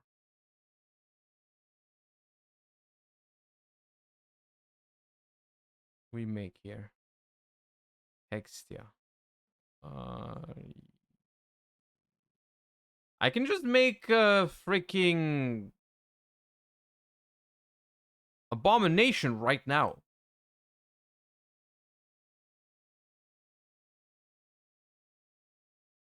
I will.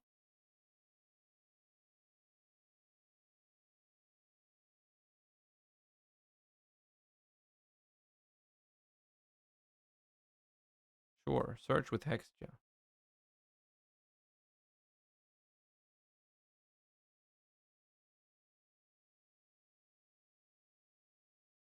Manifestation. Oh my god, they start setting. Okay, I'm gonna pop 1 with this, 2 with this, 3 with this. Holy shit. Oh yeah, it's about to go down.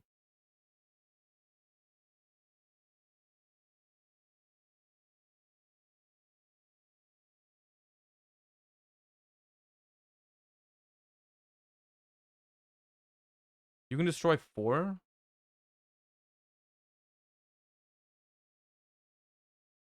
A bomb end phase, trap. Rakia summon. Anyways, effect. Pop.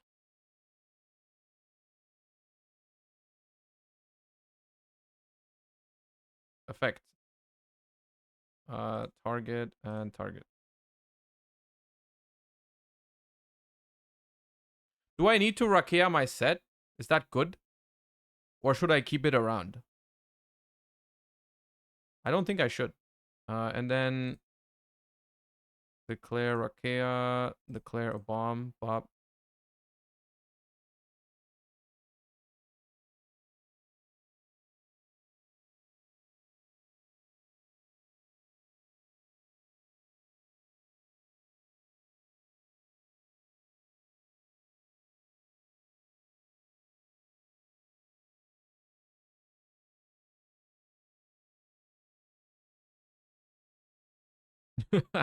This literally is the anyway I started blasting thingy in the end phase. You just pop everything.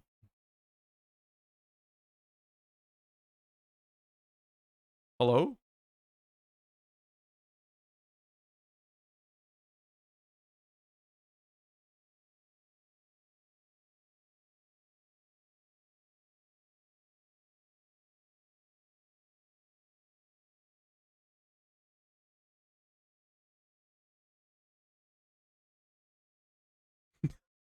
Bro asked which one and had double manifestation, dude. That's crazy. Anyways.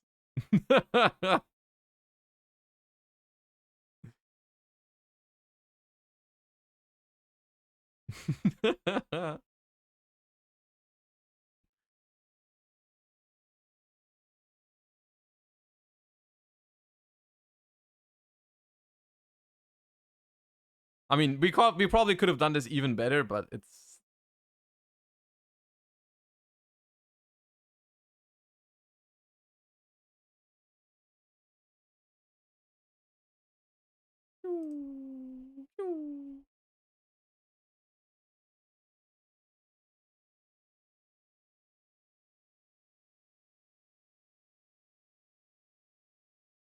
Link 2 gives you a search on special summon, not only Link. Oh, that's good to know. I did not know that, actually.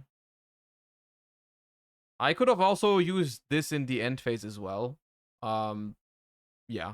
Probably was correct to use Yama in the end phase. I just didn't... Yeah, I was just... In my head, the game was already over. Like, sometimes... The most mistakes that I make is when I think a game is already over and I just zone out. That happens sometimes. Anyways. Yep. I think this deck... still, like, I don't know how good this deck really is, but it's for sure a whole lot of fun. Like, regardless, like, I would recommend if you like interactive types of decks, mid-range stuff, I think Unchained is just phenomenal. Like, that deck is so fun. It definitely has potential, yeah. All right, well.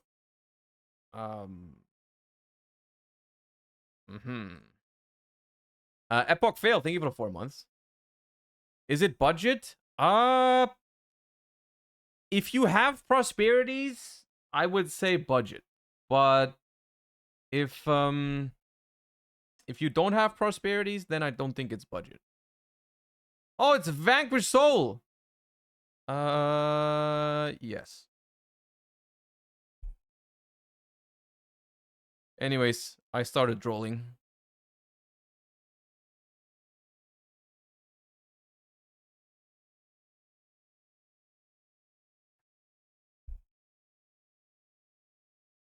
All right.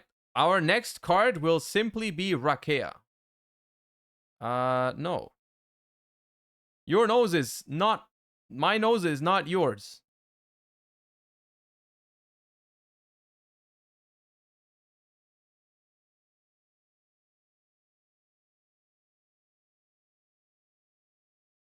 Okay.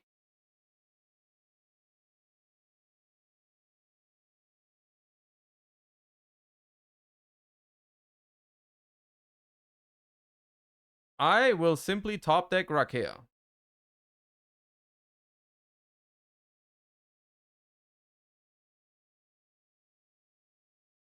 If he passes turn now, you can simply activate the traps to start playing. I cannot activate this trap card because I don't have an Unchained in hand or a grave.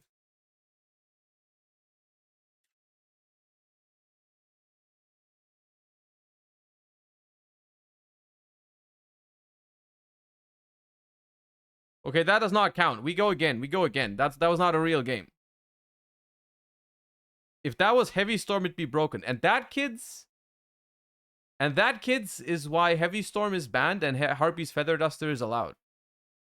I'm joking, by the way. That's not the reason.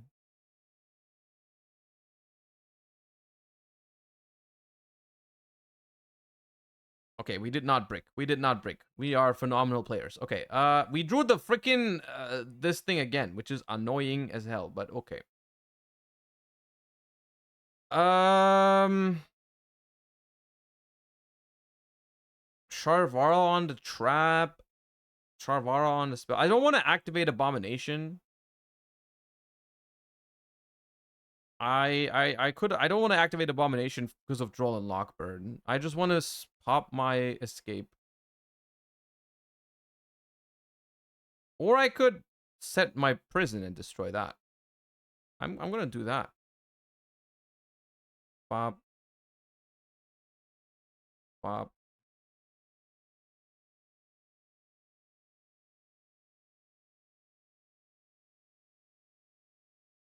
The only issue, I guess, is if this was ashed right now, we would have been in some trouble.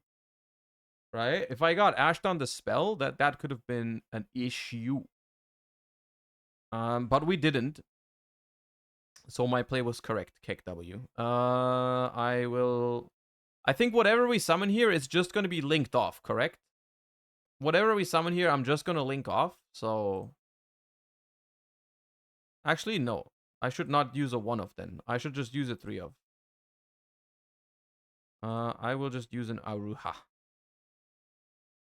And then I will summon Yama, effect Yama, effect Charvara. And then I shall set this and add Aruha. Effect Aruha, bop, bop. Effect. Go off. I'm going off. That's what I'm doing. And now you go with, wait, if I can find it, Sarama. We were meant to add from grave. Oh, right, we could have. But I honestly kind of want to get drolled in this spot. I kind of want to get drolled because we're not searching anymore. It would have literally been a free, like the droll would have just been there for free. However, unless you mean we should have added from the graveyard for resource purposes. But, yeah. Anyways, -1 because we had this in hand, Kek. And then just this. For rage. Effect this. This. Effect Sarama. Red dog.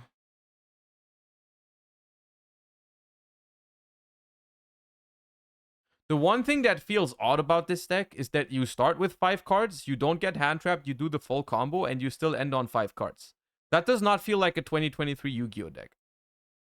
I'm not gonna lie, it's a respectable opener, but I've just turned 5 cards into 5 cards, and that does not feel right. Especially after I played the Runick deck that ends on like 15 or some shit.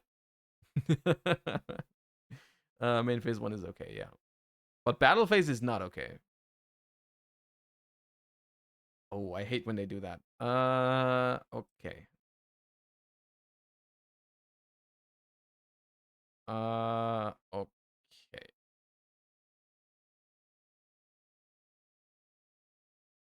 Did you see Salamangrate with Horus Engine? I have not seen that. That sounds crazy. Raisin F. Yes.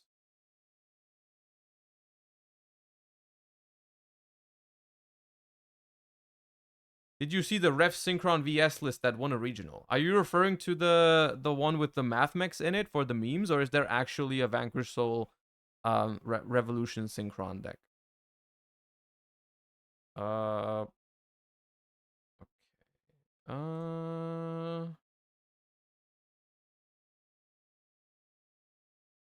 What does this do? I can just let it happen and then bring it back, right?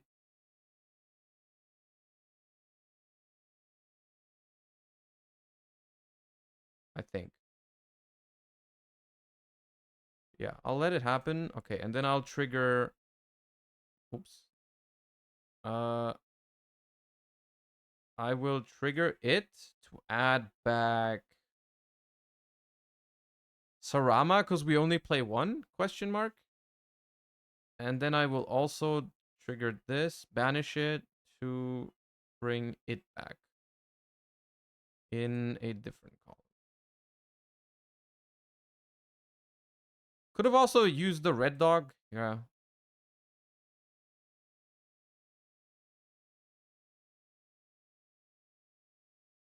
Oh! Stone Black. Oh, God! Oh, my God. I'm not even mad. That's amazing. I'm not even mad. That's crazy. That's nice. Okay, yeah, no. I'm happily getting Black Rose Dragon right here. That shit's... Oh, okay.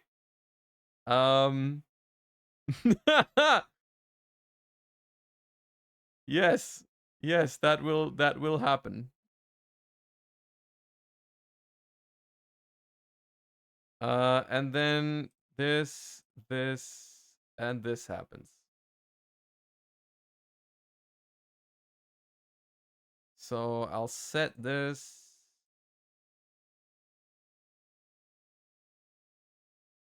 Use the link. I've already done it. I've already done it, chat, dude. I've already done it. It already died. Oh, you mean link off the thingy? Into what? Into this? Oh yeah, I could.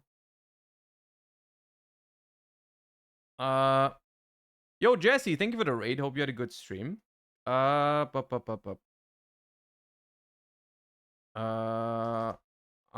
chain the dog to link off Black Rose. That's okay. Just for the extra grave effect. Okay, I get it. I get what you mean. Okay, so this triggers as well, which adds a fiend monster back from the grave. So I'll add this back, and then summon 2. Which...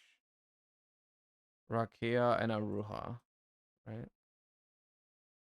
And this gives me an interruption because I can pop with the dog.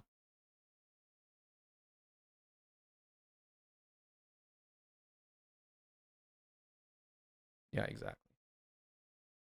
So the reason why we linked off into this, even though it still died, was because we can use its graveyard effect. While we already had used the graveyard effect of Soul of Rage, we can still use Soul of Anguish to add back the red dog. And now the only interruption we have left is one pop from... We have one pop from going into the other Unchained from the main deck. By popping Rakea, pop Aruha, we can summon that thing. The thing is, if I use it on Fenrir here, I lose to another... I don't lose to another Fenrir, but another Fenrir is a problem. And I do lose, I think, to I do lose to Stake Your Soul.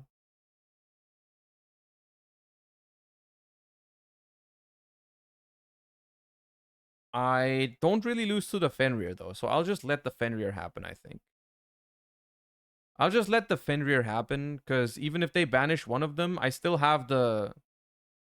I can still go main phase 2, summon Sharvara onto one of these two guys, whichever one they don't banish, right? So...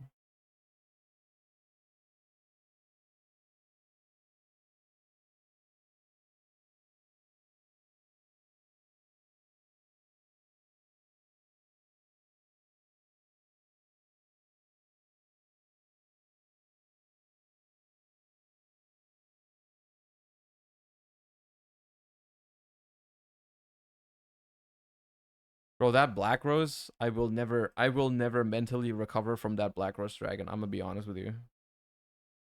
That was crazy.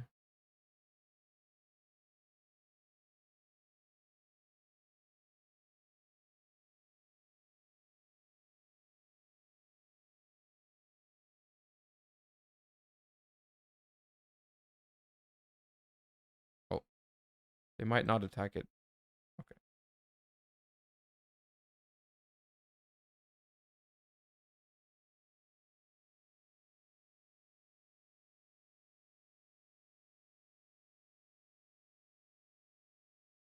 And you're saying a deck like that won a regional? Revolution, Synchron, Vanquish Soul won a regional?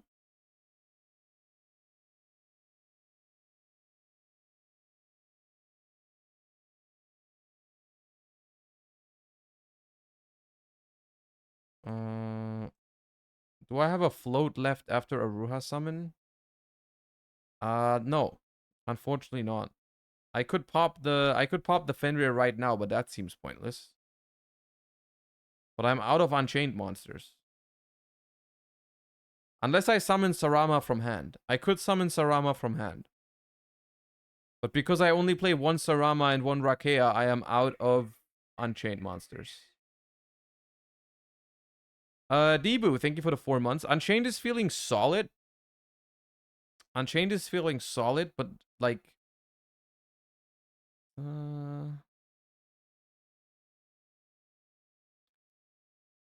it's like on the one hand, I'm not super good with it yet. My build is super like, you know, just thrown together. Summon Sarama from hand is the safest play. Yeah, I'll summon Sarama from hand.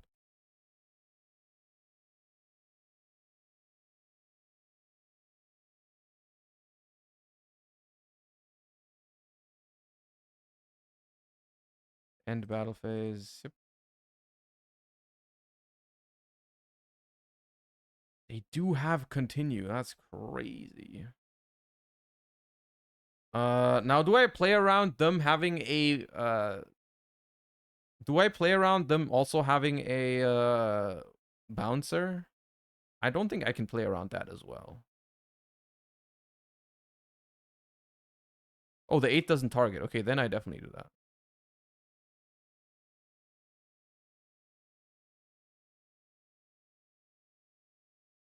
We know they do. What did they reveal for Raisin earlier?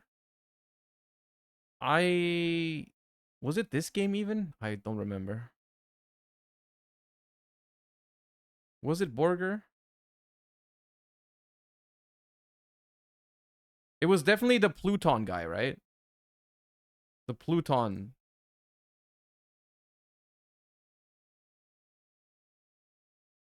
Okay. Okay. Nice. Oh god, okay.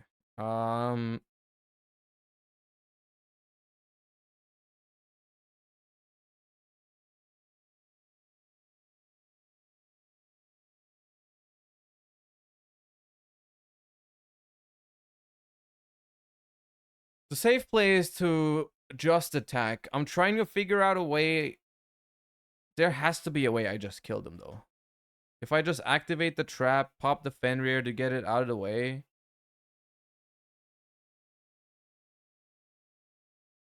Right.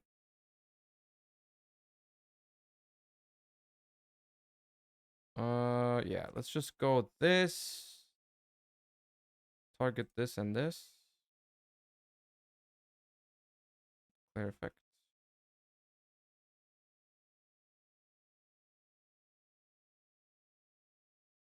This. Bro, I am out of Unchained in the deck completely. I just realized that. Oh god, that's painful.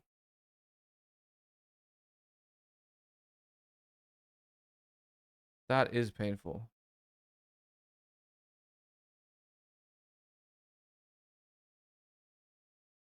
This happens with the tour guide version? Yeah, I can see, because we're very low on names. Oh wait, no, I could have just brought back the blue dog instead of the red dog from hand. Turn 1, you added Arua from deck when you could have added from graveyard. Right, yeah, now it comes now it chamber effect? No, I don't have one. I don't have one in the deck, that's why. That's what I'm saying. That's the problem. I have nothing in the deck. Like 0. I might lose because of that. Do I lose because of that? I mean, I can make Yama to add from graveyard, but then what?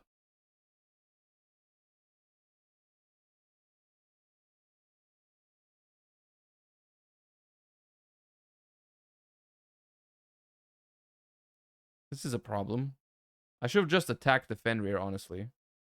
I should have just attacked the Fenrir and main phase 2 make Yama. That was that was the play, I think. That was the play. The play was to attack Fenrir and keep the trap around, right? Because I got rid of my trap for the Fenrir. I didn't think it through. I did not think this one through. But the good news is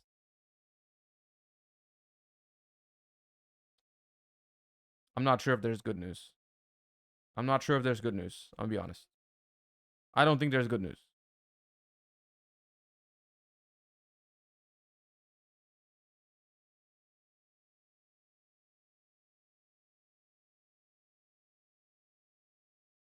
You said escape on the opponent's turn? Yeah, maybe the reborn is what I needed to set.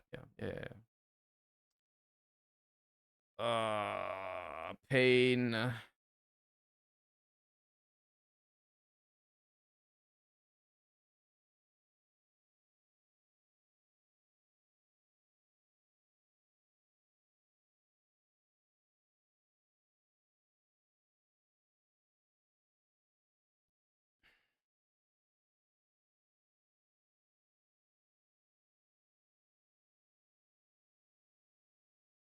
What do I even do? Do I add back Sarama to get a trap card?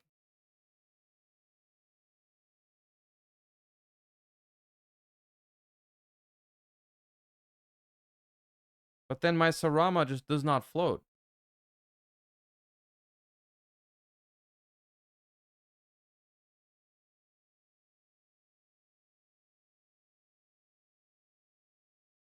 I don't know. This seems like I just don't I mismanaged this for sure. We should have won this for sure.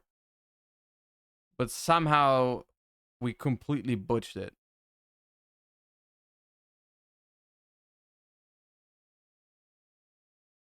Set escape.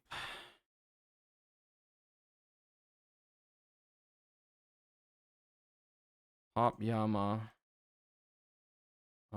Activate effect of the blue dog. Pop this. This. Back. Vanish. Special summon 1. And what do we get?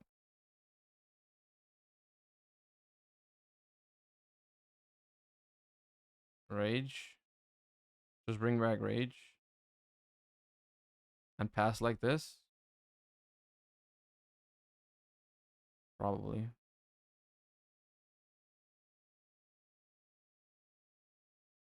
Oh, end phase. Sure. Yeah. Pluton. Okay.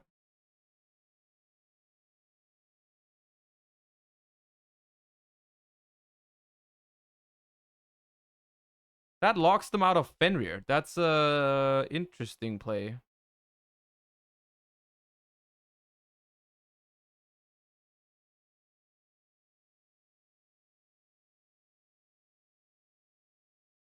The Rock. Yeah.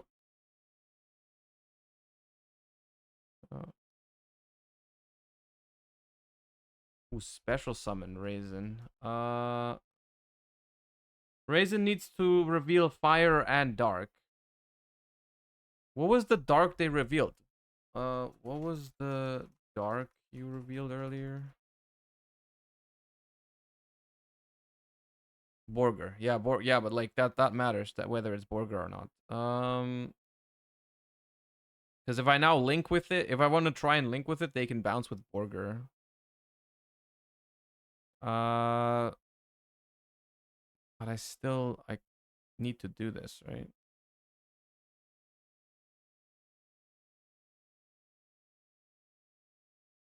Chain Borger. I just chain this, right? Target it. And this. This is doomed. We would have so won this game.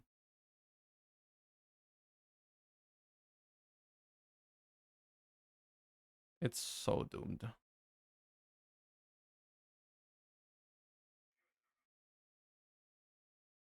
Oh god.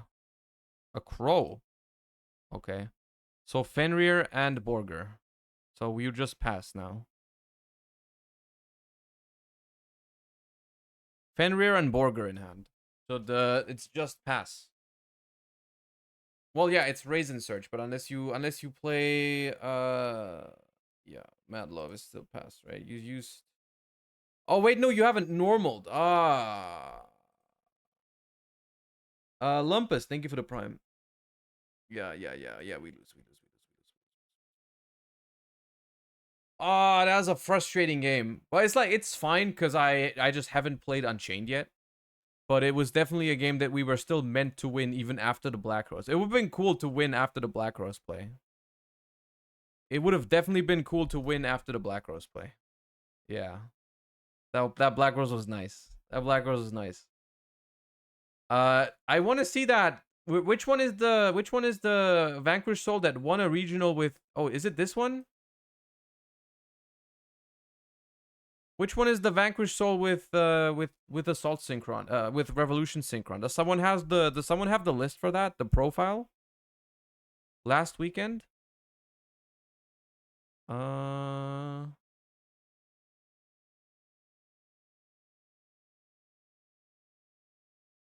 Vanquished Soul.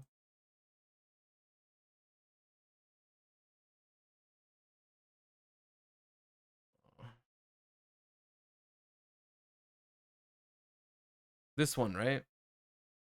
There's no deck profile in, at least here. There's no deck profile, right? Sadly.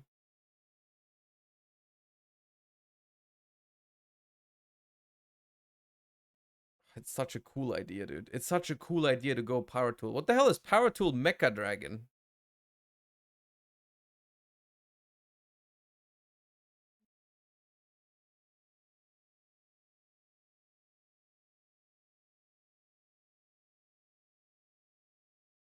Three Panthera is crazy though.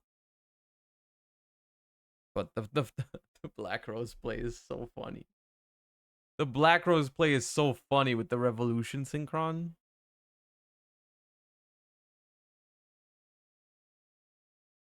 It's such a cool concept. This deck is such a cool concept. I like it. What's Curry Belt? Curry Belt is the TCG exclusive. From Duelist Nexus. It's a common. It's just if this card is synchro summoned, target a card in the field, destroy it. And if it's destroyed, you can make a monster unable to attack until the next turn. But it's not that great, but I guess it works. But I'm not sure if I agree with triple Panthera, but besides that, this list looks pretty fire, honestly. I just love Revolution Synchron. I think Revolution Synchron is such a cool card. It's such a cool card.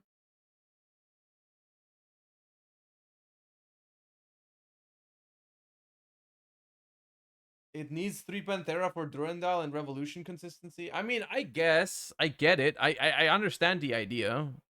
Right? Panthera plus Revolution is full combo in Crystal Wing. See, my issue with that idea is that you're only running 3 Revolution Synchron, right? And so... But I guess Panthera does combo. Panthera does combo with Revolution Synchron and also with Durandal to an extent, right? One thing that I really don't like is that how hard Fenrir and Panthera conflict with each other, because they're like both are really good individually in this deck, but if you draw them together, there's like no way you're gonna be able to use them. But Fenrir is probably just too strong not to use it, honestly.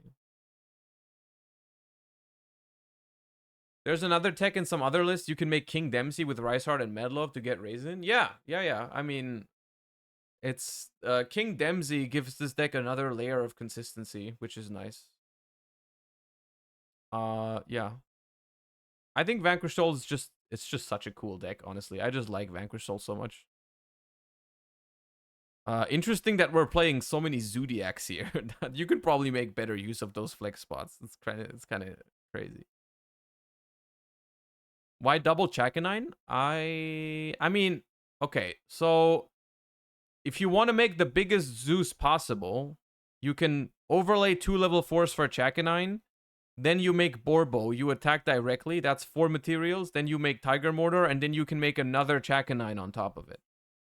Right? You can make another Chakanine on top because you can the Zodiac monsters are not you can only summon them once per turn. You can only summon them once per turn by the mechanic of you only using one material, right? So if you summon a Chakanine normally by overlaying 2 level 4s, you can still do the Chakanine over 1 thingy, right? And it's better to play 2 Chakanine than it is to play, let's say, what's one of the bad ones, like a Hammer Kong, right? Because in case you ever do get Unicorn ripped or whatever, you don't lose your 1 Chakanine, right? That's one thing. Sado, thank you for the 6 months. Appreciate you. All right. Honestly, Unchained. My verdict on Unchained is this deck is very, very cool. Very, very fun. Hard to play in the beginning. Well, like, I mean, half of it is like very intuitive. The other half is like make stuff up as you go, which is like hard to do, especially like for me when I'm like, you know, talking to Twitch chat and stuff like that. It's like, you know, it's not the easiest deck I've ever played, but it's fun. Don't play Wailing. Okay, so the reason why I was playing Wailing is just I wanted to have more ways to start comboing with 2-card combos, but I definitely noticed that you might run out of cards with like 1 Rakea, 1 Sarama, which can be annoying. Also, I'm not sure if I like Unchained Soul of Shiyama is such a weird card because drawing it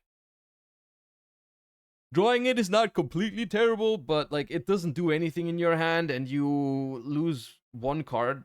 You just lose 1 card from your hand if you open with this card because you always want to summon it, and then if you end up drawing it, you have to summon it from your hand, so it's like annoying. I definitely think if there's any card I would add, it's probably more Saramas. This card seems very nice in the grind game. This card seems really good in the grindy games. You can probably take out the Wailing for that. At the very minimum. That's what I would do. And then everything else, I mean, maybe you play less trap cards. I don't know. It's something I would have to play with. And then Thrust and the other one. Like this package, the Thrust package could just be other non-engine. Honestly, I think Unchained would really enjoy more consistency. However, my problem is I'm not sure what consistency cards you can even use in Unchained. Is there like cards you can use for consistency in this deck?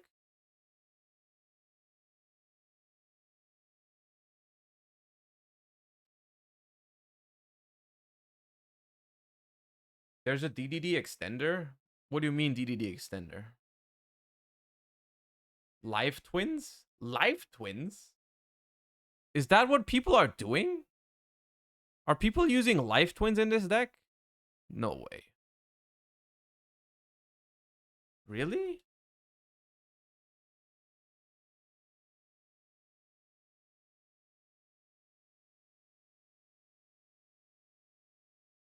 So what do? You just go Life Twin combo and then you go into Yama after?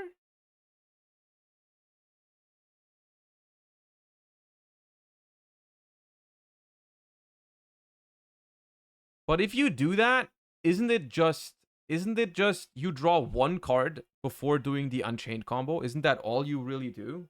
Just draw 1 and then Unchained combo?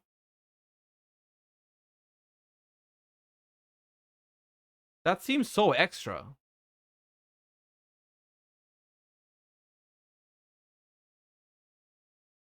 That seems very, very extra. I mean, I guess Lilac can pop. Lilac can pop your Unchained cards. Yeah. Lilac can pop Unchained cards, but I don't know. I don't think that's a more consistent like starter than Tour Guide.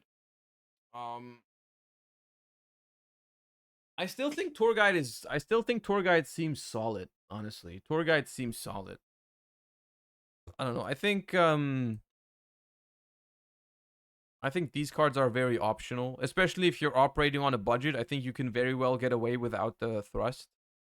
Without Prosperity, I think is questionable. I think Prosperity is too valuable for consistency in this deck. Probably no way you can do that. And then I think this would be fine. Like honestly, even that game against Vanquish Soul, if I had just managed my resources correctly, because this deck is tight on resources, right? It is tight on resources. Don't get me wrong, it definitely is. But I think if you just manage your resources correctly, you should probably be fine most of the time. So you can probably just do like you could do more hand traps here. Honestly, like you could do Imperm Veiler or something. That wouldn't seem bad in this format. Without Prosp, you could just go full on Engine and Desires. Yeah, but like that's not better, I think. You could play Book of Moon. Yeah. There's no way we're going to play Pot of Avarice. There's no way we're playing Pot of Avarice in this deck. How big is the Life Twin engine? Maybe you can play it instead of the expensive main deck cards if you're on a budget. I don't think the Life Twins would replace Prosperity, which is like, I mean, let's be real here. The only expensive main deck card that's not an Unchained card is Pot of Prosperity. And for Unchained, the only expensive card is the spell card, right? How hold up. How expensive is the Unchained card?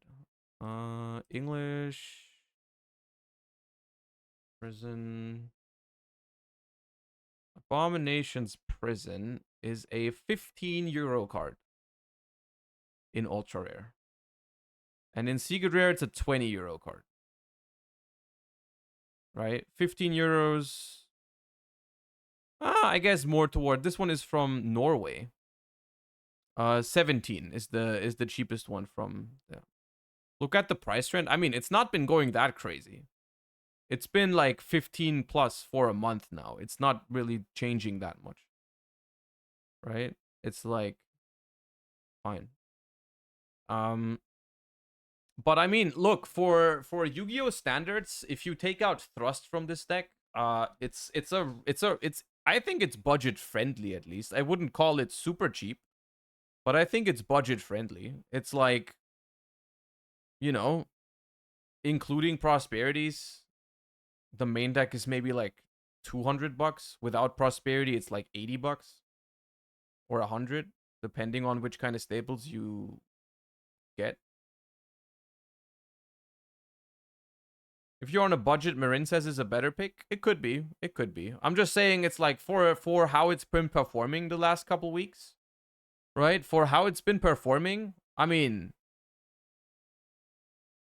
look at this, right? It's like alongside Chimera, it's like the second, the most topping deck this past weekend, that's pretty good for a deck that's between $200 and $300, right? That's not too shabby, really, right?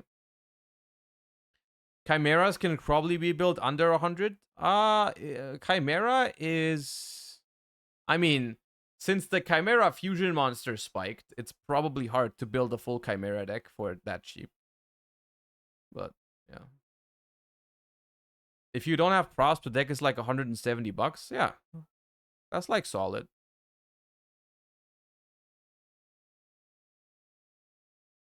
But you also need Guardian Chimera, right? You need Guardian Chimera. 2 of the new Fusion 2 Guardian Chimera is like $80. And then, is that it?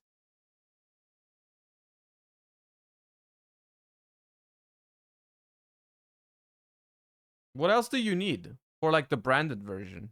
Hold up. I haven't even tried the branded version today. What's up, guys? I'm here with Jordan. This is the one we already watched yesterday. It looked solid. Let me just quickly skim through it. So Joel and Lockbird is not worth much. I'm just checking if it's budget friendly real quick. Because it's like something that people do ask me very, very frequently. Is like, what's a good budget deck you can recommend? It's like, I could recommend them this deck if it actually is budget. Edgem package is probably not expensive, right? Like Patchwork and Edgem, that got a reprint, right?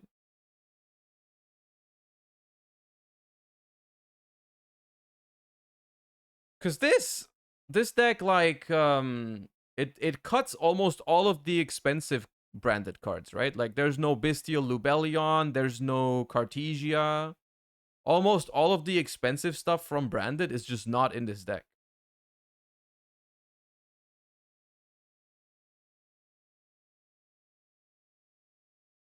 Alright, stop explaining Gamma. Chimera Fusion, Super Rare, Branded Fusion cheap, Patchwork cheap, Poly cheap, Book cheap. Talents is some money. And Fusion Armament. And that's it. Yeah, okay. And then Chimera is money. This card is money. Ringebrum is a little bit. These are not worth anything. Garura is a little bit. Holy shit. Is this like a $100 deck or something if you don't play Talents? Is this genuinely like $100? 120 roughly?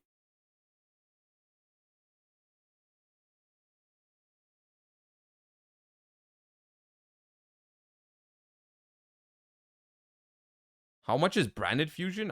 Surely Branded Fusion is not expensive. There's no way you guys are making Branded Fusion expensive. Yeah. Yeah. And then side deck, I guess. Side deck, I guess, could make you have to spend some money. But look, for what it's worth, I think that's a good deal you're getting. For like, you know, a deck that can go out there and win regionals, $120 or something. You know what? That's not bad. How much is a Guardian Chimera since yesterday? Because you guys are saying it's spiked, but I looked at it yesterday and it wasn't that bad. Yeah. I mean, it did go up even more, but it's sitting around 20 something. Which is a decent price point, yeah. Wasn't Chimera like 10 for a few weeks? Chimera on release was like $12, yeah. A month ago, Chimera was $12, now it's double that. Which is crazy. People are hyping. That's the irony behind this. The irony behind like budget decks is like, as soon as people get hooked on a budget deck, it stops being budget because so many people want the card, right? And then all it takes is one or two money cards that suddenly spike for it to not be a budget deck anymore, right? Like freaking Guardian Chimera was $10 and the fusion monster was like $5 on release of Duelist Nexus. You could have picked up the entire deck probably for like $60. And now it's freaking Guardian Chimera is 25, even the cheapest version, and the Chimera Fusion is, I don't even know how expensive, which is crazy. Yeah, look at this. Oh.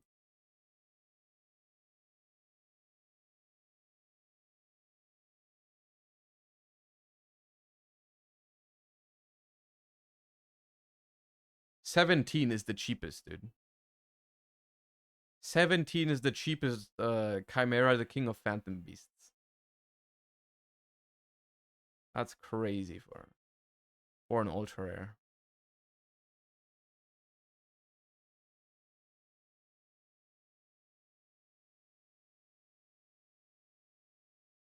I got lucky on this one because I opened 2 boxes of Duelist Nexus so far. One on release by SmartGuard and one I got at Worlds. Every Worlds competitor got 1 box of Duelist Nexus. And I pulled a Chimera from both my boxes. So I just have 2. I have 2 of these Chimeras. I even pulled 2 from my first box because I pulled the quarter century as well. But I sold the quarter century. That's probably the real reason why it spiked, is because I sold one. That's how it always goes, right? I sold the quarter century and then they just end up going up because the universe works like that. So I'm sorry for that.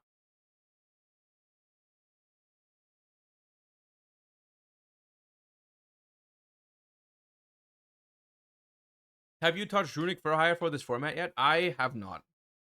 I personally don't think Runicks are in a phenomenal situation right now in Yu-Gi-Oh, honestly. In this current format, I don't think Runicks are that great. Like, Worst case scenario, we don't get a ban list until YCS Dortmund. I'm probably not going to be turning up with Runics. It's very simple. It's very, very simple. Runic decks in this current format, as always, Runic decks only have room for non-engine like 3 to 6 cards max usually. And you really need those to be like, you know, board breakers if you're playing Runic most of the time, because that's just the most efficient way to do it, right? Like hand traps just won't do it. And so that's what you do, is you play board breakers in Runic. But the problem is, in this current format, it seems like a lot of decks will really exploit you if you only play board breakers, right? Like decks like Minadium, Infernoble, Synchron, even like decks like that, you just have a very hard time against if you only have board breakers.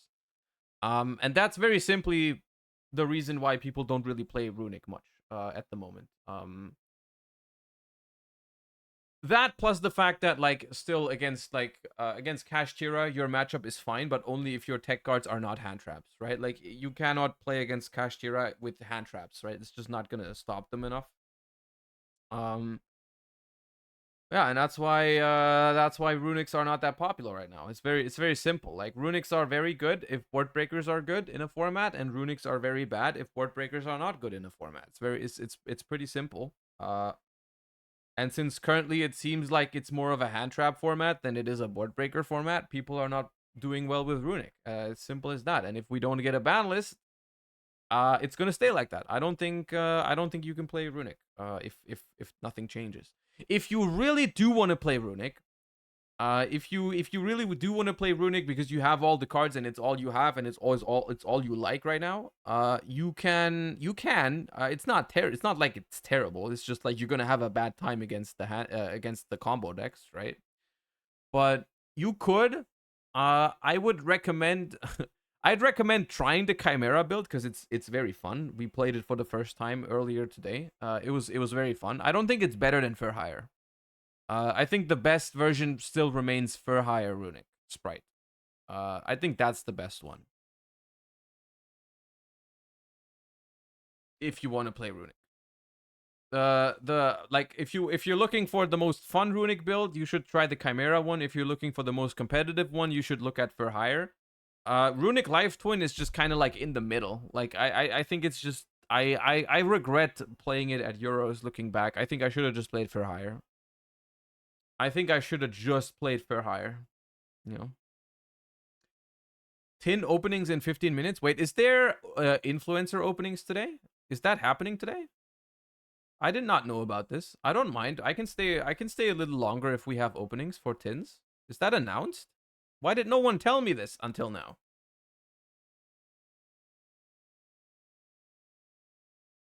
It's tomorrow? Oh. Well, I mean, we can just wait.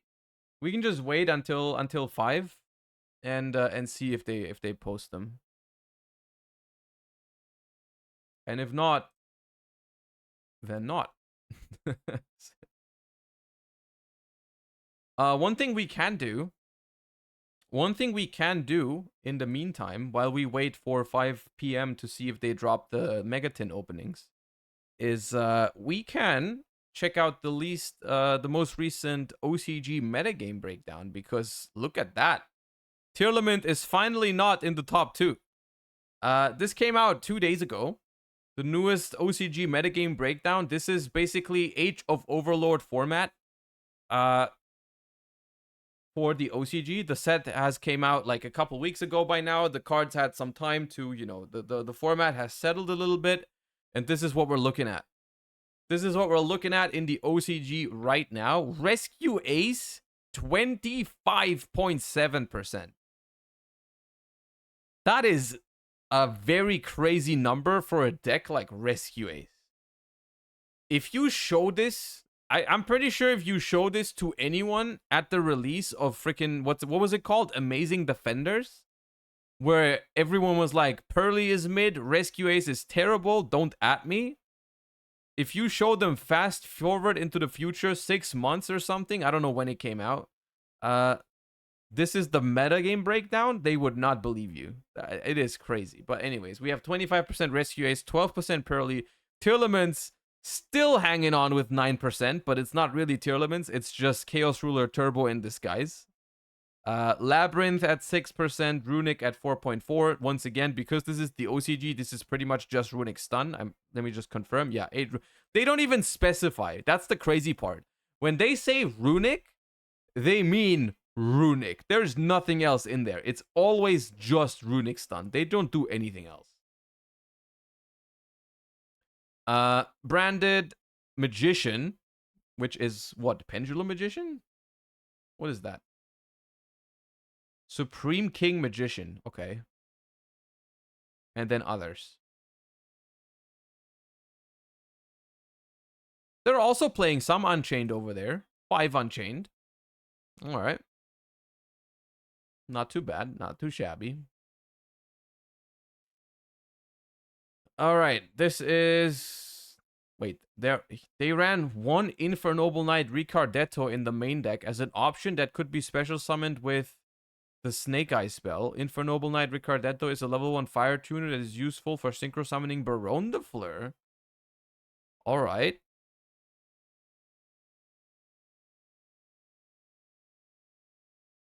Okay.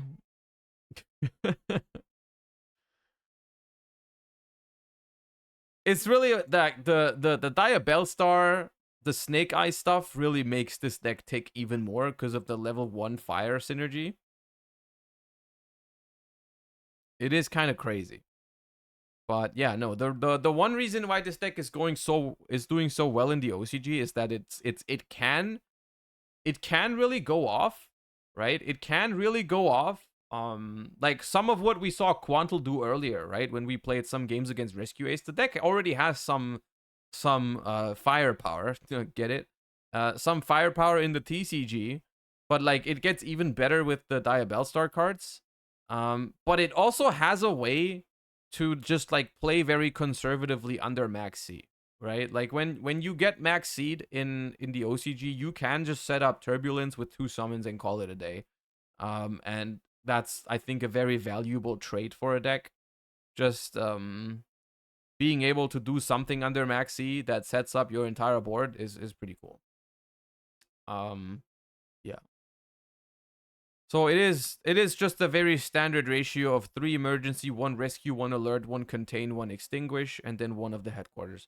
So it is literally just 1 of each of the cards you want to set off of the turbulence, right? You just go 1 of, not more than that. Yeah, and this is one thing that I was interested in checking out is the Snake Eye spell card that we already have from Duelist Nexus. I wanted to see if they use it as a one-off because it becomes searchable with the Snake Eye archetype, of course. And they are citing it here as like a flexible removal that you can search. I think that's interesting. Also, SP is freaking like... SP Little Knight is a card that everyone and their mama is praying that this card is not going to be a secret rare because holy shit, is this card going to be a broken, expensive secret rare if it comes out as a secret rare. This card is... I don't think it's an exaggeration to say that this card is going to be more popular than Access Code Talker after it was released. Probably. Right? If Access Code Talker was a 100 euro secret at some point, I don't know what the hell SP Little Knight is gonna do. That card is insane. SP Little Knight is just gonna be such a busted staple in everyone's extra deck, right? Like every deck that isn't locked, look, even Pearly uses SP Little Knight. It's like Tearlament, SP Little Knight, everywhere. It's everywhere. Like only decks like Branded that don't Link Summon ever will not play SP Little Knight. Every other deck is gonna run SP Little Knight, right? So I just hope it's not gonna be a secret. It's massive copium because honestly the chances it's a secret rare are relatively high. But we said the same thing about cards like Kashtira, Fenrir, and Magnamut, right? We expected those cards to be higher rarity than they were. So, you know, let's hope. There is hope. But still. Is it reasonable to buy a case of Age of Overlord? I mean, I mean, that is a lot of money for opening up booster boxes. I don't know if it's like, if that's ever a reasonable thing to do. It's if you need a lot of cards out of the set, and if you think the set is going to be really good, I don't think it's like a terrible decision to buy a case if you have the money spare. But most of the time you're gonna, even if SP Little Knight, let's say even if SP Little Knight is $100, you're still probably getting away cheaper if you just buy singles, right? You just buy your SP Little Knight for 100. Yes, it's gonna hurt, but if you have $700 available that you would spend on a case, you can also just buy the singles, probably, right? You know, that's probably just gonna be better, unless you are a gambler, because let's be real, it's nothing else, right? It's just gambling, right? It's just gambling if you buy a case, right? Because with $700, you can probably get all the cards you want from the set, excluding quarter centuries, of course, excluding quarter centuries, but you know. Anyways, Rescue Ace, really good. Purely still going strong in the OCG, also to be expected, honestly. I find it interesting that they very frequently use 3 of the trap cards, and in the OCG, in the TCG, I see everyone just using 1. You know? I think that's an interesting difference. In this list, it's because of desires, but like in general, like running desires in this deck, I like, the thing is, if you open desires and you just activate it, dude, you are praying to God that you don't banish that sleepy memory. That would hurt so much. It would hurt so much. We have 3 sleepy to make the guy that sets the trap. That is true. That is true. It's like when we open sleepy, for us it's a lot easier to make X purely noir, E purely noir. Yeah. You're right. It makes sense. And then if you do draw a sleepy memory, you just make 3. You just get all the traps for free, I guess. Bro, make it stop. Even look, I'm not even playing the OCG, but I suffer on their behalf. I suffer on their behalf every time I look at a metagame breakdown for the OCG, and every time I look at this deck, and I'm just like, at this point, it just hurts, dude. It just hurts. Freaking, for how long can they ride this meme at this point? For how long can they keep it around? It's insane, dude. It doesn't even run Revolution Synchron anymore.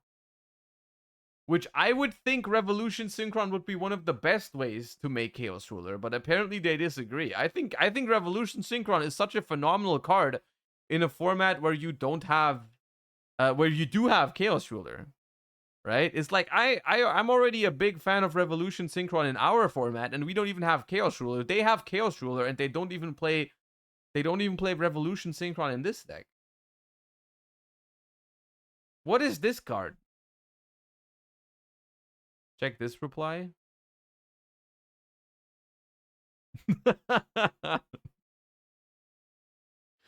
Oh, this is Tasuku. Okay, the first place from the Master Duel Worlds qualifier. Bro, can you please stop with Tier Limit already? I beg. Thank you. Tiara Men's strongest.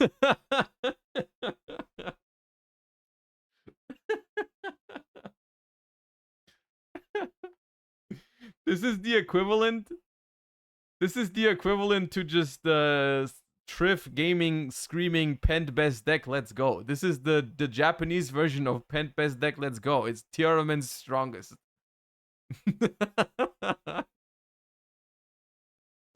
That is very funny. Tyramen's strongest.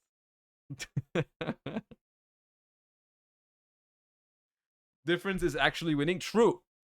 actually true. The difference is that they are actually putting up results. Also, they are playing Revolution Synchron, very based. This looks like a more based version of the other deck. This one looks wacky. This one looks it's also still wacky, but it's just like, you know, you got Revolution Synchron in there, Snow is in there. Beast King of the Swamp, I don't really have a defense for, but it's there. It takes part. It's very funny.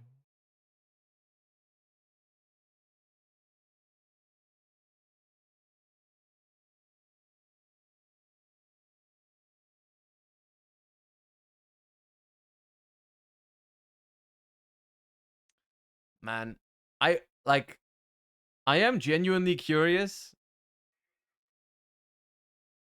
I am genuinely curious when they're actually gonna do something about Chaos Ruler, or what they're gonna do next on the ban list on the OCG. Like, literally, I think it's so fun to just watch them ban or limit 1 or 2 cards in tier limits every single ban list, and then everyone in the OCG is just like, yeah, I'm still playing tier limits. I don't care.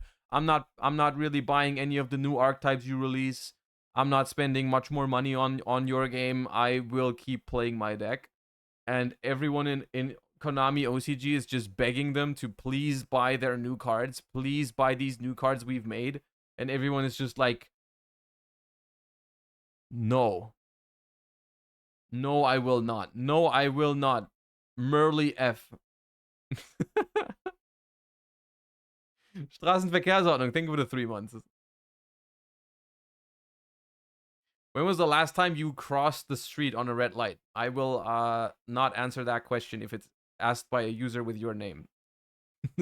But it's been a while.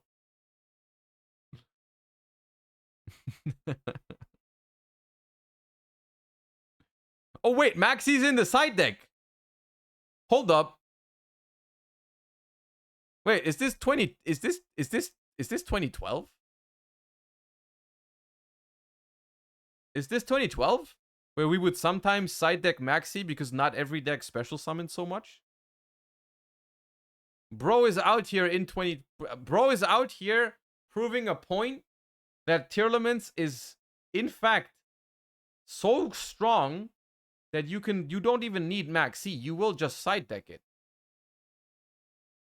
You side deck it. You don't need it.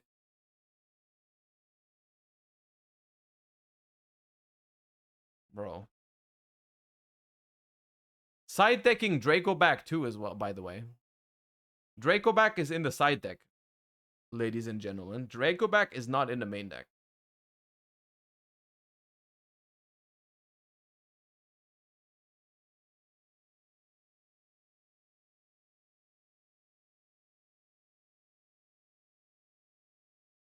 Tyramen's strongest. Max C weakest. God damn it. The OCG is a crazy place. The OCG is a crazy place. Yeah. Conclusion. Rescue Ace, Pearly, and Tyrlaments are at the top of this week, while Labyrinth has taken a drop. Oh, right. Where is Labyrinth? Rescue Ace is in the lead, having more than double the tops than the next deck. All Rescue Ace are running the Sinful Spoils package, but there are variations among the extra deck, namely the Utility Link Monsters build, Auroradon build, Oh, I forgot for a second. You know how sometimes you just get a throwback to reality? And sometimes just someone mentions in a freaking side sentence that they still have Mecha Phantom Beast Auroradon? God damn. That was not in the build that they showed though, right? No, it wasn't. Yeah. Over here in the OCG, Mecha Phantom Beast Auroradon is legal, and some of us play it. Some of us don't. Some of us don't.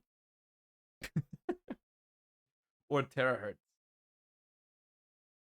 Tyrlaments is a mishmash of various packages, namely Sinful Spoils, Horus, Visas, Adventure, and Punk.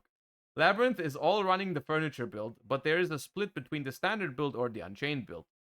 If you enjoyed these weekly metagame reports, consider supporting Road to the King on Patreon. Cheers. All right. I enjoyed that until I read the word Auroradon.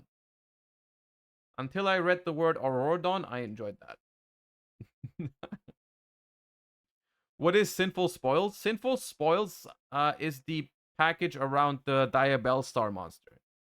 Diabell Star with the Snake Eyes cards, like it's hard to explain, but look at Diabell Star and the cards that are related to it if you want to learn more about it. It's very, very good. It's in Age of Overlord. It's gonna be one of the best stuff, one of the best cards to come out in some of the best cards to come out in Age of Overlord.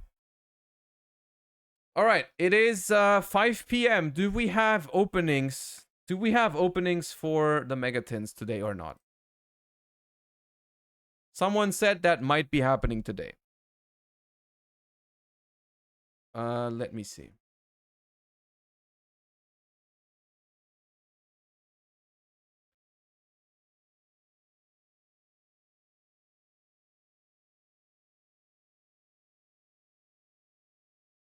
Think it's more likely tomorrow. I think it's more likely tomorrow too, but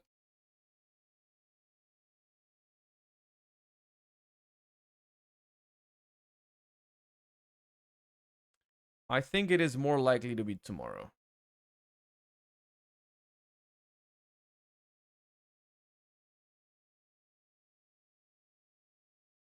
I got one guide. I mean, the thing is, it doesn't really matter because I always stream until 5 anyways, so I might as well stay an extra 2 minutes to check if the video is out. You know, it's not like it's a big deal, right? It's not like it's a big deal for me to stay live longer for an entire 2 minutes and then see if there's any videos about the Megatins, right? If you know,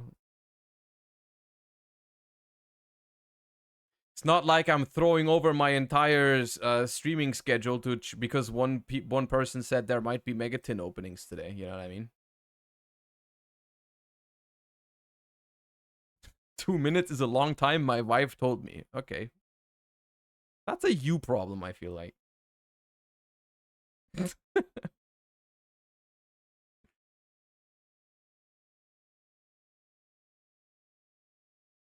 You'll be back live in an hour for the ban list anyways. Dude, I hope it's not today. I hope it's not today because I'm gonna be gone today.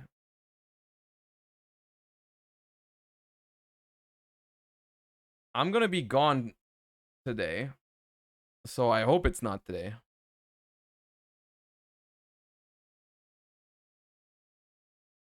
Josh, what do you think of Pack saying Aromaseraphy Jasmine should be banned? I made a ban list discussion yesterday, which is going to be on YouTube soon. Spoilers, I said the same thing. And yeah, I said the same thing. I don't know if Pack probably Pack is just copying what I said. Let's just leave it at that. That's what Pack is doing. Anyways, it seems like there's no Megatin openings today. It seems like we have been jebaited. But that's not a big deal. That's not a big deal. It'll surely just be tomorrow. It will surely just be tomorrow. And I'll just send you guys somewhere. I'll send you guys somewhere. I'll send you to Nifroth. Why not? Thank you guys so much for watching. I hope you have a wonderful rest of your day as always. Thank you for all the support, all the follows, all the subs, everyone that joined the Discord. Appreciate every single one of you. I hope you enjoyed the stream. And I will see you guys tomorrow. Bye-bye, everyone. Peace.